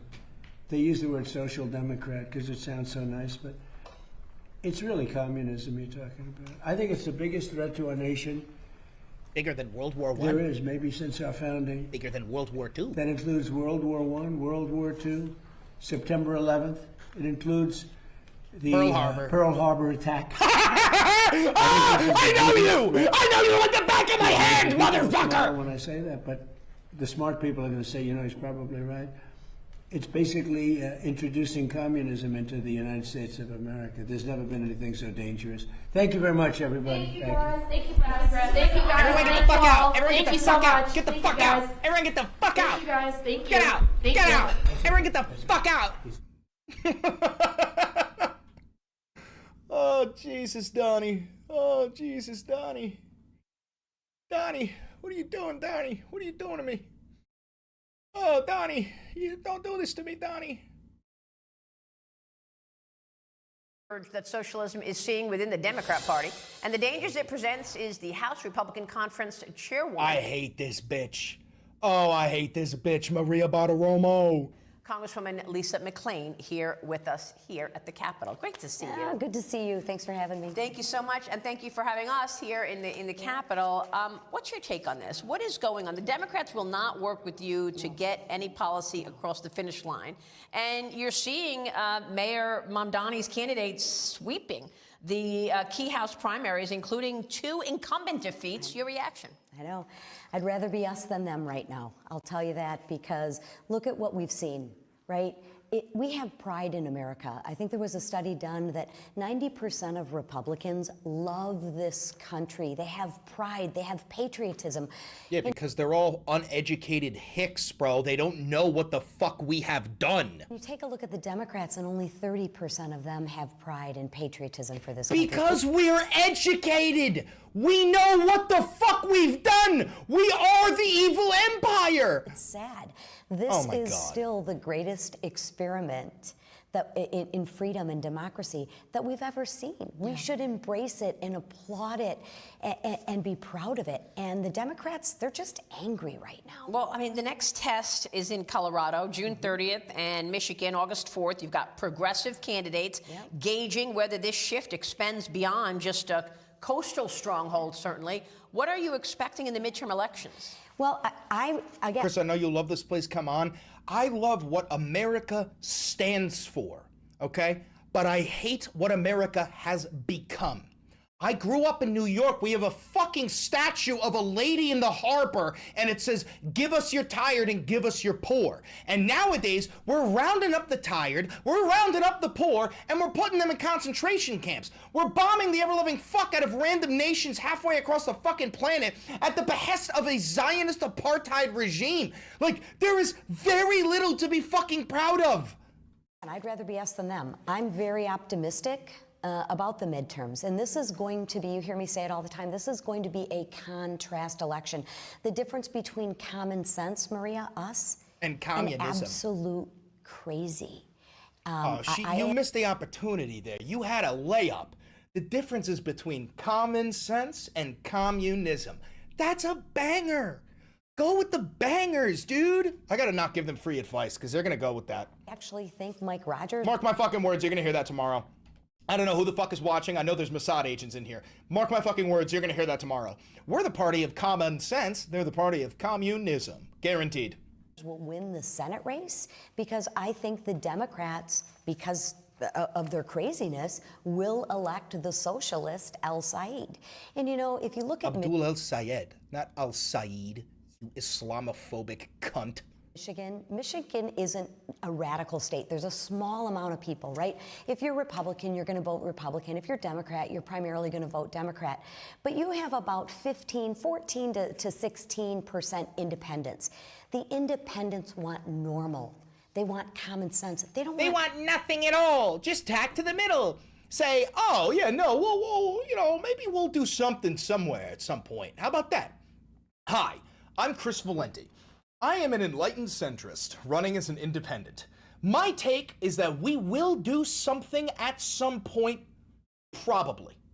Vote for me if you're tired of people doing things. How about we kind of maybe, I don't know.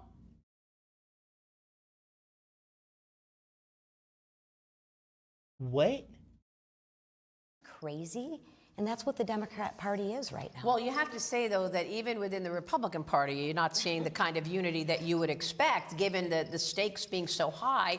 What happened last week? Anna Paulina Luna shutting down business in the House because she's mad at the Senate for not passing the Save America Act. So how are you going to, what's your response to that? Well, I think the president and the speaker met last week. In fact, I know the president and the speaker met last week. Yes, he told us just a few moments ago. And the president was pretty clear. He truthed about it. Listen, we have business as Republicans that we need to get done. I can't believe that's a verb. He truthed about it.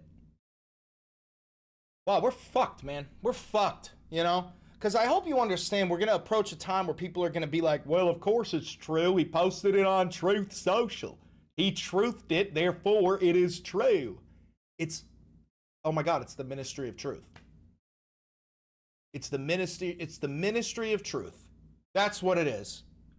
And there's no place in the Republican Party for non-unity. So there's no reason that you need to vote against the rule.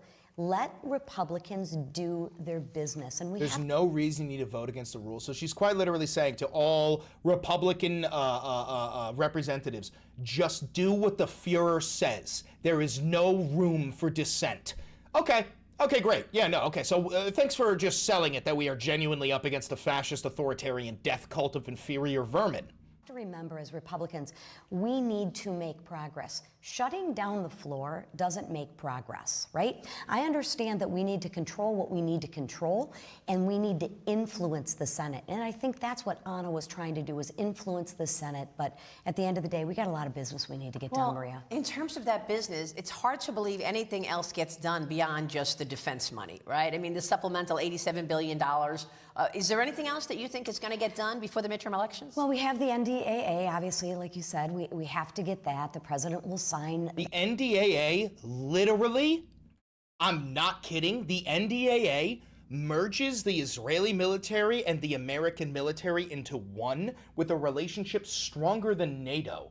Meaning, if Israel is attacked, the United States military is contractually obligated to go to war and defend Israel, and technically vice versa. Meanwhile, we all know the Israelis will never come to the defense of the United States of America. The Israelis don't even come to the defense of their own fucking nation. They send in the Legion of Goyim, the U.S. Army, to defend Israel before they send in the fucking IDF. The IDF knows how to fight against unarmed children. That's what they know how to fight against. That's why you see the American military losing soldiers in Iran and not the fucking IDF.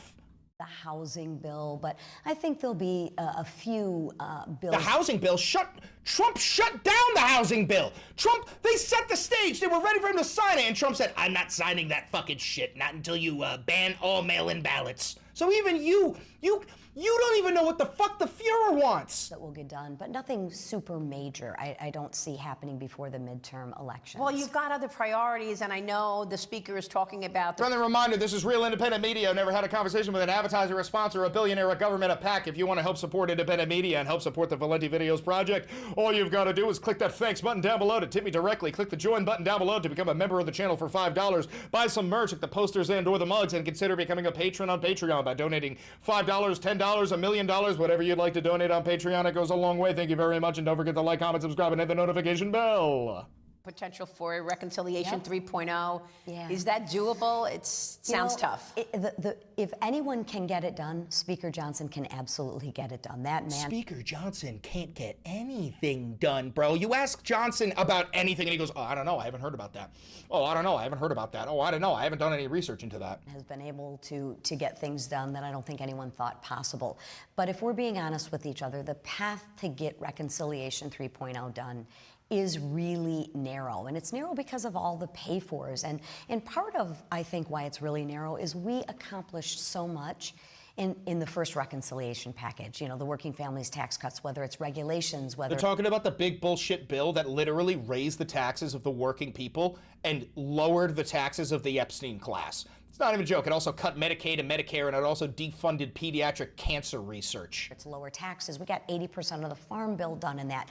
You know, a lot of... Our farmers are literally being bent over an oil barrel and ass fucked because they can't afford fertilizer, and there's screwworm taking over all of our cows. Deregulation was done in that. Under normal circumstances, we could be talking about that for the whole year. So we have a very aggressive agenda. I'm not ruling reconciliation 3.0 out. I'm just saying the path to get there is really narrow and the time frame is closing. Well, you're right. I mean, you've got so many things to talk about because of the big, beautiful bill in terms of your accomplishments. Are you saying that you do not think that the House will lose the majority in the midterms? Because that's what most people are expecting. I know that's what history says, but take a look at the numbers, take a look at the maps, take a look at the candidates, and take a look at the issues. Let's just take a look at the facts first. It's 23-8. Democrats sit in 23 seats that President Trump won. 14 of those seats, President Trump won by double digits, where we only have 8 Republicans sitting in Democrat seats. That's advantage us. One. Two, we're on the right side of the policies. Other than the Democrats hating President Trump, okay, I get that. Who's their leader? What's their vision? They have Zohran Mamdani. Their vision is affordable housing, affordable health care, abolish ICE, defund Israel. These are things that the overwhelming majority of Americans agree with. You literally hate Americans. You despise us, and you want all of our money to go to the repugnant rape state that calls itself Israel. nothing. Our candidates are better and our policies are better. I wouldn't bet against us. Who do you think they're going to put up for president in 28? I don't know. Kamala, Gavin, who knows? Maybe Mamdani, who knows? He can't run, you dumb bitch.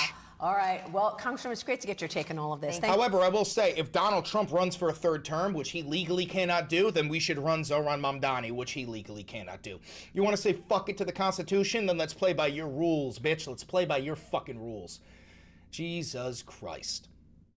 Jesus, Jesus, Jesus Christ.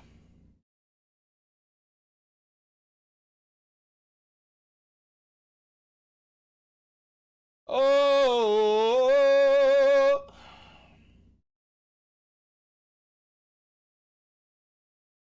New York Congressman Mike Lawler joins me now. Congressman.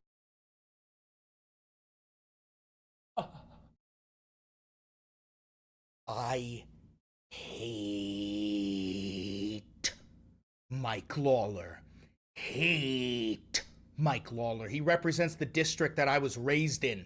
And god damn is he such a piece of shit. This guy marched shoulder to shoulder with Bezalel Smotrich during the Israel Day parade. Bezalel Smotrich, who is dead-ass a fucking terrorist. Oh my god, I hate this piece of shit. Are you going to let them cover this up? Are you going to allow the Democrats? Hey Chris, who do I vote for? I live in Jacksonville, Florida. I have no fucking idea. If I were you, I would do some research into finding out if there are any DSA-endorsed candidates in Jacksonville, Florida. I highly doubt there are, but what you can do is find the candidates who support a basic rule of five, okay? Abolish ICE, defund Israel, affordable housing, universal health care, and maybe just the four of those. Those four are guaranteed. I guarantee there's more, but you do need those four. To just cover it all up and ignore it? Absolutely. Oh, and free Palestine. The fuck? Absolutely not. And as I said last year, Zohran Mamdani would become the face of the Democratic Party.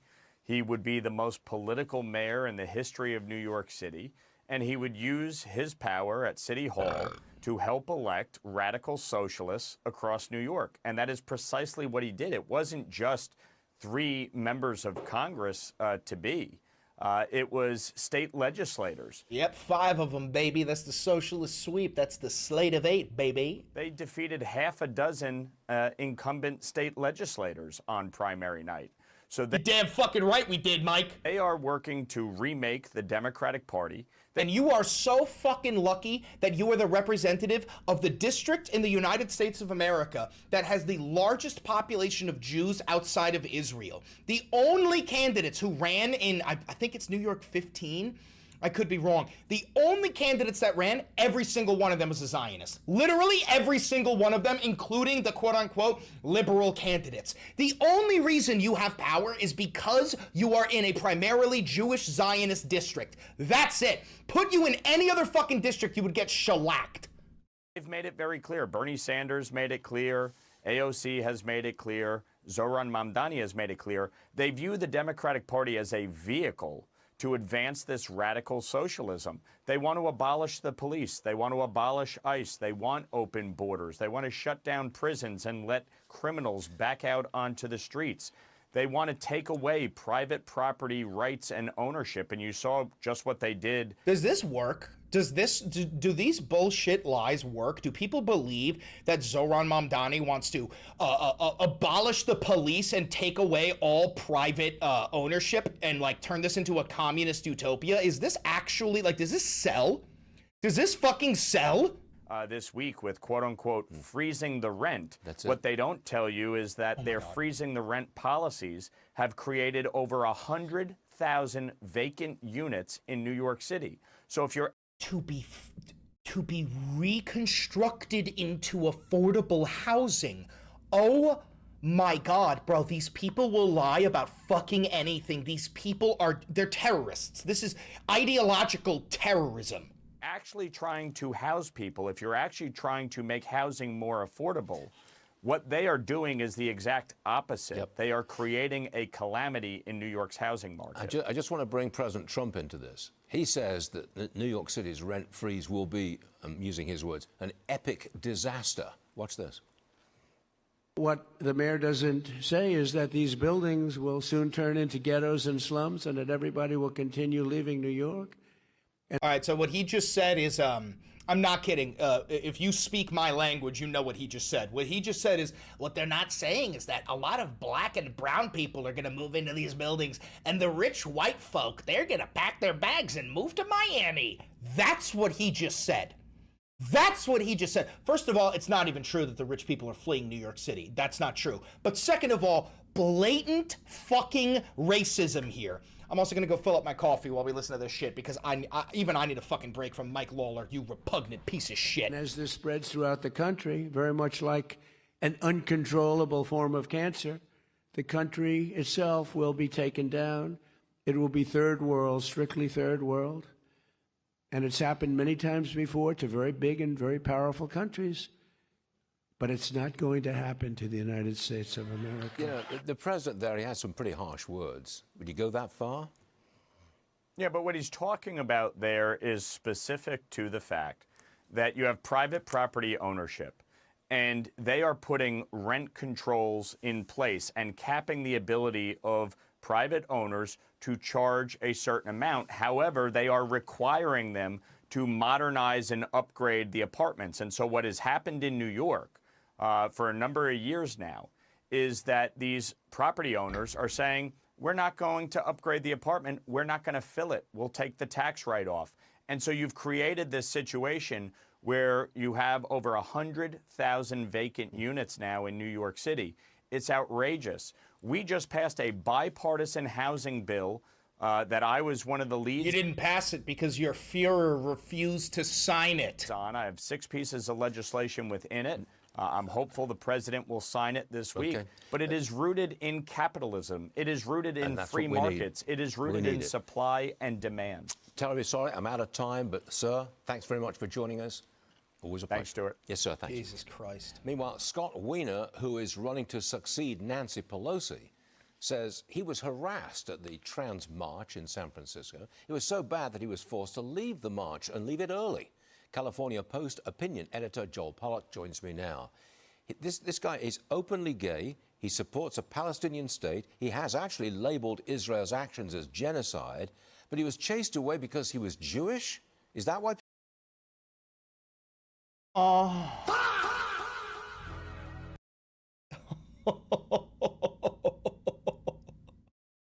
He was chased away because he was Jewish?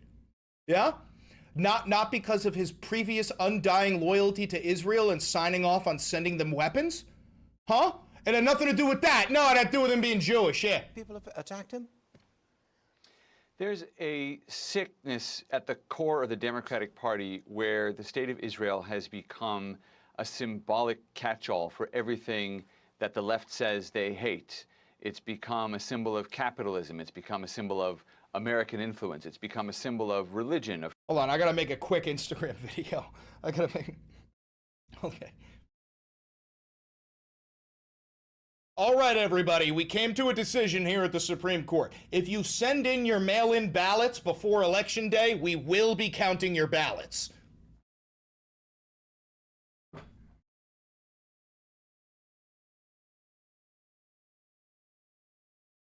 You fucking...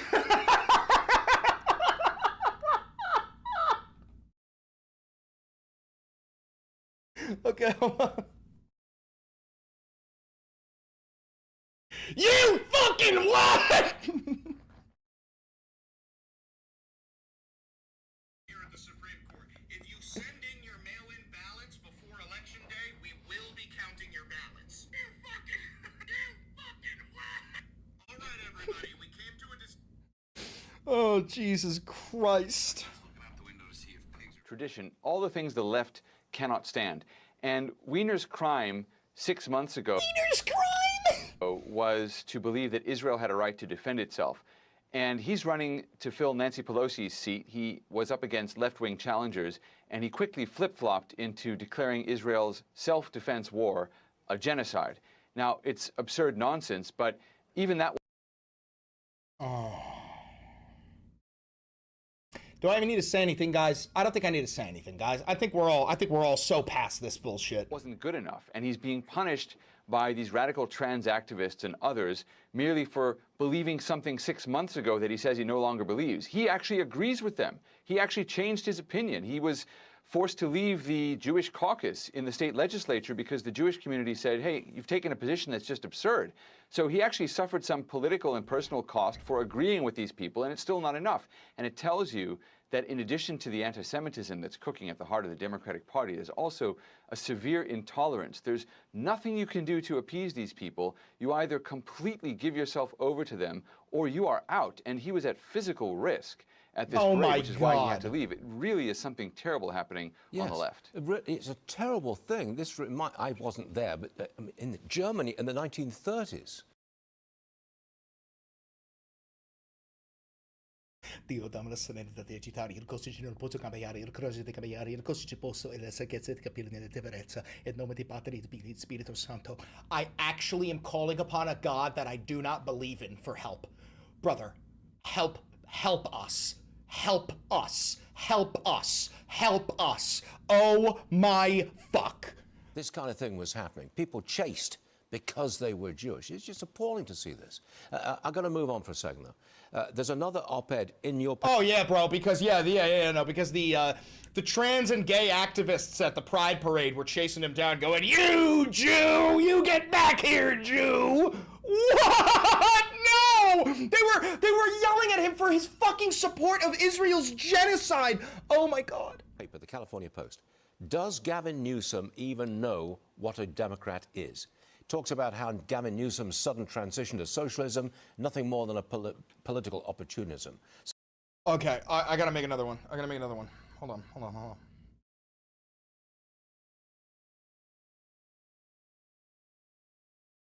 Yeah, I'm not serving you, man. You support a genocide. So you're saying you hate Jews? Here you go.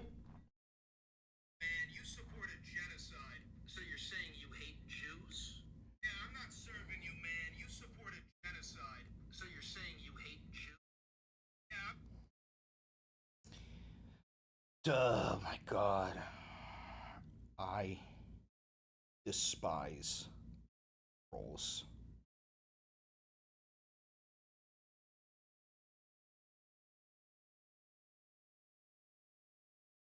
So answer the question, Joel. Does Gavin Newsom know what the typical Democrat voter believes?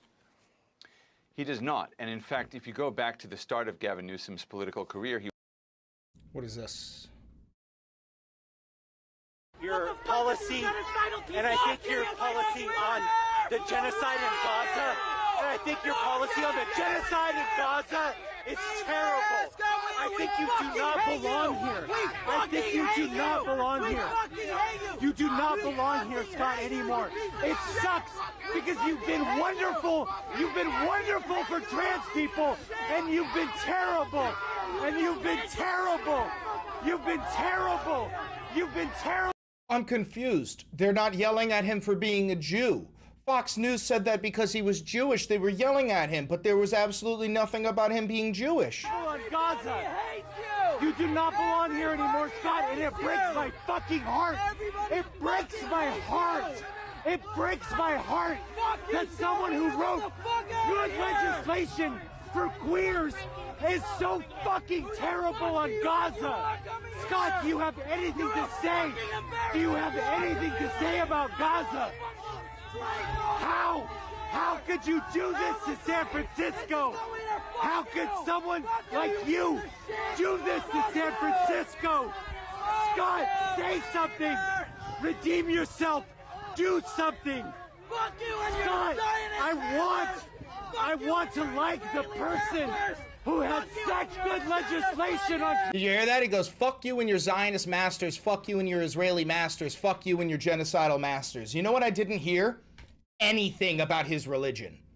I didn't hear a single fucking word about his religion. Meanwhile, well, they're yelling at him because he's Jewish. This is just like Nazi Germany.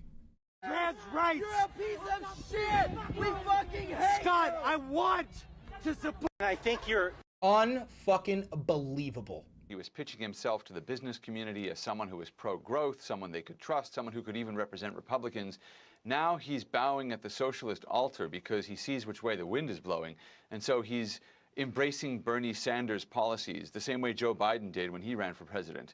Look, the last time Democrats had a clear sense of who they were, and I'm saying this as a Republican, but it worked for the country. Bill Clinton believed... Bill Clinton. Bill Clinton. Bill Clinton. Bill Clinton.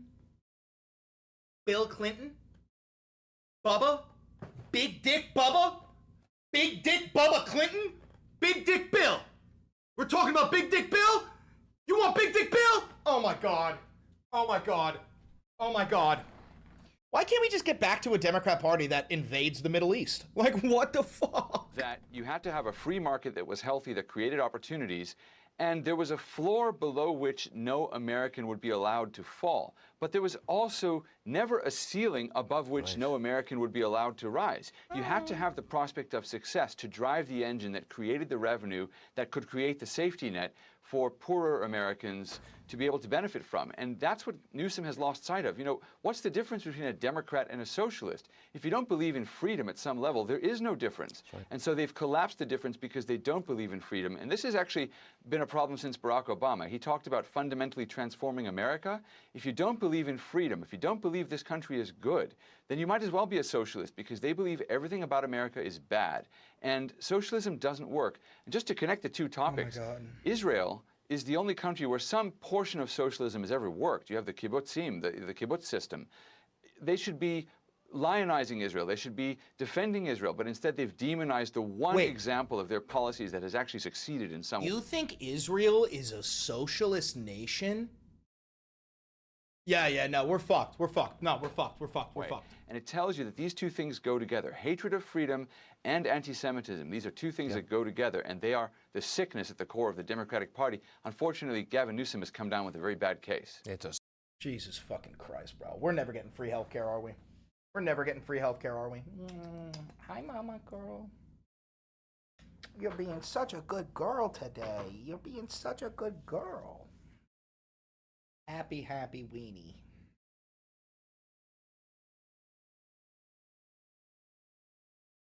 Get up, get up, get up, and get down with the sickness. Little baby girl. You okay? Can I put you down? Would that be all right? Can I put you down? One keys. Okay, I'm gonna put you down, sweet girl. Nice and gentle.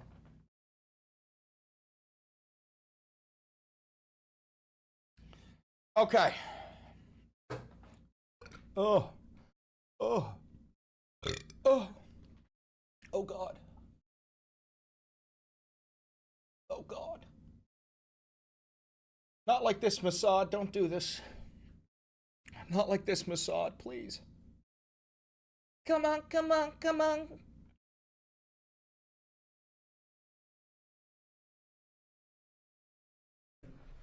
Very exciting to me.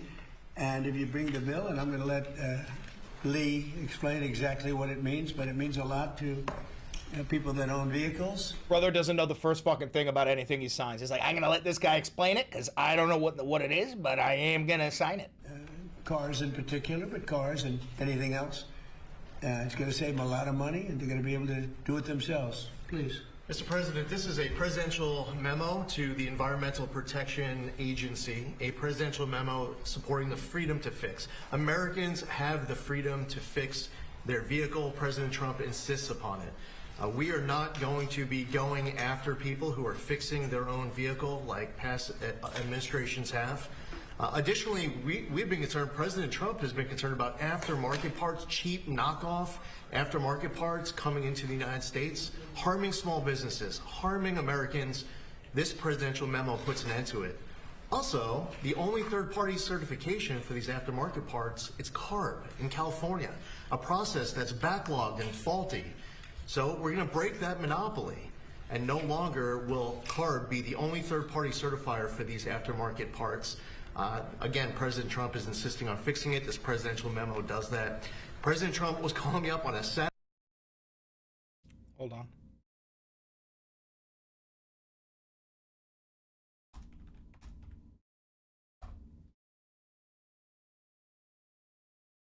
Where's Trump saying I love Tesla?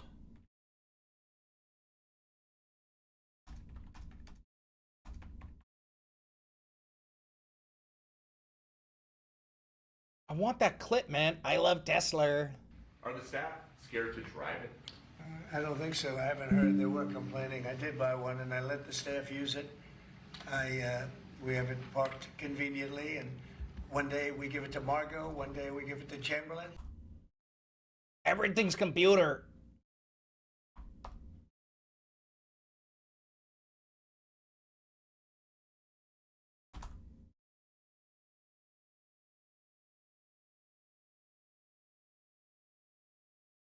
Where's the clip of him saying everything's computer, bro? How is that not the first thing that pops up? How is that not the first thing that pops up? Sense to a large extent. How is that not the first thing that pops up when I type in Trump says everything's computer? We're arresting people for fixing their car. Jesus Christ. Saturday night, when this idea first came to his head, and he says he wants to do in their non-road equipment, and this is covering everyone else. I mean, think about it. It came to my attention because I noticed they were arresting people for fixing their car. They were arresting people. No, they weren't. No, that's not true, though. No, but that's not true. The car that I drive is the Model S Plaid. Which is that one? That red one in the middle. I like that, yeah. Right, yeah. I like that. It's 0 to 60 miles an hour in 2 seconds. It's faster than a Ferrari. That's pretty fast. This is beautiful. Whoa! Should I get in? Get in! Okay. Have you ever sat Let me get in steering a wheel second. of one of these? Of a Tesla? You want my notes? Yeah. They gave me notes. I said, I'm not Biden. I don't need notes. I'll take one. I can take it. Thank you. Let me get into this sector. I'll watch Secret Service go crazy. Thank you. I mean, if you actually drove it around, it would really be wild. Beautiful. Wow. Everything's computer. That's beautiful. This is a different panel than I've had. Everything's computer. That's beautiful. It's such a good line. Different panel than I've had. Everything's computer. Everything's computer. Everything's computer. Everything's computer. That's beautiful. Wow. You don't want me to drive it, do you? I saw Biden do a test it loop could here be. once in the Jeep. Yeah, Very easy. Oh. For fixing it. That's not even believable. Anyway, so it's right to fix, and I think it's really common sense. If somebody wants to fix, some of these people are better mechanics than the mechanics in the shop. They're telling the mechanic in the shop how to fix their car or their truck. We signed the truck one a little while ago. So I'm going to sign this, and I'll be happy about it. We rule by common sense to a large extent.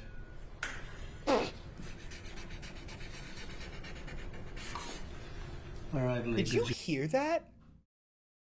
Did you listen to his pen for his signature?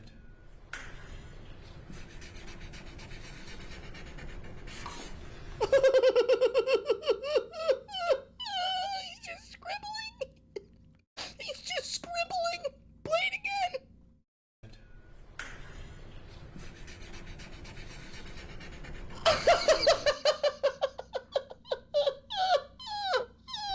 All right, Lee, good job. What the fuck? Thank you. Thank you, sir. Okay. Okay. Can you imagine that? They want to put you in jail if you fix your car. No, I can't imagine that because that's not real, you fucking doofus. Thank you, man. You have any questions? Mr. President, what do you make of the Supreme Court ruling today in regards to the mail-in ballots, and what comes next for the SAVE Act after today's ruling? Well, because of the mail-in ballot ruling, which was a little bit surprising, gives people more time to... Everything's computer. Everything's computer. Everything's computer. Everything's computer. Everything's computer. Wow. Oh, I'm putting that. I am absolutely putting that on the fucking Steam Deck, on the Stream Deck. Vote illegally, let's say. But So the fucking SAVE funny. Act is even more important, and that's the right. You have to be a citizen of our country. Okay, you have to show you're a citizen of our country, called citizenship. Voter ID by photo voter ID. Are you going to give everybody free IDs? Are you going to issue out free IDs to every American? No. No mail-in ballots unless you're in the military, disabled, you're ill, or you're away, or even on a vacation. We're being very open about it. It's pretty easy. And we'll have honest elections. But the ruling, which a lot of people were waiting for, that was a ruling that was, I think it was very detrimental to honest elections. But it is what it is. Basically, they're keeping it a little bit the way it is now. They may have a little bit of a restriction on based on the wording. About firing the parliamentarian. And then you have the very important one, the Slaughter case, which we'll talk about if you ask that question. But the parliamentarian, what were you asking about? Yeah, have you talked with Thune about? I have. No, I can't imagine why you'd keep a woman that was put there by Harry Reid and Barack Hussein Obama. I cannot understand it. The leader has the right to fire the person at will and put somebody else there. That would be, because we get so many negative rulings. Well, no, you didn't have that power for 90 years. And starting today, you do have that power because we have a Republican-packed Supreme Court that is giving you your every beckoning whim. From her, the parliamentarian. She's been there for years, and she was put there by Harry Reid and Barack Hussein Obama. Harry Reid was a bad guy, and he was the leader, and he put her. And the speaker has the right to immediately fire her and put somebody else there. And it's not even believable that she's still there. She's obviously a good politician or something. Mr. President, question on the Slaughter case. The Supreme Court just affirmed your right to fire the heads of independent agencies. Should we expect more firings as a result of this ruling? I don't think so. It gives me the right, and not me, it gives a president the right to do what the president should have the right to do. And it's very interesting. It's a big ruling. It's been going on for almost 100 years. They've been working on this, and you know that it comes down at my term is a very great honor. But it bestows additional powers, or maybe the same power on the president. The president has the right to do this, and that has to do with a lot of agencies all throughout the system. So it's considered, you know, the biggest of the group. And I can understand that this has been going on for almost 100 years. They've been waiting for this.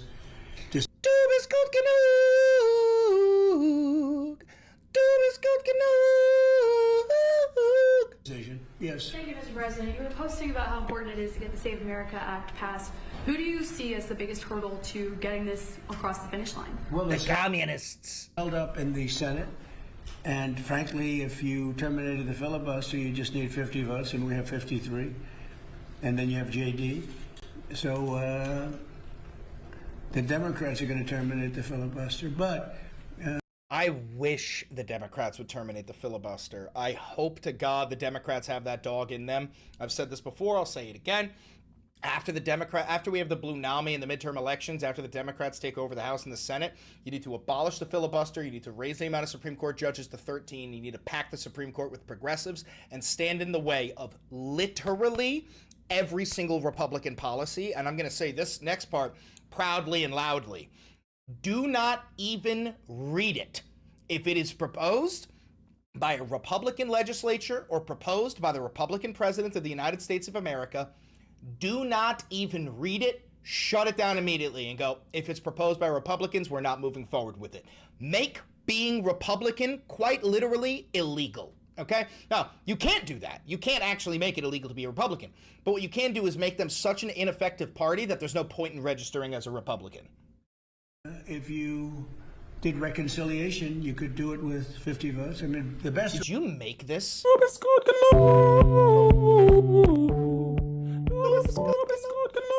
Here's my thing. I bet you that song is already copyrighted, so like I kind of just have to sing it. You know what I need, Nelson? You know what I need? Nelson, you and I will hang out at some point. I need me on the soundboard. I need me singing it. That way I can't get copyrighted. You know, I need me going,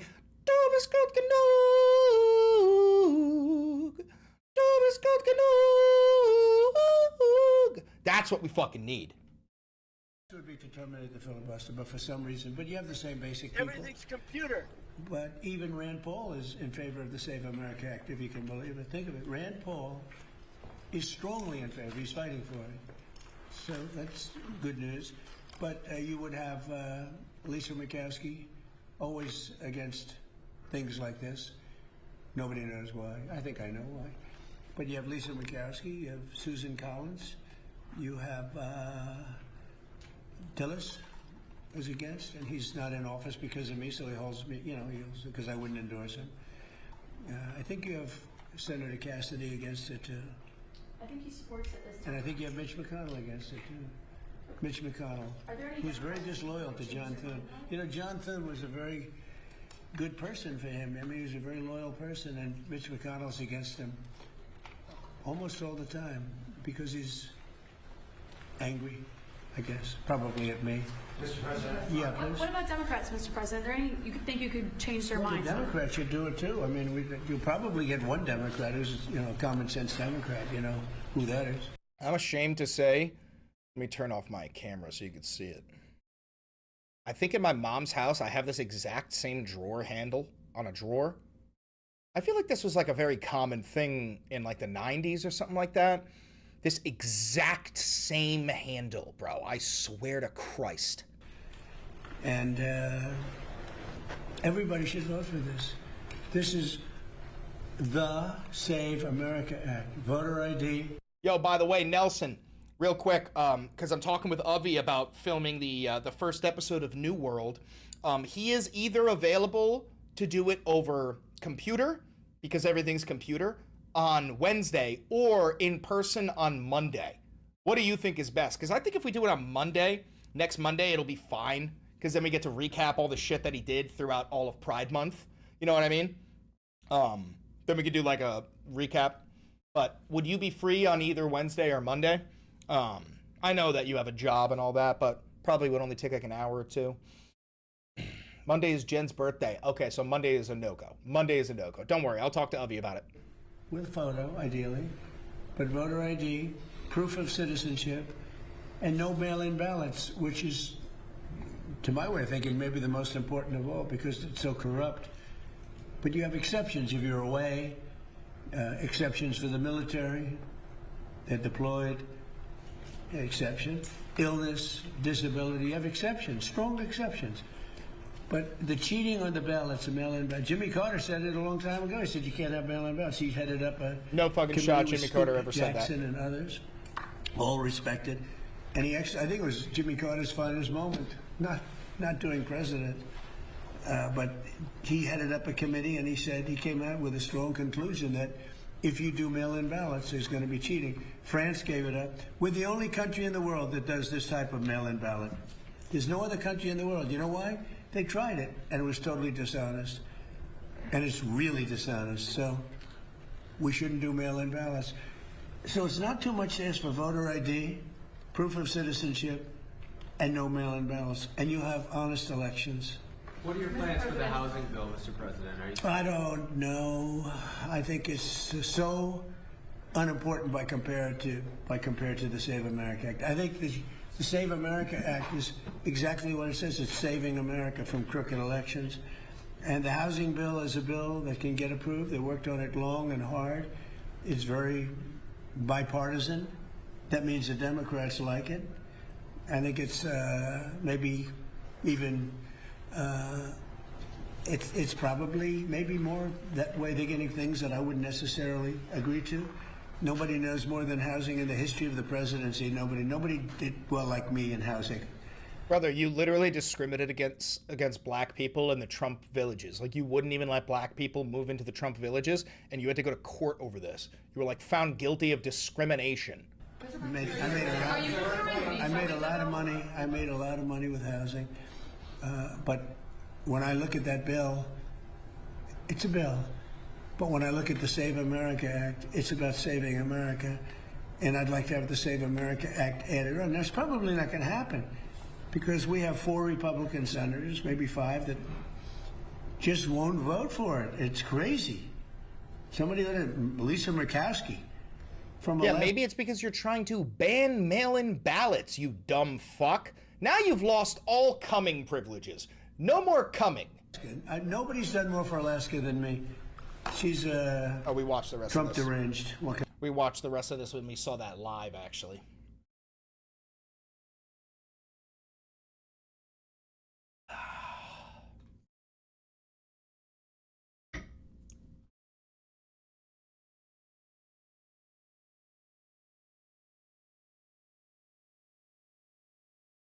Should we finish that Palestine video?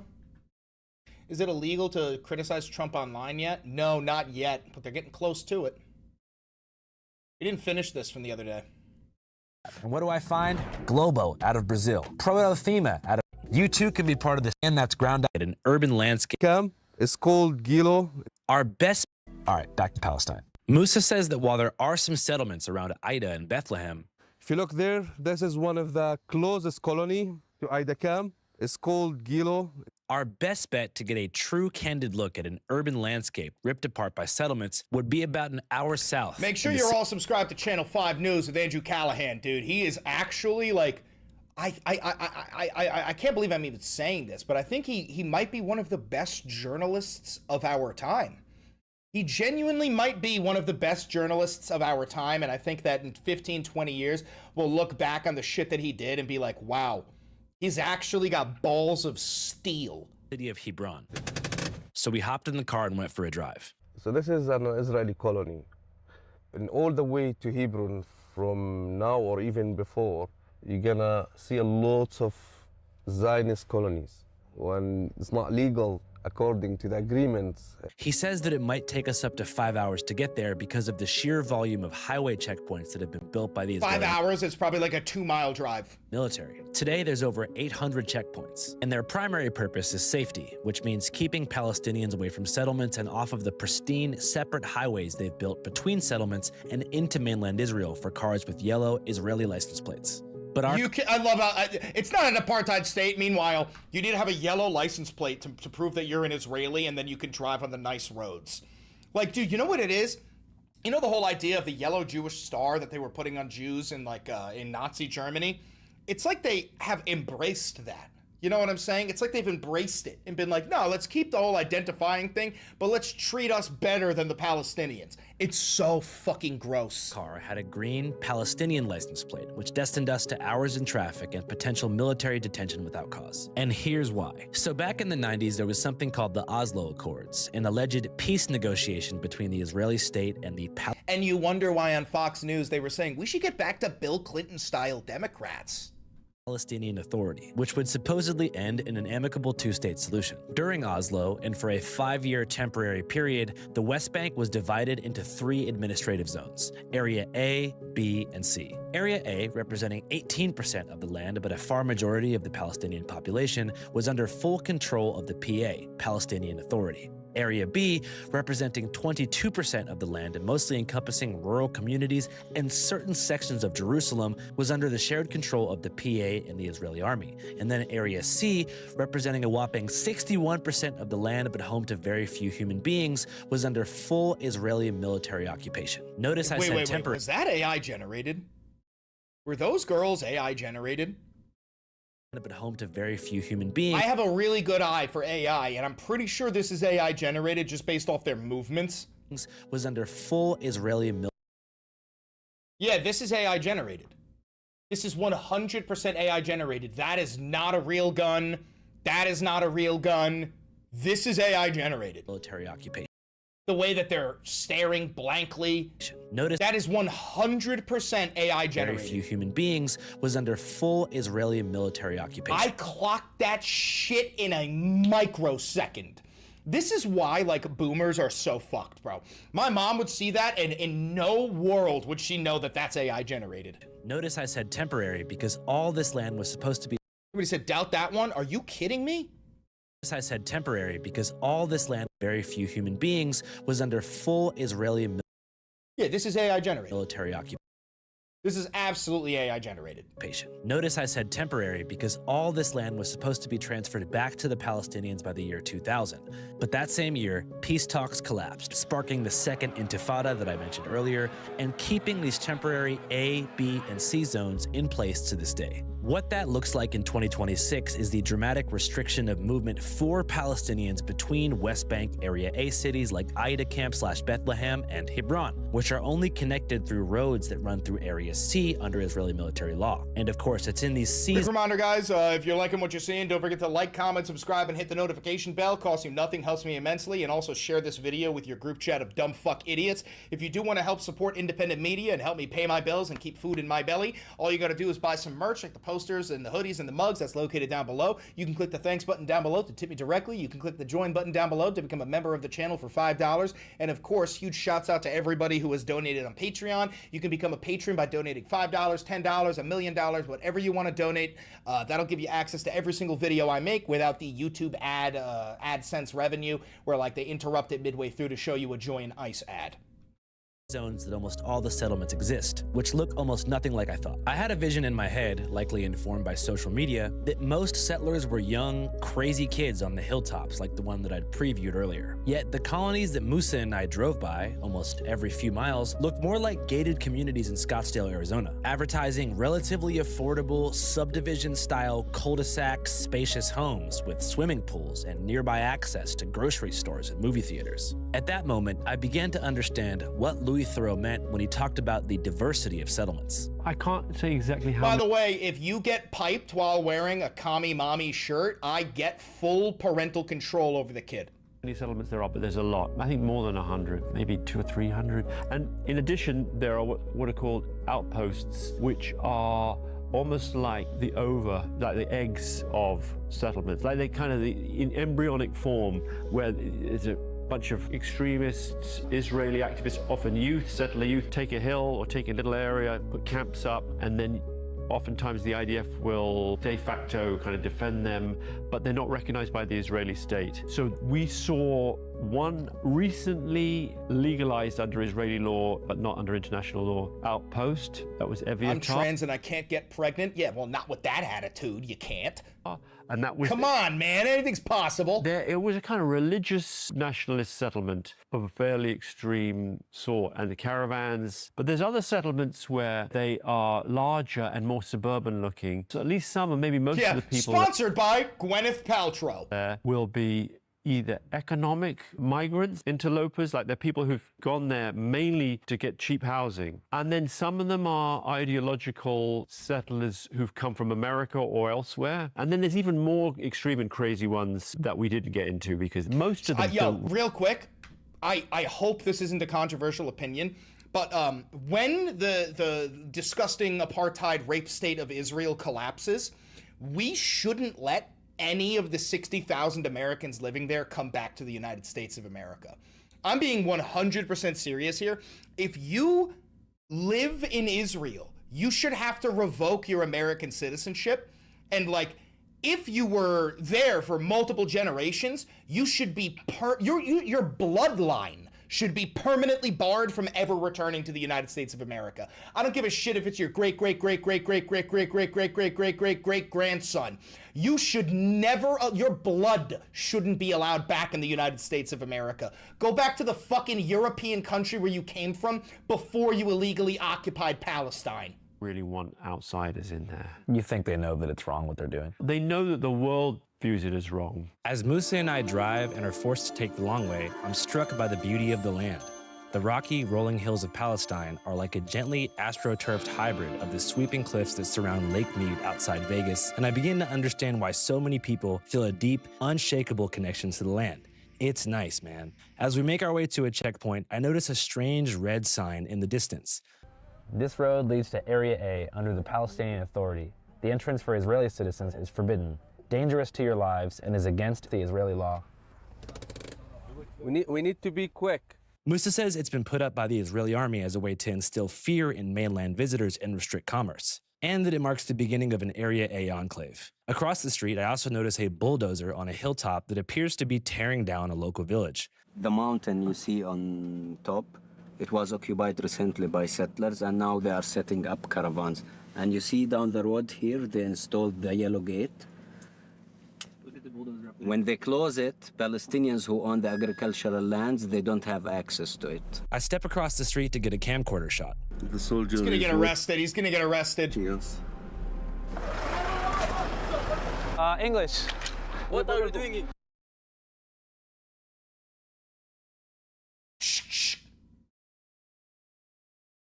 Are we dead ass? The soldier is watching us. English. What are you doing? Oh, I'm taking a video. Fuck. For the crime of taking a camcorder shot of an illegal settlement while in the company of Palestinians within Palestine, I was placed under Israeli detention by 2 teenagers from New Jersey. By 2 teenagers from New Jersey!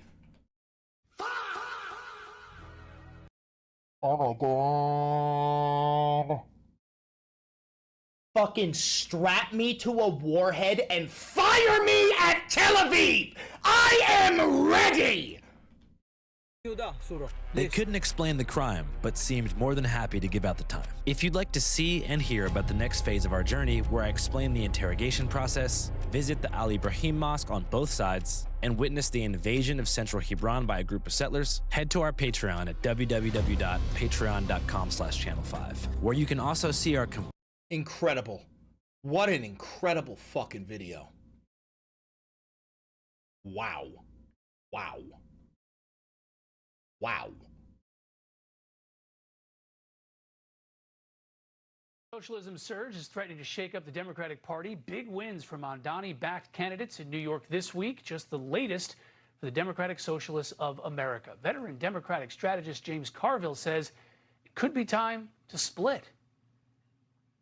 I actually do think it's time for Democrats to talk the S word, schism. I really do. Everybody's always said, no, we're coalition, we're big tent. And there's just some that I can't be in the same tent with. Carville also weighed in on the party's future yesterday on Fox. It's something that Democrats are going to have to answer for. If you want to have political power, of which we do, in which I think we will acquire come November, then you have to answer these kind of questions. You shouldn't duck them. And I think there's going to be something to deal with. And the Hakeem is going to have to deal with this. It's not going away.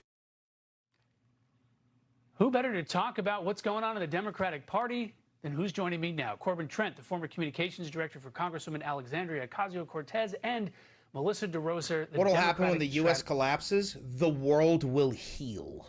And author. Guys, thanks so much for joining us this afternoon. Melissa, I want to get you to react to James there. Do you think that there needs to be a schism, or is this one big party, one big tent, or do we need separate tents? No, listen, I've been saying this for the last several months and trying to sound the alarm on this. These people are not Democrats. They are socialists. And what they've done is they have— You're damn right, bitch. You're damn right. Strategically, in the last 10 years, since Bernie did his run in 2016, come up with a strategy in order to take over the Democratic Party. They're very organized. They've been working on the local level, but make no— Hey, by the way, how did we manage to convince all of the voters to support us? Because you're acting like we just literally assassinated these people and took their jobs from them. Why is it that the entire slate of 8 in New York City was voted in by Democrat voters? Maybe it's because we represent your constituents more than you do, you doormats for fascism. No mistake. These are not Democrats. They fundamentally do not believe in the same things as far as public safety, as far as the seizure of private property, as far as celebrating terrorism and stoking anti-Semitism. Oh my God, you fucking hideous, repugnant cunt. Why is it also that every single one of these attack dogs against socialism are so fucking chopped? Look at this hideous bitch. So yes, big tent. We've always been a big tent. No to hijack tent. And the reality is they should start their own party and run there, but they know that won't be successful, so they're trying to take over ours. And do you see how horrified they are? Comrade, you should take this with pride and joy. Do you see how fucking horrified the Democrat establishment is? They're actually shaking in their boots, and the unfortunate reality is what you're going to start to see are Democrat politicians, when the midterm elections come close, you're going to see Democrat politicians, I'm not kidding about this, they will advocate and tell their voters to vote for the Republican candidate if the Republican is up against the DSA candidate. That's what you're going to see, and it's going to be a moment where finally the Valenti Videos vindication hour will be upon you, and you will see and go, oh my God, they are literally doormats for the Republican Party. They would rather support Republicans than democratic socialists who have the support of the people simply because democratic socialism stands in the way of AIPAC and their fucking donors. Disaster. Corbin, what do you think about that? Should there be a Mamdani DSA party outside of the Democratic Party? Or no, I think that's nonsense. I mean, no, I don't think there should be these are Democrats, actually. And, you know, fortunately, people like James Carville don't get to decide who is not a Democrat. The voters get to decide that. And the roots of the Democratic Party run deep as America does when it comes to socialism. So many of the things that we have today, whether it's the weekend, 8-hour workday, interstate highway systems, electricity, Socialists. like the TVA, the ability to build capitalist system on top of what we have comes from socialism. The, fire departments, the military, the VA, like socialism is all through this entire economy. It's all through this entire country. The thing that we have, the country, the greatest country on the earth, was built with a combination of socialism and capitalism. That is when things work the best. And what we've had for the last, say, 40 or 50 years, they call neoliberalism. And that's where the Republicans... I like this guy, man. He sounds like me, except he doesn't curse. And the Democrats like the DLC and Bill Clinton and James Carville got together with the Republican Party and decided they had it figured out. And we didn't need to build stuff anymore. We didn't need to make stuff. It also helps that he's got that Southern twang. You know what I'm saying? If you're one of them yee motherfuckers and you hear this guy talking with that Southern twang, talking about how good socialism really is, now that right there, that could actually convince a whole bunch of them toothless fucking hicks. Anymore, and that socialism was a bad thing and that we should reject it. And they were wrong. And it's destroyed this country's ability to create what it needs. It's destroyed our ability to create infrastructure. It's destroyed our ability to handle the complications and the challenges that get thrown at us. And it's even penetrated our ability to be militarily capable. Right now, we don't have the capacity to produce the armaments that we need to support, say, for example, the Ukrainians. We are not able to build the amount of things that we need to have a defensive posture against an enemy. And that's because we sold off our means of production. We gave it to China. We gave it to lots of people. Mm-hmm. Yeah, and Melissa, you look at a conversation that Democrats have been having, especially since 2024, that the party does need to change. It does need to put a different foot forward, maybe some different policy positions. Where does the Democratic Party find that? Well, first of all, I just need to respond to the last comments. And with all due respect, that is nonsense. I was the top Which part? aide to Governor Cuomo in New York. We built the LaGuardia Airport. We built JFK. We did the 2nd Avenue subway extension. We did free college for the middle class for public colleges. We did $15 minimum wage, paid family leave. Everything you just said are socialist policies. Gay marriage.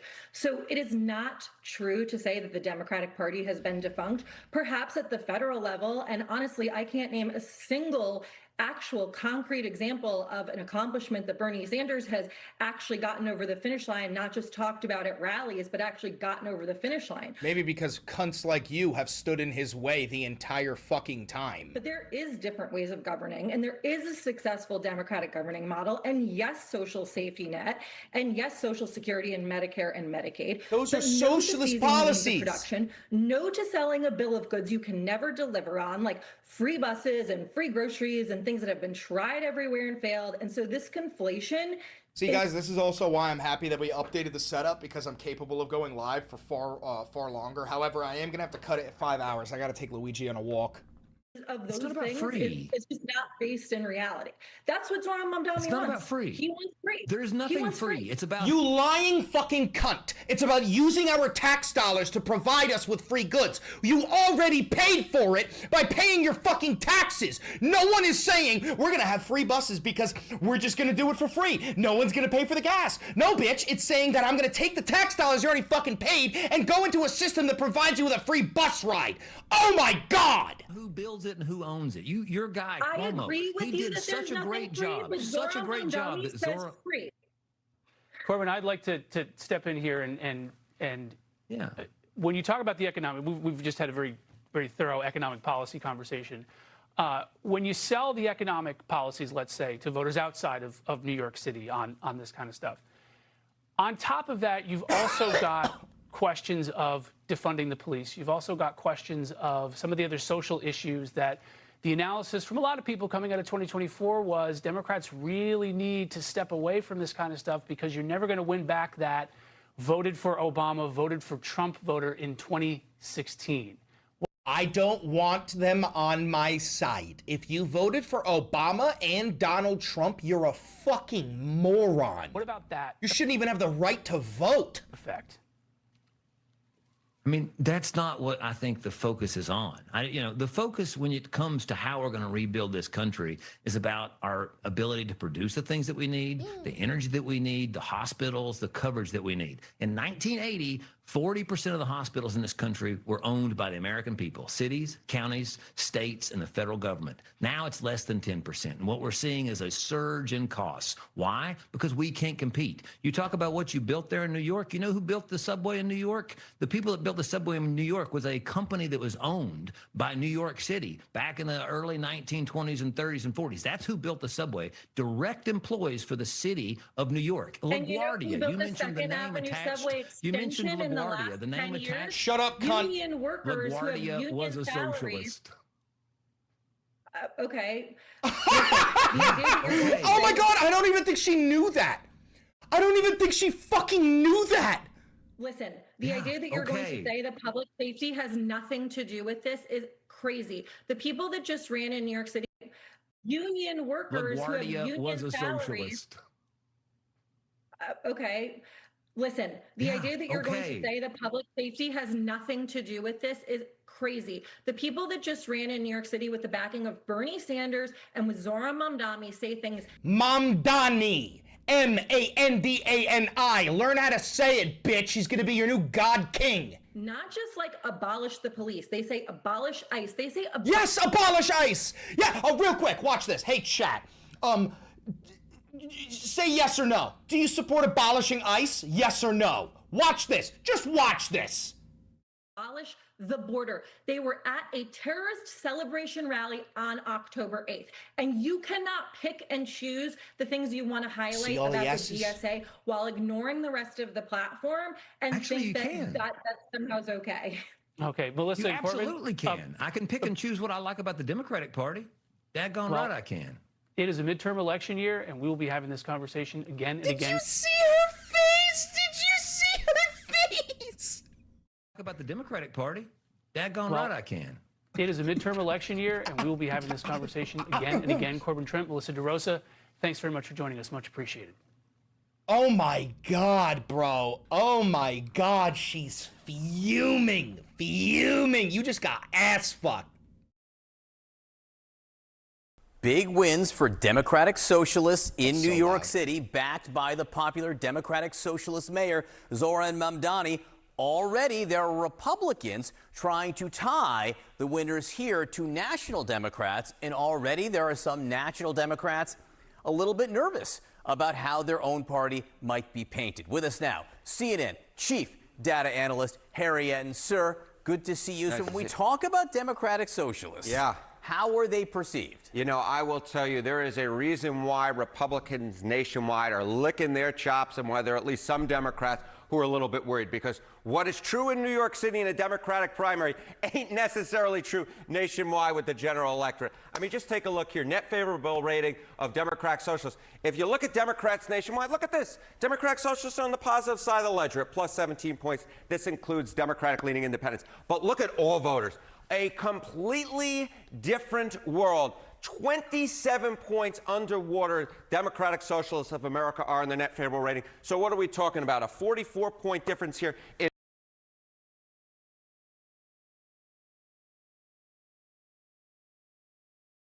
wonder if Trump posted anything else on Trump Truth. Nah. He hasn't said diddly shit. He hadn't said diddly shit, bro. Everything's computer. Here we go.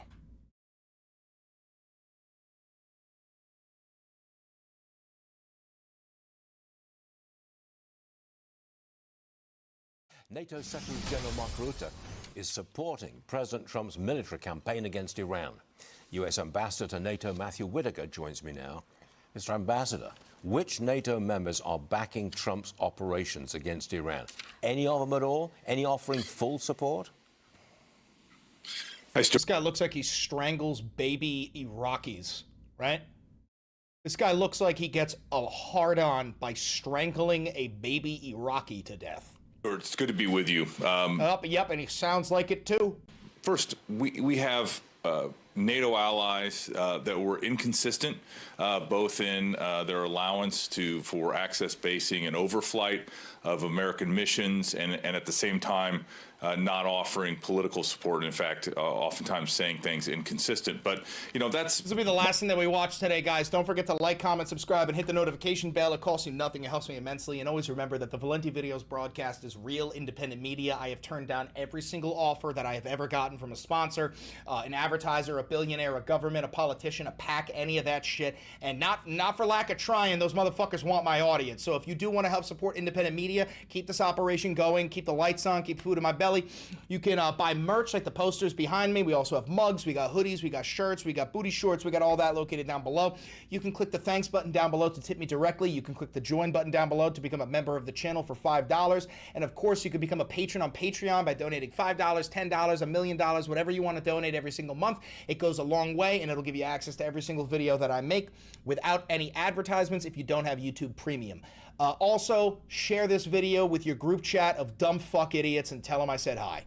Behind us now, because, you know, the bottom line is that the United States of America flew almost 5,000 air missions in support of Epic Fury, and you know, our allies, some of them did more than we could have ever asked. And I know that, you know, when Secretary General Rutte and I were in the White House. Has AIPAC contacted you? No, but Mossad told me I'm banned from Israel. President last week, you know, President Trump obviously is expecting more from our allies. That's what I'm working on every day here at NATO to get is a bigger contribution both to our collective defense, but also to make sure that when we want to use our bases here in Europe to project power, that we can use those. And so that's the conversation that we're having. It's constructive, and as we head into the summit, when we commit war crimes, can we launch our war crime plane from your base?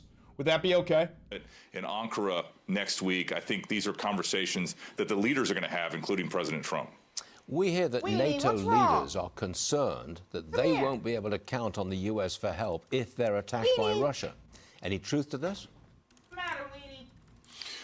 Of course, we believe in Article 5 of the Washington Treaty, but we also believe in Article 3 of the Washington Treaty, which says that every ally should invest in their own defense and the collective defense. And for too long, the peace dividend was illusory here in Europe, and we had defense of Europe hollowed out by our allies. And so we need stronger allies. That makes a stronger NATO. And President Trump got the 5% last year in The Hague. All right, guys, I'm going to end the stream. I got to take Luigi on a walk.